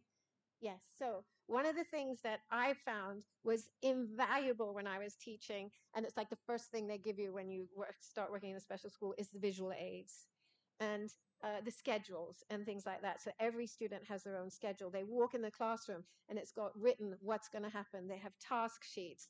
They have emotion cards so that when they're feeling a certain way, they can use them. The teacher has cards so that if somebody is slipping into a meltdown, you can, when it doesn't work to speak anymore, when a child hits a certain stage of difficulty, of over stimulus, you want to just give them a little card saying, time out, or go walk in the playground or something like that. So you use visual stimulus a lot because it really, really works with most autistic children. It doesn't matter about whether they're high support or low support needs. They work beautifully. So I worked with a unit in Thrissur, and we're going to take that into the rural communities as well. Okay, so I'm just going to take another dip. Change the slide, please. So that can of worms had a lot to do with, could we have the next slide, please? Inclusion and pedagogy. So I'm not going to go through this slide, but there's I'll just quickly go through it. There's a quick way of doing pedagogy that teachers do. Teachers who teach mainstream do it consciously. Some don't even do it consciously. And that is, they think about what they're going to teach. You start at the right-hand side. Think about what you're going to teach. You choose something called a taxonomy, which is basically a way of measuring and assessing what you're teaching, the objectives. Then you choose specific objectives. You say, in this lesson, they're going to write a program about how to tell a joke to 10-year-olds and 20-year-olds. And that's my objectives. And then you choose a pedagogy. So the pedagogy could be, I'm going to put the program on the board and they're going to copy it, or I'm going to get them to work in groups, or I'm going to get them to give them the lines of codes and they have to put them in order. Those are pedagogies. And teachers do that based on the whole class. So this will work for the whole class. So next slide, please. What we're trying to do is actually get teachers, and this is a model, it's under development, but we want to give teachers pedagogies, but also get them to, can you do like one click at a time for me with this slide? What it does is it doesn't consider the needs of every student. It considers the needs of the class. You've got that poor little, I shouldn't say that, you've got that autistic child sitting out there not being considered. So what you need to do is actually consider the needs of more students. Can you click again? So it becomes with, is that up or down? Oh yeah, keep going, keep going. Okay, keep going one at a time and I'll talk through it. Another one. So then what you do is you think about the individual and you look at the learning objectives. And then from the learning objectives, you go through this cycle of saying, what are the strengths of that child? Which pedagogy is going to work? And so it's a sort of, it's kind of, it's a bit messy. It's not really a model, but you think, this is the pedagogy, this is a child, is it going to work? Yes, no, yes, no. And every child is different. And then you think, it's going to work for this child. Can it work for the whole class? And that's where we start to think about inclusion. And this is where teachers need to be really well trained on pedagogy. So they've got like a toolkit in their pocket and they go, right, I want to do this. And I know they're here and I know they're here. So this is the tool that I'm going to use. It's not going to be quick, but we can, again, try and shortcut it in our training.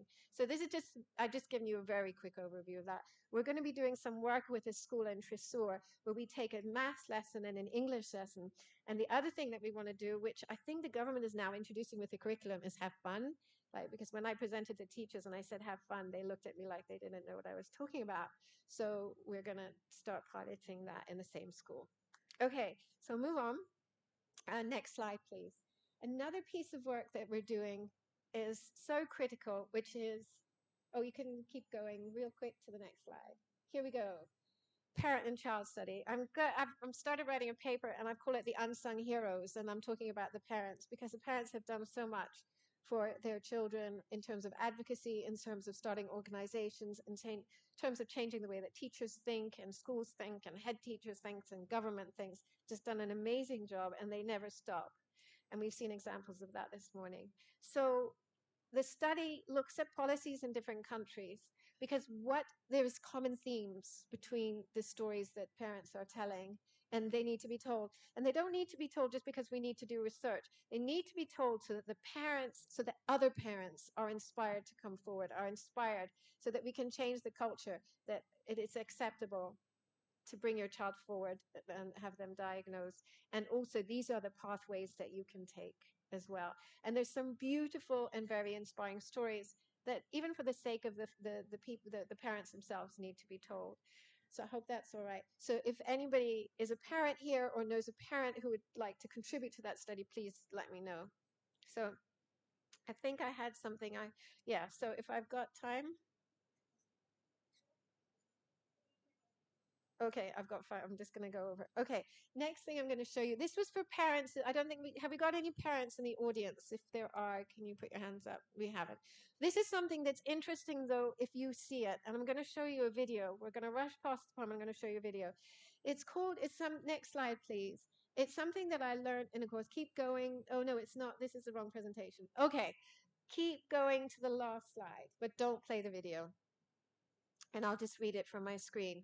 There's something called, and many of you who work already with autistic children will recognize this, but there's 3 stages or there's many stages, but it's been described as 3 stages that a child can go through when they're having a tough time. It could be in the classroom, when they're out and about, it could be at home. And they called it stage 1, which is stage 1, they withdraw, they become mute, they make excuses, they avoid, they delay, there's no compliance. And then what they've done is the workshop I attended, they recommended what to do for each stage. So at that stage, you can become quite lighthearted. You can maybe tease a little bit out of them, do something enjoyable. You still got communication. But if it doesn't work and they go to stage 2, you might see a physical reaction from them. So they might jump up from their chair and push it over or do something like that. Something shocking. So you have to remain, in that situation, you don't joke around. You remain really calm, quiet, you empathize, you affirm, then you pause. This is good for any of you students who have friends who have a bad temper as well, by the way. Okay, so, joke. Stage 3, this is when you have explosion or emotional energy. And it's loss of control. And it's what we've called, in where I come, we call it a meltdown. It's like, there's no way that child is going to be able to connect with you or you with them. So they need a safe space. They need personal space. So they need a lot of personal space. You do not go up and say, are you okay? You give them the personal space. You avoid any restraint, if you like. Because what happens in these moments is you get the intense emotions switch off the brain's frontal lobes. and it prevents memories as well. So often they'll have a meltdown, and they won't even remember it afterwards. You remember every detail, and you'll say, you did this, and they'll go, really? Okay, so I just wanted to slip that in for anybody who's interested. The next thing I have, I'll leave this presentation because I've gone way over time, was a poem that was a beautiful poem because I thought it would be really nice to have the voice of an autistic person, but I'm going to do it in a different way. Not many people have talked about the sensory issues of autism today, so I wanted to end on that note. I have a friend who's got an autistic child who's 18. It was only when he learned how to drive that she found out that he was getting sensory overload. She had no idea that he was having all these issues in the car, changing gear, and that noise was magnified for him. The person who taught me diagnosis, she's a world-known diagnostician. She only found out 5 to 9 years ago about the sensory issues, but she's been diagnosing for 20 years. So it's still new to a lot of people. So this is just a little video. It's trying to make something, I can't remember, it's a simulation. But if we could go to the last slide. And we need sound for this one, please. Can you play the video? Go up. We did it. Okay.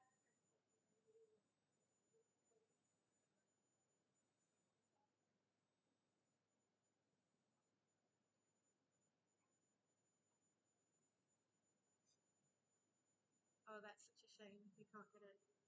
We showed it earlier. Close the presentation. No, you need to close the presentation. And then enable content. That's it. Down at the last slide.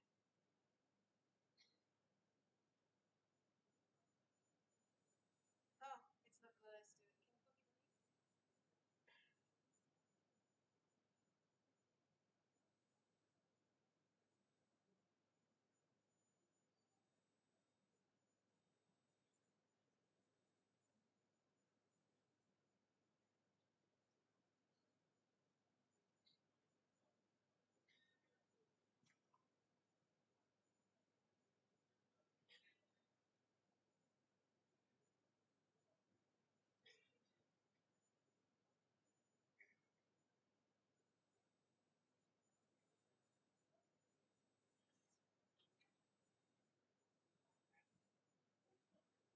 It's online. It's YouTube. It's called Can You okay, hold on. We tested it earlier, so I'm not sure.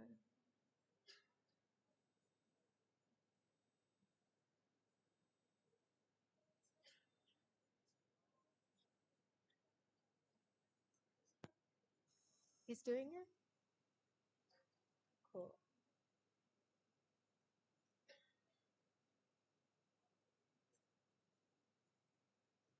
Yes. Thank you. Thank you for persisting, sir.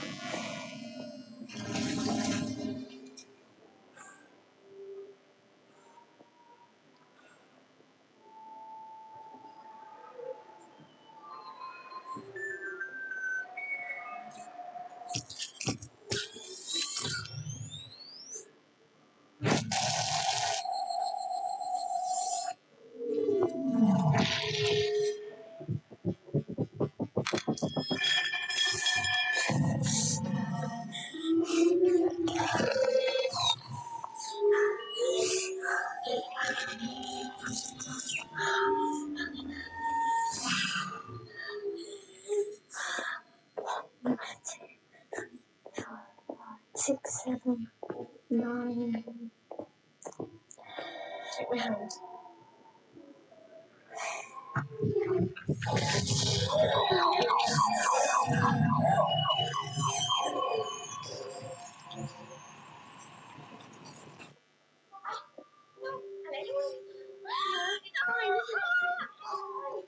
I'm not naughty.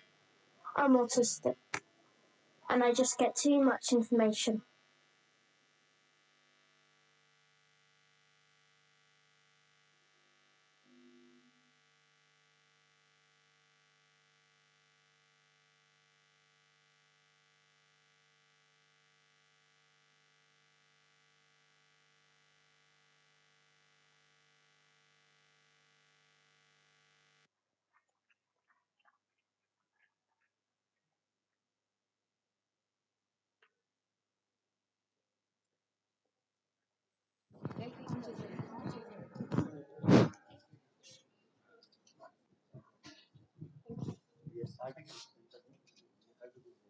Key players. I have to help us.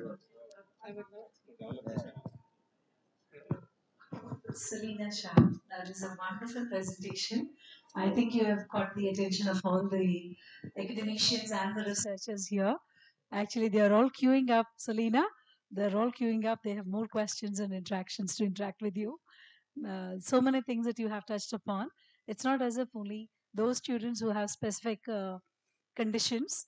We do find these kinds of things in the classes. That's what we were discussing. A wonderful presentation. Thank you very much. I hope we'll get to work together also. Thank you. And now we have the interactive session, students. Our own very beloved Pro-Chancellor, Sir Jagannath Rao, sir, is here. You can ask as many questions as you want, whether it be your teaching, your learning, your own blocks that you have. He is here to help you. He is the man who works on the brain and the problems of the brain. Feel free to interact, and the mic will be passed around.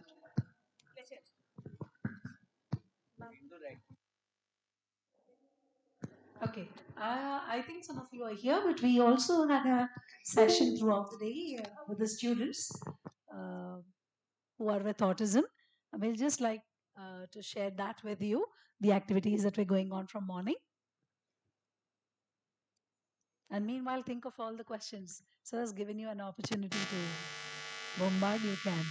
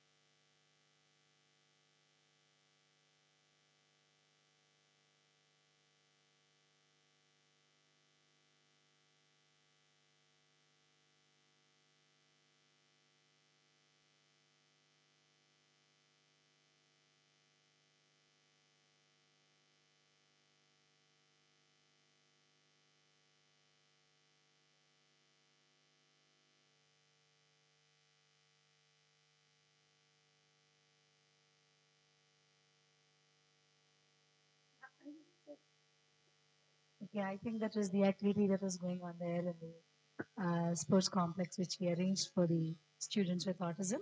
I think the smile on their jubilation tells us how much they enjoyed the success of the event. So now for the questions. So you're all on with autism, so you can ask questions. Don't hesitate. It's all yours. First, we start an interaction. Brief ideas for you. Many of you think many things are your brain. Many should know about your brain. You know that. Somebody is 80 kilograms, somebody is 120 kilograms, somebody is only 30 kilograms. Can anyone answer me what is the weight of the brain in these three people? 30 kilograms, 50 kilograms, 100 kilograms. What is the weight of the brain? Who is more intelligent? Thin one or thick one? Anybody who answers the question get 200 rupees. Only students, no teachers. Brain weight telida? Anybody has answered? 1400 grams. 1400 grams. Please. 1400 grams. Huh? Weight of the brain. Weight of the brain? 1400 grams. Yeah, you're nearer. Nearer. Okay. What is the weight of the brain in 30 kilograms person, 50 kilograms, 100 kilograms? Not sure. Any guess? ఒక person 30 kilos ఉన్నారనుకోండి, వాళ్ళ brain wait ఎంత ఉండొచ్చు? Person 50 kilos ఉన్నారనుకోండి, వాళ్ళ brain wait ఎంత ఉండొచ్చు? అంటే మనం పెరిగిన కొద్దీ మన బ్రెయిన్ కూడా పెరగాల. That is what the question is asking. No, same. What is that figure saying? 1650. Okay. Amma? Age of 20. Okay. Inka?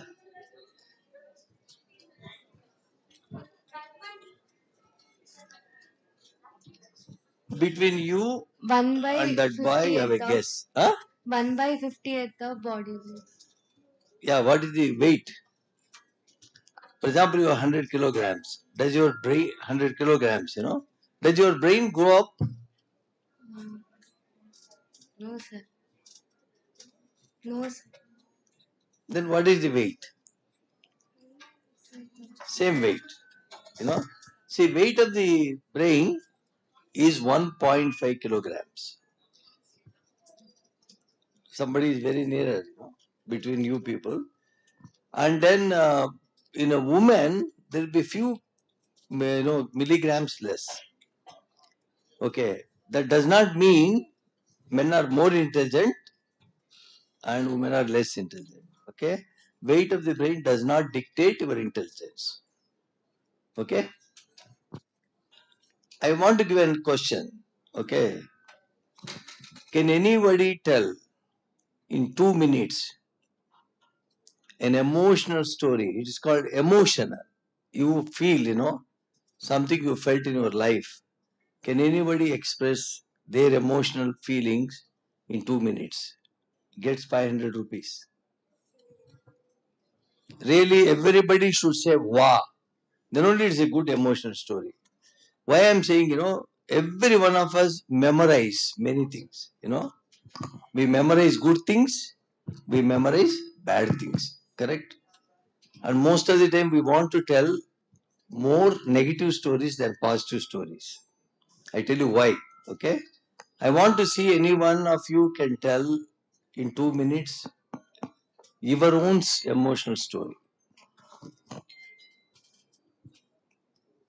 Can anyone raise the hand? They get 500 rupees.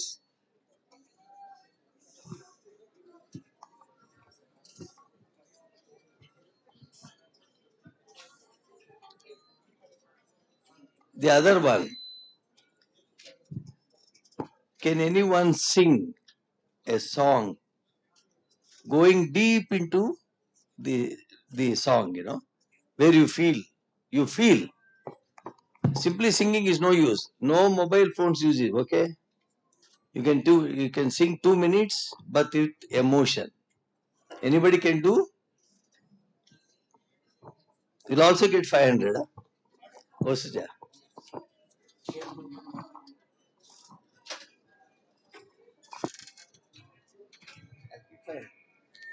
పాట పాడుమా కృష్ణ పలుకుతేనెలొలుకునట్టుల మాటలాడుమా ముకుంద మనసు తీరగా ఆ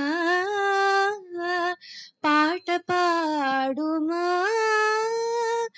కృష్ణ శృతిలయాదులన్నీ చేర్చి ఎతులు మిమ్ము మతిని దలచి శృతిలయాదులన్నీ చేర్చి ఎతులు మిమ్ము మతిని దలచి సదమల హృదయ మిము సన్నుతింపువర నామము పాట పాడుమా కృష్ణ.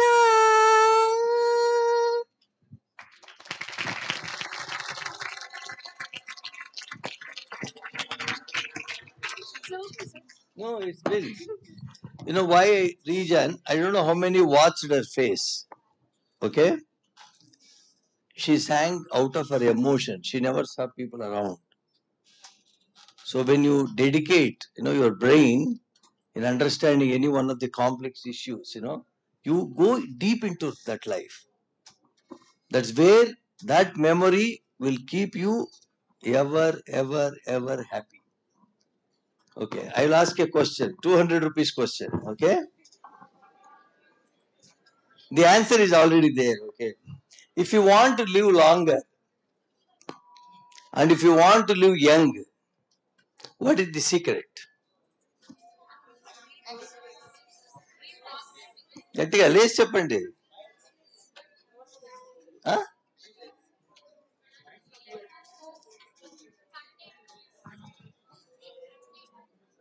ఇంతకుముందు చేశారు మీరు అది చెప్పమ్మా.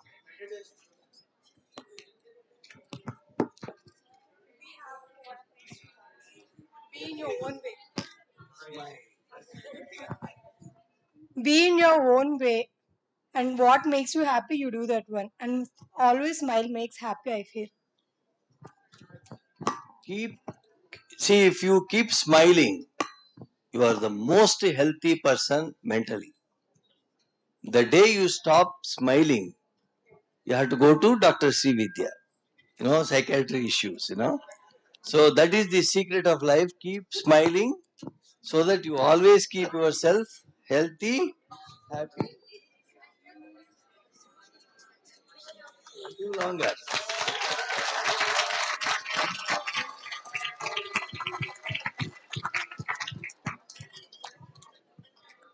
Okay, I have a very important question.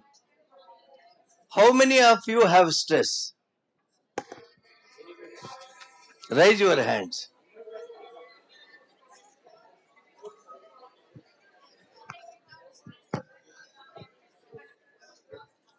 This is 500 rupees question. Okay? Do you really have stress? What is stress? Can any one of you tell me in 2 minutes? When I stress, all these things happen in my body. The best answer will get 500 rupees. But before that, I want to tell you one thing. How many people of you are below 30 years? So, all of you are below 30 years, correct? That means your age is 30. So, you are growing, 22, 23, 24, 25. You celebrated so many birthdays. How many birthdays your brain can celebrate?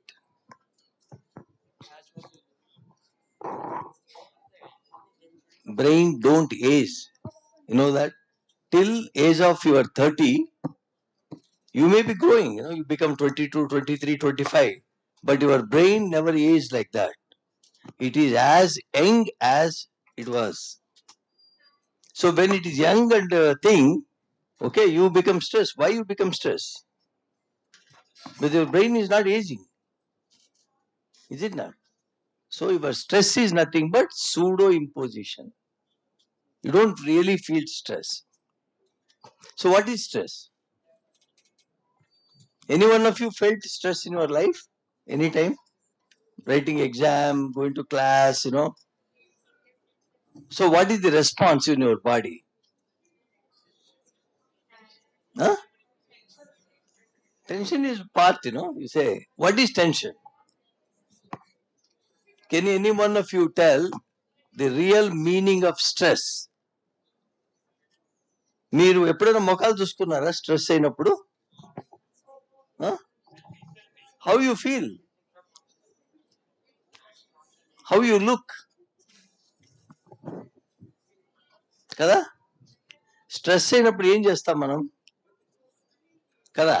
ఈ పట్టేస్తాం, పళ్ళు పడతాం, ముఖమంతా ఇదైపోయి కదా, ఒక చిన్న భూతం మాదిరి కనపడతాం కదా.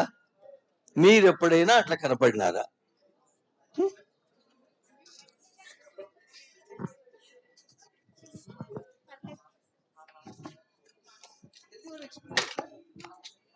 You get 500 rupees.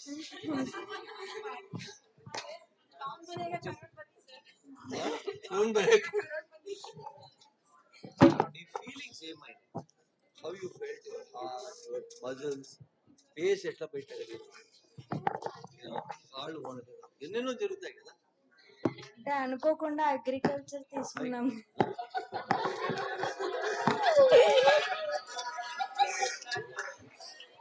అనుకోకుండా అగ్రికల్చర్ తీసుకోవడం వల్ల అన్ని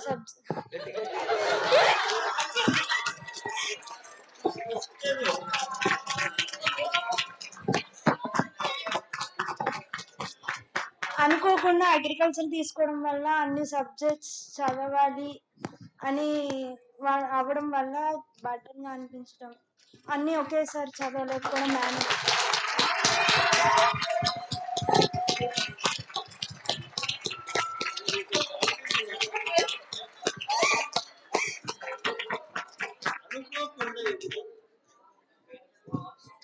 అంటే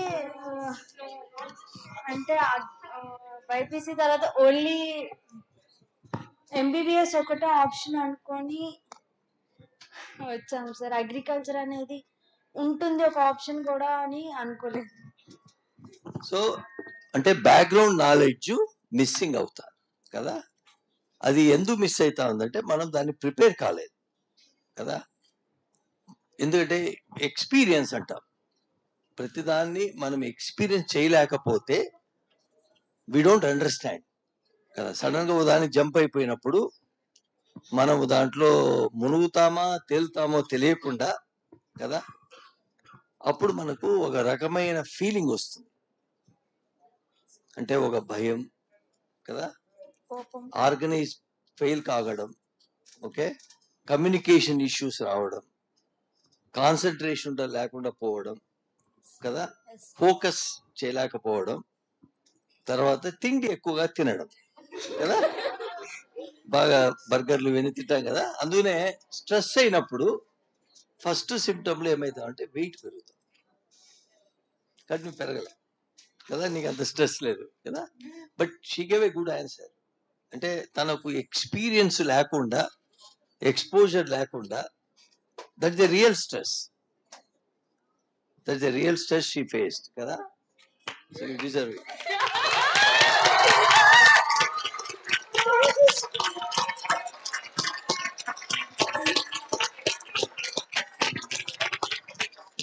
ఓకే, మీలో ఎవరైనా ఎమోషనల్ గా ఇన్వాల్వ్ అయ్యి 2 నిమిషాలు డాన్స్ చేసేవాళ్ళు కావాలి. ఎందుకు అంటే మీరు పొద్దున ఎంతమంది అటెండ్ అయినారో నాకు తెలియదు కదా. మీరు క్లాసు పొద్దున ఎంతమంది అటెండ్ అయ్యారు, వసుజ వాళ్ళ అమ్మాయి పొద్దున చిన్న అమ్మాయి డాన్స్ చేసింది. మీరు ఎంతమంది వాచ్ చేసినారో తెలియదు. అమ్మాయిని డాన్స్ ఆడుతూ ప్రతి పదాన్ని కూడా ఉచ్చారిస్తూ అమ్మాయి చేసింది కదా. దాన్ని మిమిక్ చేసే కెపాసిటీ మీలో ఎవరికున్నా ఓకే 200 రూపాయలు ఇస్తాం మేము. ఎందుకు అంటే కోఆర్డినేషన్ అంటాం కదా, అంటే ఇన్వాల్వ్మెంట్ కావడం. ఎందుకు మీ ప్రశ్నలు చెప్తున్నా అంటే మనము చేసే ప్రతి పనిలోనూ ఓకే ఇన్వాల్వ్మెంట్ అనేది తెలిస్తే ఆ దాంట్లో మనం ఇన్వాల్వ్ అయ్యి ఎమోషన్ టచ్ అయినప్పుడు బ్రెయిన్ బికమ్ యాక్టివ్. ఓకే నేను 2 నిమిషాలు మాట్లాడుతూ మీరు అంత ప్రిపేర్ కండి డాన్స్ చేసేవాళ్ళు. Okay anybody can dance. 1.5 kilograms ఉన్న బ్రెయిన్ లో ఓకే ట్రిలియన్స్ ఆఫ్ న్యూరాన్స్ ఉంటాయి. ప్రతి న్యూరాన్ కు కనెక్షన్స్ ఉంటాయి. ఏ న్యూరాన్ లో అయినా సర్క్యూట్ కనెక్షన్ సరిగ్గా లేకపోతే ప్రాబ్లమ్స్ వస్తాయి. Autism is one such problem. మీరు ఎందుకు ఆటిజం గురించి ఎంత మాట్లాడుతున్నామంటే మీకు ఎమోషన్ గురించి తెలుసు కదా. కొంతమంది ఏడుస్తారు, కొంతమంది భయపడతారు, కొంతమంది సూసైడ్ లెవెల్కి వెళ్ళిపోతారు, డిప్రెషన్ అంటారు, యాంగ్జైటీ, సో మెనీ కదా. కోపం, తర్వాత కొంతమంది నెగిటివ్ థింకింగ్. వాళ్ళకి ఏం చెప్పినా వాళ్ళు we cannot do. First answer is we cannot do కదా. ఇంకా కొంతమంది ఏమంటే మీరు ఏం చెప్పినా దాన్ని నెగిటివ్ గానే థింక్ చేస్తూ పాజిటివ్ మైండే ఉండదు కదా. సో ఇలా రకరకాల బ్రెయిన్ యాక్టివిటీస్ ఉన్నాయి మనకు. 1.5 కిలోగ్రామ్లో ఇంత జరుగుతా ఉంది కదా. దీంట్లో ఏది ఉన్నా మీ బ్రెయిన్ ఎఫెక్ట్ అవుతా ఉంటుంది. అర్లీ ఫేజ్ లో మీ ఏజ్ గ్రూప్ వాళ్లకు స్ట్రెస్ ఉంటే ఏమైతుంది, మీకు అర్లీగా ఓ రోగం వస్తుంది కదా. దాని పేరు చెప్పగలుగుతారా? Blood pressure. ఓకే అందుకనే ఇప్పుడు number of blood pressure people very high. ఎప్పుడు 32 ఏళ్ళు 35 ఏళ్ళకే మీకు బ్లడ్ ప్రెషర్ వస్తాం కదా. So we don't want you to feel that. ఎందుకంటే 35 ఏళ్ళకు బ్లడ్ ప్రెషర్ వచ్చినప్పటి నుంచి మాత్రం వేసుకుంటారు కదా. So you need to understand health is very important. ఎందుకంటే if you don't maintain your mental health that's very crucial కదా. ఇప్పుడు ఈ అమ్మాయి చెప్పినట్టు నాకు ఇది కాదంటే ఇంకోటి చేరొచ్చు. నువ్వు ఇప్పుడు మెడిసిన్ చేరాలంటే ఎంబీబీఎస్ఏ చదివే పని లేదు కదా. You can become a medical scientist కావచ్చు, ఇంకోటి కావచ్చు. There are so many opportunities in the world. కానీ ఎప్పుడు కూడా ఆ ఫీలింగ్ అంటే పాజిటివ్ మైండ్ సెట్ లో మీరు చేయగలిగితే your brain is going to be very active. ఇప్పుడు నేను ఎందుకు డాన్స్ చేయమన్నాను? Can you one tell? One relaxation. Why you relax?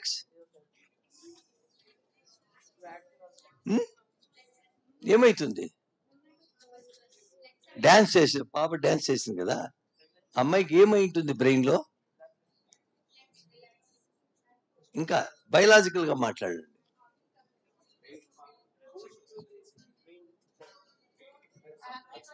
So emotional hormone.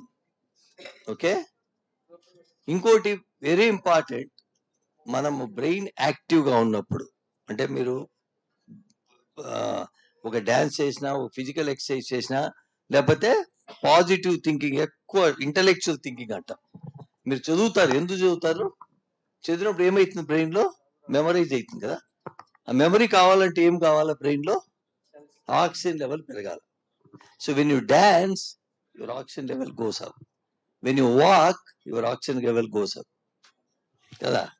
మీరు కోపం చేసుకున్నప్పుడు ఆక్సిజన్ లెవెల్ పెరుగుతుందా? పెరగదు కదా. So your oxygen is very important. మీరు పీల్చే ఆక్సిజన్ లో 80% is used by your brain. So if your brain is not using oxygen properly, you are calling stress and all kinds of depression, everything will happen there. First, oxygenation is very important. Keep your self healthy, keep your self positive mind కదా. Negative mind పెట్టుకుని మీరు ఏమైనా సాధిస్తారా? You don't achieve anything కదా. What you do? Negative mind పెట్టుకుంటే కోపం వస్తుంది, gossip mind వస్తుంది. See, when you have a stress and when you don't organize your brain, there are 7 adaptations అంటాం. దాంట్లో ఫస్ట్ సిండ్రోమ్ ఏమంటే గాసిప్ సిండ్రోమ్ అంటాం. అంటే ఉన్నది లేనిది మాట్లాడి మనలో ఉన్న బాధను బయటికి కక్కడం ఉంటుంది కదా. మీరు అంటే మన అది ఏముండదు అక్కడ. అయ్యో నేను అక్కడ చూసిన అదంతా ఉంది అంటారు, లేకపోతే ఇది జరుగుతూ ఉంది అంటారు. అది ఏముండదు అక్కడ. ఎందుకంటే వాళ్ళ మనసులో ఉన్న ఆ స్ట్రెస్ను పోగొట్టుకోవడానికి గాసిప్ సిండ్రోమ్ అంటాం కదా. న్యూరో అడాప్టేషన్ అంటాం ఇవన్నీ.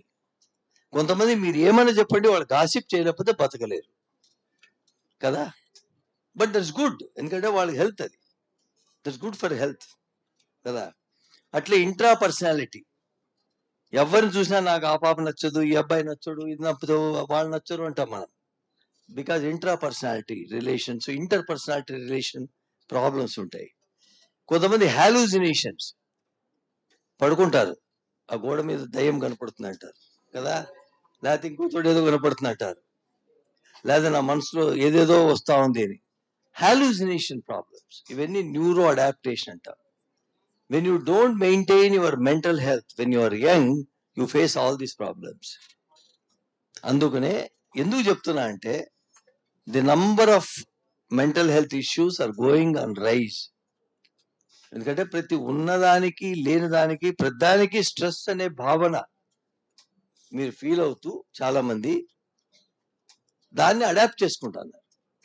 కాబట్టి బై 2050, మీరందరూ 2050 వరకు ఉంటారు కాబట్టి by 2050 number of mental health problems is going to be very high in the world. Imagine 2050 టైంకు అల్జైమర్స్ ఉండొచ్చు, పార్కిన్సన్ ఉండొచ్చు, ఇంకొక ALS problem, anything will be there కదా. 60 ఏళ్లకు మీరు నడవలేకపోతే ఏం లాభం? If you don't walk, what is use? కాబట్టి keep your mind and brain very active కదా. అంటే ఆక్సిజన్ బ్రెయిన్ కు ప్రాపర్ గా చేరగలగాలి. ఎందుకు స్టోరీ చెప్పినానంటే మనకు ఎప్పుడైనా స్ట్రెస్ అయినప్పుడు మనం అనుకుంటాం డాన్స్ చేస్తే స్ట్రెస్ తగ్గుతుంది అని. డాన్స్ చేస్తే ఆక్సిజన్ పెరుగుతుంది బ్రెయిన్ లో, కాబట్టి రిలాక్స్ మైండ్ వస్తుంది మీకు. So that minute you forget because you are getting involved into emotions.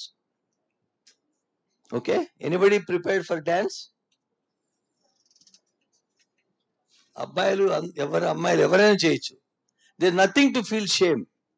Okay, you are dancing for your brain, mind it. You are not dancing for public కదా. మీరు dance మీ యొక్క brain కోసమే చేస్తున్నారు.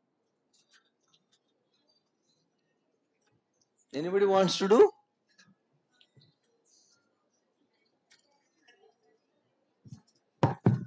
Okay, next question. Dance you can do at home, or your room, no problem. Okay, emotions antam. What is the definition of emotions? Can anybody tell?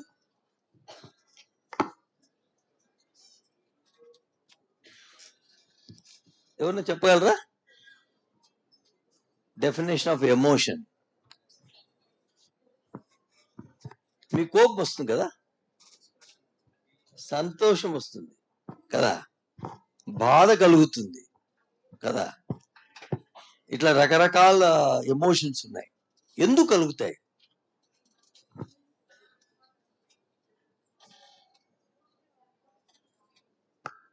అంటే మీకు ఎవరికి బాధ లేదు, సంతోషము లేదు కదా, కోపము లేదు, కానీ స్ట్రెస్ ఉంది మీకు కదా. ఇప్పుడు స్ట్రెస్ ఉందంటే అందరూ చేయిస్తున్నారు కదా. ఎమోషన్ వచ్చినప్పుడు ఎవరికి డిస్టర్బెన్స్ లేదు, కాబట్టి స్ట్రెస్ అనేది మీకు wrong answer. You don't have, if you have you had all these problems కదా. So these are the some of the background myths and realities అంటాం. Myth and realities of brain అంటాం. కొన్ని ఊహ, కొన్ని చదువు తెలియకుండా కొన్ని గూగుల్లో చదివి కొన్ని ఇమాజినేషన్ చేసుకొని వి ఫ్రేమ్ అవర్ ఐడియాస్ కదా. సో దీనివల్ల ఏమవుతుందంటే మీకు మెయిన్గా స్టూడెంట్స్లో ఏది ఉన్నా ప్రతిదాన్ని స్ట్రెస్ అనే డెఫినేషన్ చేస్తారు మీరు. మీకు నిజంగా స్ట్రెస్ లేదు. మీకు స్ట్రెస్ ఉంటే ఈ ఎమోషనల్ ప్రాబ్లమ్స్ అన్ని రావాలి మీకు కదా. So if you have an emotional disturbance you have stress. I know.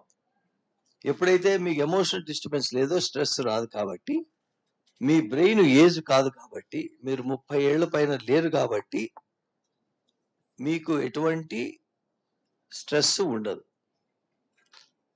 మీకు మిగిలిన ఒకటే ఆన్సర్ డిప్రెషన్ కదా. Can anyone tell depression?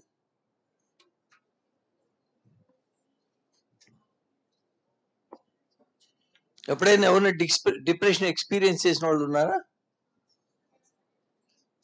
కదా. మీకు డిప్రెషన్ కూడా లేదు. So you are very healthy. Okay, now I open questions for you. మీరు ఏ క్వశ్చన్స్ అయినా మీకు సంబంధించింది కానీ మీ పక్కన వాళ్ళ గురించి ఎవరైనా మీ ఇంట్లో కానీ లేకపోతే మీ రిలేటివ్స్ కానీ మీ ఫ్రెండ్స్ కానీ ఏదైనా ఎక్స్పీరియన్స్ అయిన విషయాలు ఉంటే you can ask. We can provide a scientific evidence and support you people. Okay, because many people mental health అన్నప్పుడు ఏ ప్రాబ్లం వచ్చినా మనం ఇద్దరిని కలవాలి కదా. ఒకటి సైకాలజిస్టు, ఒకటి సైకాట్రిస్ట్. మీరు ఇద్దరిని కలవం. ఎందుకంటే వాళ్ళ దగ్గరికి పోతే ఏమంటారు చెప్పండి? ఏమంటారు? పిచ్చోడు అంటారు కదా. మీరు బెంగళూరులో వెళ్ళి నిమ్హాన్స్ హాస్పిటల్ పోవాలంటే ఎవరు చెప్పడు. నేను పిచ్చి ఆసుపత్రి పోవాలంటే సార్ ఈ బస్సు ఎక్కండి 369 పోండి అక్కడికి. సో అందుకనే మనకేమైతుందంటే ఆ స్టిగ్మా ఉంది ఇంకా కదా. మీకు ఏమైనా ప్రాబ్లం ఉన్నా మీరు చెప్పుకోలేరు. But you need to understand, you need to express. Is a field, medical field. Psychiatry, psychology అనేది క్లినికల్ సైకాలజీ మెడికల్ ఫీల్డ్స్ అవి కదా. మెంటల్ హెల్త్ ఇష్యూస్ నా అప్పుడు మన ప్రాబ్లం మనం చెప్పుకోలేకపోతే it's going to be terrific in your life. The number of cases are going up. ఎందుకంటే people are not diagnosed because you don't go to a psychiatrist and psychologist. భయపడతారు కదా. పోతే ఏం చెప్తారో కదా. You know the things. So this very important. You need to know about your brain. Because when you go to a psychologist మీ personality analyze చేస్తాడు. When you go to psychiatrist you will analyze your brain. మీ pattern చెప్తాడు. Whether you have any organic distribution parameters మీద చెప్తారు. So that you know that okay this problem I have కదా. మీకు తెలియకుండా మీరు దాచిపెట్టుకుంటే you are the loser. With life long you have to suffer. ఎందుకు లైఫ్ లాంగ్ సఫర్ అవ్వాలి చెప్తారు ఎవరైనా? మీరు బాగా ఏడుస్తారు కదా. ఏడ్చినప్పుడు తగ్గేదానికి మీ దగ్గర ఏమన్నా మెడిసిన్ ఉందా కదా. ఇప్పుడు నేను ఈ అమ్మాయిని ఏడవమంటాను, ఏడుస్తావా కదా. మెడిసిన్ ఇస్తాను కదా. మెడిసిన్ ఇప్పుడు ఏడ్చేయాలి కదా మనం. సో అంటే ఇమాజిన్ మనకి యాంగ్జైటీ వచ్చినా లేదా ఒక ప్రేమ కలగాలన్నా కదా, ఒక ద్వేషం కలగాలన్నా ఎవరి మీదన్నా, డిప్రెషన్ పారామీటర్ రావాలన్నా మీకు మెడిసిన్స్ లేవు. వచ్చేదానికి లేదు, క్యూర్ చేసేదానికి లేదు. మీరు ఎందుకు డిప్రెస్ అయిన ఎవరు చెప్పగలరా? Easy to tell. నో మా సార్ తిట్టినారు, లేకపోతే ఇది రాయలేదు, ఎగ్జామ్ రాయలేదు, ఇవే చెప్తాం కదా. అది డిప్రెషన్ రీజన్ కాదు అది కదా. You write another exam no.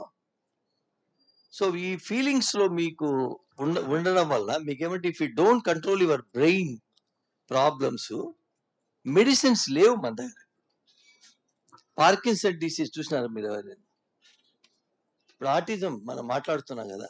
I don't know how many people red the news recent గా. మీరు ఈనాడు పేపర్ చదివినారో లేదో నాకు తెలియదు కానీ there is a couple in Hyderabad.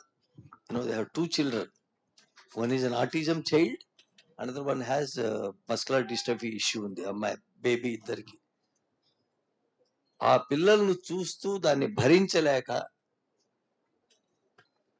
ఆ పిల్లలను వాళ్ళు అందరూ కలిసి చనిపోయినారు, ఆత్మహత్య చేసుకున్నారు.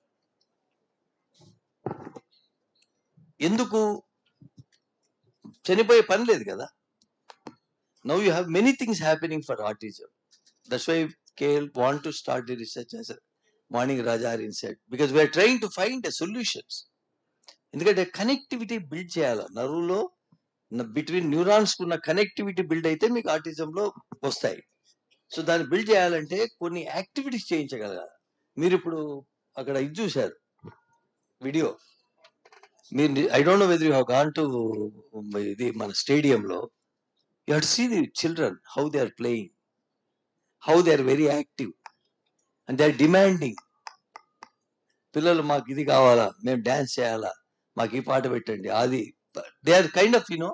So if you follow a systematic training for the children, you can build connectivity. ఈరోజు morning actually we should have a talk by doctor Sohana Chona from Delhi. ఆమె అంటే వాళ్ళకి ఇప్పుడు 24 years అమ్మాయి. ఓకే, మీరు ఎవరైనా తమన్నా అని వేసి చూడండి యూట్యూబ్లో. ఆమె ఎప్పుడైతే ఐడెంటిఫై చేసిందో వాళ్ళ బేబీని at age of less than year, she dedicate అంటే అమ్మాయి చదివే టైంలో అన్ని వదిలేసి she contributed to her child development. Today the girl is a good dancer, she a good singer. Autism అమ్మాయి, she speaks and she now a lesson whatever she learn from her daughter, she built a beautiful skill development programme for autism children, and she is going to support KL to build that skill development here. So we are going to have the children here to do that. ఎందుకంటే మీరందరూ పిల్లలు ఇక్కడ చదువుతున్నారు కదా, వాళ్లకు life ఇవ్వాలి. Somebody has to give life కదా. ఇప్పుడు పేరెంట్స్కి ఎంతసేపు నేను చనిపోయిన తర్వాత వీళ్ళ పరిస్థితి ఏమైనా క్వశ్చన్ రాకూడదు. We want parents to feel proud. అందుకనే today would have done a programme. పిల్లలందరిని పెట్టి వాళ్ళలో ఉన్న ఇన్నోవేషన్ బయటికి తీయగలిగినాం. మనం అనుకుంటాం, ఒరే మనం ఎవరికైనా చూపించి పెన్ను గీరంటే గీస్తారు కదా మీరు. అదే autism child thinks beyond you. వాళ్ళకున్న ఇన్నోవేషన్ మనకు లేదు నిజంగా. ఎందుకంటే we only copy, because it's available. ఇది గీమంటే ఇది ఎక్కిస్తాం, నేను చూసినాం కాబట్టి. Autism child thinks differently. So today we're wondering, మేము అది ప్రోగ్రామ్ పెట్టినప్పటి నుంచి నేను మన రాఘవరావు అండ్ టీంకి చెప్పి identify the innovations from this child. So we want to create a copyright for these children whom we think, they're impaired, but there's innovation in impairment. అని ఈరోజు పిల్లలతో చేయించాము. I just went there for a few minutes. You can't believe, వాళ్ళ imagination of writing was something extraordinary. So I hope we will at least register 4 children, their innovations into copyright. First time KL is doing in the country actually. అంటే impairment పిల్లల్లో innovation ఉందా కదా, it's a question. We always parents చెప్పండి, మీరు parents బయట పిచ్చరారు, ఇంట్లో పెట్టేస్తారు. But we want to create a future. ఇప్పుడు మీరంతా ఎట్లా ఉండగలుగుతారో వాళ్ళకు ఉన్న టాలెంట్ యూజ్ చేసి వాళ్ళ ఇది చేయాలి. When you go to Bengaluru, I don't no, somebody you go by flight, మీరు దిగినప్పుడు బస్సెస్ ఉన్నాయి అక్కడ. there is a small bus station near airport. Okay, airport లోనే మీరు వెళ్తే make sure you see that called Maitri restaurant అని ఉంది. is all owned by mentally and physically handicapped children. పిల్లలు కాళ్ళు సరిగ్గా ఉండదు, but they come to you. Sir కూర్చోండి, మీకు సమోసా కావాలన్నా, మీకు ఇది కావాలన్నా. వంట చేసేవాళ్ళు డిఫరెంట్, కానీ ఆ మొత్తం ఆర్గనైజేషన్ అంతా వాళ్ళే చేస్తున్నారు. So this is a life for them కదా. They need a life. Parents should not think what next. If they think what next, they will die. Honestly, they are going to kill themselves. So we have to protect. That's what Srividya was telling. All of us have a role to play. Tomorrow you are all going to be parents. You don't know what kind of things challenges you face, but you have to live life. Kada. అప్పుడు మీకు stress వస్తుంది, not now. కాబట్టి don't be stress right now, because you challenge yourself, do new things. ఎందుకంటే this the time, you are young people, no, you are all young and you have time and you have energy, you can do anything. I'm very proud to tell yesterday, ఈరోజు అంటే నిన్న రాత్రి 7 గంటలకు మొదలుపెట్టిన వాళ్ళు ఈరోజు పొద్దున 7 గంటల వరకు ఆ పిల్లల కోసము ఇక్కడ ముగ్గులు వేస్తూ ఆ బెలూన్లన్నీ కట్టి పిల్లలు, మన ఎన్ఎస్ఎస్, ఎన్సిసి, మన అదర్ స్టూడెంట్స్, ఫార్మసీ, వీళ్ళందరూ దే వర్క్డ్ హార్డ్. అంటే ఆల్మోస్ట్ 12 hours కష్టపడ్డారు పిల్లలు. It's a proud. ఎవ్వరు నా దగ్గరకు వచ్చి సార్ నాకు స్ట్రెస్ అయిపోయింది సార్ పొద్దున ఇంతవరకు ఎవరు చెప్పలే. So you enjoy, that's what I'm telling you. What ever you do, education కావచ్చు, ఒక డ్యాన్స్ కావచ్చు, ఒక యాక్టివిటీ కావచ్చు, do with emotion, positive emotion. ఎందుకు అంటే ఇది మా కోసం కాదు, for your brain. You don't be positive, you don't be happy for somebody కదా. మీరు హ్యాపీ ఉంటే మా పేరెంట్స్ హ్యాపీగా ఉంటారు అంటారు చాలా మంది, but that's true. If you're happy, your parents happy, all of you live 100 years కదా. మనం 100 years బతకొచ్చు, జెనెటిక్ క్లాక్ ప్రకారం 100 years ఉంది మనకు. కానీ అందరూ 50, 60, 70 కొడతా ఉన్నాం కదా. Why? Because of the healthy process. So you need to keep your brain healthy. So many of you don't understand. బాధపడ్డము, స్ట్రెస్ అవ్వడము, you think that's your solution. No, that's never be a solution. That's your next problem actually. అసలు stress పనే లేదు మీకు కదా. ఎందుకు పడాలి మనం? Why should you become stress? So problems వస్తాయి కదా, ఫైండ్ ఎ సొల్యూషన్. అరే ఆటిజం పిల్లవాడు, వాడికి అడిగిన ఇన్నోవేషన్ లో ఏదో గీయగలుగుతున్నాడు. Autism boy never said I'm stress కదా. So you don't become stress in your life. And very important, you have to keep your brain active, active and active. మీరు ఎంత బాగా ఆర్గనైజ్డ్ గా పనిచేయాలి. When you fail to organise, you become stress, because you don't know timing కదా. And you have to sleep. How many hours you have to sleep? Many of you have to sleep. Many of you, I don't know how many people don't sleep properly here. రాత్రి 10 గంటల నుంచి 6 గంటల వరకు నిద్రపోని అమ్మాయిలు చేయొద్దండి. చాలా మంది ఉన్నారు. I know you don't raise the hand కదా. You have a lot of problems. So you have to be think. You have to sleep this time. You have to maintain your quality food. You have to maintain your standard, and you have to maintain your life. అంటే 24 hours divide చేసుకోవాలి మీరు. When you divide, your brain takes organization process, because brain is not one activity. Do you know how many regions we have in the brain? Known regions are only 2,000. Unknown we don't know. ఎందుకంటే మన brain గురించి మనకు 20% మాత్రమే తెలుసు. Can anyone tell how much of percent of brain we are using? Or any of you are using?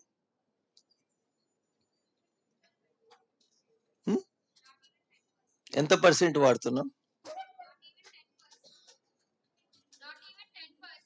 Who is that girl? Raise your hand. I'll give you a prize for it.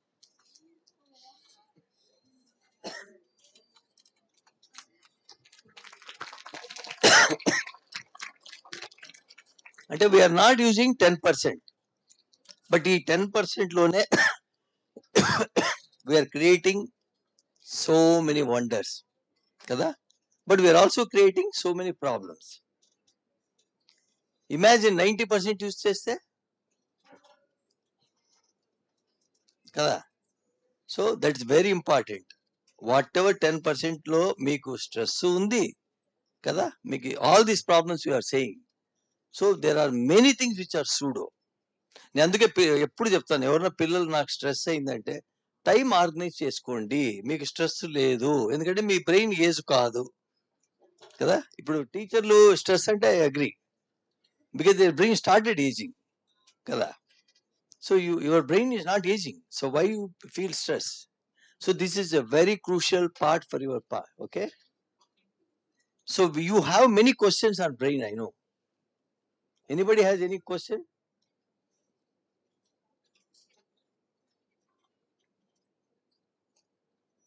Silence is your question. Correct? How brain become active when you are interactive? అంటే మనం ప్రశ్నలు వేసి మాట్లాడుతున్నప్పుడు బ్రెయిన్లో ఏమవుతుంది, సైలెంట్గా ఉంటే ఏమవుతుంది? Can anyone tell?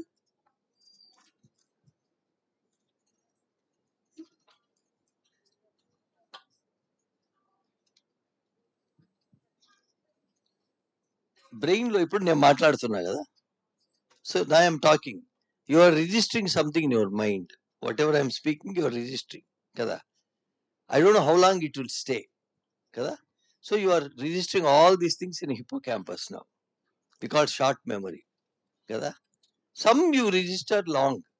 So even after 10 years, when you meet me, you say, Rao, you spoke about this. We were very happy to listen that time. Now I am following that. After 10 years, you tell me. That means it has come to here. From here, it has come to this place. Kada? So now that means your memories are very crucial. కదా.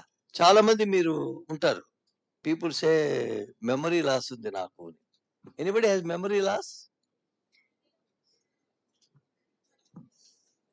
So when you read or write something, there is nothing you forget కదా. You forget when you don't like it, so that you remove from your brain కదా. So those are the activities happen in your brain, very important. ఎవరికైనా accident అయిందా ఇంతవరకు scooter? So did you have a head injury? లేదు. So because this is very important. Most of the time when people doing things, please protect your brain and spine. మీరు చాలా మంది చూసినారు లేదో, మనం పిల్లలను కొట్టేటప్పుడు కోపం వచ్చినప్పుడు ఎక్కడ కొడతాం? వీపు మీద కొడతాం కదా. So we injure children, you know that, because you have a spinal cord. ఇప్పుడు అదే ఇట్లా బట్టి కోపంలో కొడితే you injure the child, spinal cord regions. కొంతమంది ఇంతకుముందు, ఇప్పుడు ఇంకా తక్కువ, అది మొదట ఏం చేసేవాళ్ళు, ఇట్లా పట్టుకొని వంచి కొట్టేవాళ్ళు. People used to hit that. So those are the things you need to understand. Whenever you are driving, whenever you face accidents, you should be very careful with your brain. ఎందుకంటే ఏ ట్రామా కండిషన్ వచ్చినా మీలో, you will suffer lifelong, I am telling you. Okay. ఇంకా very important, I would like to conclude that, చాలా మంది మనం ఇల్ treat అంటాం. So if you face somebody, we say, oh, this guy is not good, that guy is not, all kinds of things we do. And the other person will suffer, kada? And you enjoy sometime. But you should be also very careful. When you insult somebody, if the opposite person registers subconsciously that, it is called mental trauma. So please avoid creating mental trauma to people. That's why I always tell, నేను ఎప్పుడు ప్రతి వాళ్ళకి చెప్తాను, because I give a lot of lectures, in many places. I tell, never commit suicide in life. Kada? You live for yourself. It's your happy life. Kada? నీకు boy friend ఉన్నాడో, husband ఉన్నాడో, ఉన్నా లేకపోయినా, you don't live కదా. You are born yourself. You are a queen of this world. They are the kings of this world. Kada? Why you have to lose your life? There's no way you lose your life. So that's one of the important thing. You have to be very strong and stable. Because things happen in life, kada. మనం ప్రధానికి కావాలంటే ఎన్నిసార్లు చేస్తాం? We cannot, So we need to be very strong in life. But remember, every one of you was born individually. కదా, మీరు ఎవరి కోసము పుట్టలేదు కదా. You are by yourself. So you are the kings and queens of this world. So live like a king and queen. Kada. So don't take too many things into angles, because that helps your brain to get into what you call decisive decisions. అంటే మనము సామంతరాజులు అంటాం కదా, At least you become a slave for your brain. So when you become, then you don't make a decisions. కదా ఎవరిని ఒక అమ్మాయి వచ్చి అడుగుతుంది, నాకు ఈ ప్రాబ్లం ఉంది, ఏం చేయాలి నువ్వు అని. ఏం చెప్తాం మనం? నెగిటివ్ చెప్పకూడదు ఎప్పుడు. We have to inspire them. That's where your teachers does that. Because when you don't write exam, you're not going to die. కదా నెక్స్ట్ అదే పెడతారు exam. That's what now the country is going. ఇంతకుముందు అయితే మేము చదివేటప్పుడు fail అయిపోతే ఫెయిలే కదా, మళ్ళీ నెక్స్ట్ ఇయర్ రాసుకోవాలి, లేకపోతే supplementary after 6 months. But now you don't have that problem.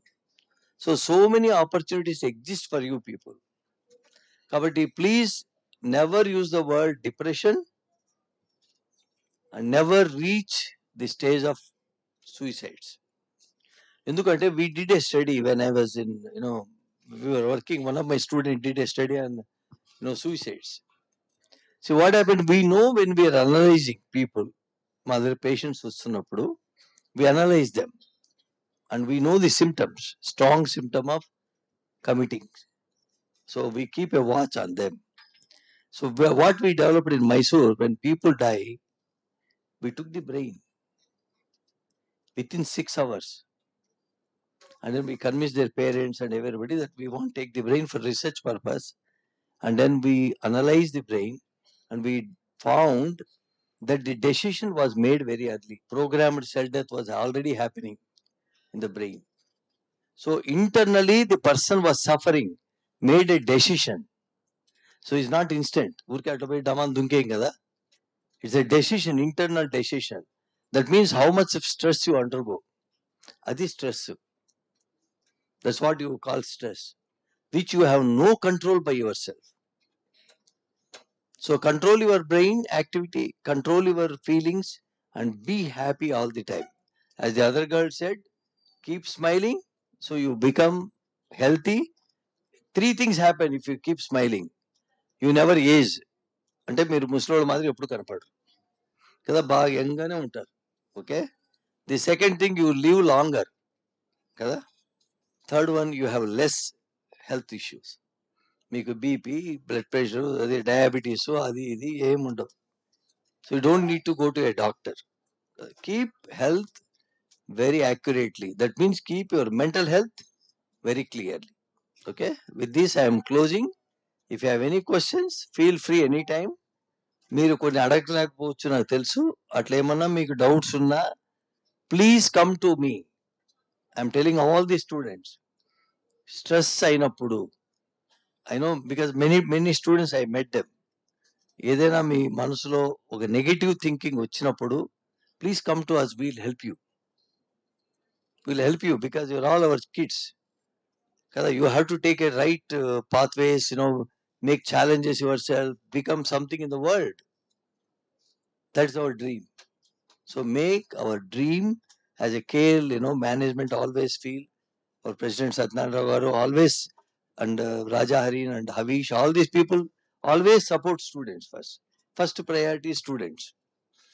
So when we have such a organization, take advantage of this. Fulfill your dreams, become our leaders. మీరు ఎంతమంది ఇంటర్న్షిప్ పోతారా, abroad పోతారా, you have lot of opportunities. I tell you, focus on them, become something, become wonderful people in the world. Okay. So keep smiling all of you. I hope everybody start smiling now. Okay. All the best.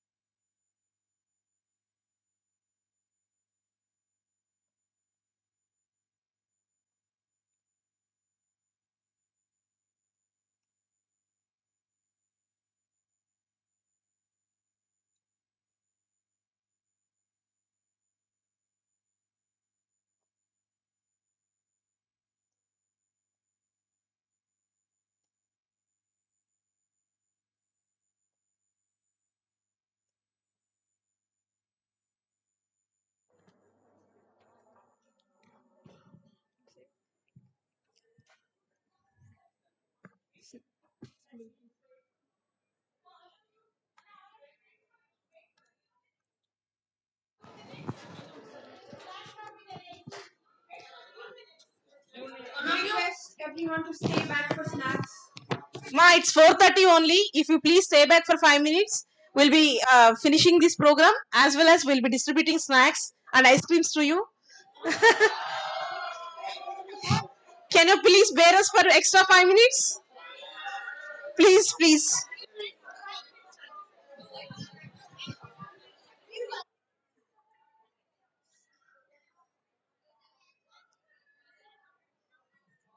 Thank you so much, sir, for such an insightful interactive session.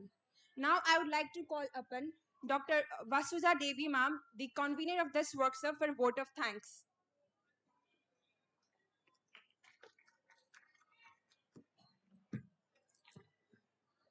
Good evening, everyone.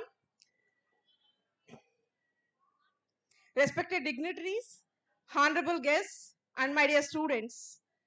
Good evening, one and all.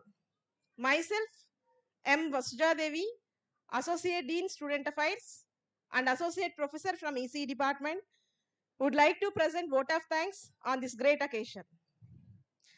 We have no words to thank every one of you who are behind this noble cause. First, our congratulations to all autism children whose imaginary visions and dreams are wonderful. We profoundly thank our Honorable President and Chancellor Sri Koner Satyanarayana Garu and Madam Kanchanlata Garu for their visionary guidance and achieve today's goals. Our special thanks to Vice President Sri Koner Raja Harin Garu and Sri Koner Havish Garu for their wonderful support with full dedication. Our special thanks to Dr. Pratima Murthy Garu, Professor Y. Aparna Garu, Sri P. Venkateswara Garu, Dr. N. Prema, Dr. Samuel J.K. Abraham, Dr. B. Srividya, Dr. K. Nagarjuna, Dr. Selina Shah, Dr. Shama Chona, Dr. Venkateswara Garu, Sri N. Ratnakumar Garu for their dedicated support for the cause of special children and their upliftment. And our special thanks to Higher Administration of KLEF, Vice Chancellor Dr. G. Padasarthi Varma Garu, Pro Vice Chancellor Dr. N. Venkatram Garu, and Registrar Dr. K. Subbarao Garu for their continuous guidance and encouragement. We extend our thanks to all the directors, deans, advisors, and head of the departments and other administrative authorities of KLEF for their contributions to organize this program successfully. My special thanks to our co-conveners of this program, Mr. Srikanth Reddy Garu, Dr. Pavni Madam, Dr. Subhakar Raj Garu, Dr. S. Lavanya Madam, and Innovation Chairs, Raghav Rao Garu, Alok Sir, Rajshekhar Garu, and all the other team, and for their dedication and seamless hard work to make this program grand success. I would like to extend my thanks to organizing team, Dr. M. Shivakumar Garu, Dr. K. Hemmalni Madam, Dr. P. Rajeswari Madam, Dr. D. Srinivas Sir, Miss E. Saumya, Dr. Chand Basha Sir, Dr. V. Divya, Lakshmi Lalita, Mr. Chandrasekhar, Mrs. Shobha, Mr. Srihari, Miss Anita, and for their continuous support in all the activities. Finally, I would like to thank our student coordinators for their creative artworks, hospitality, and contributions in various aspects of this program. And we thank NCC team, NSS team, Pulse ECE, ET facilities, P&D, discipline team, sports and transport department, print and electronic media. And I finally thank to Dr. K. Jagannath Rao Garu, Pro-Chancellor KLEF, who is the man behind this great success and successful organization of this program. And we look forward to establish a skill lab in the KLEF for the impaired and autistic children for their empowerment. Thank you one and all for your active participation.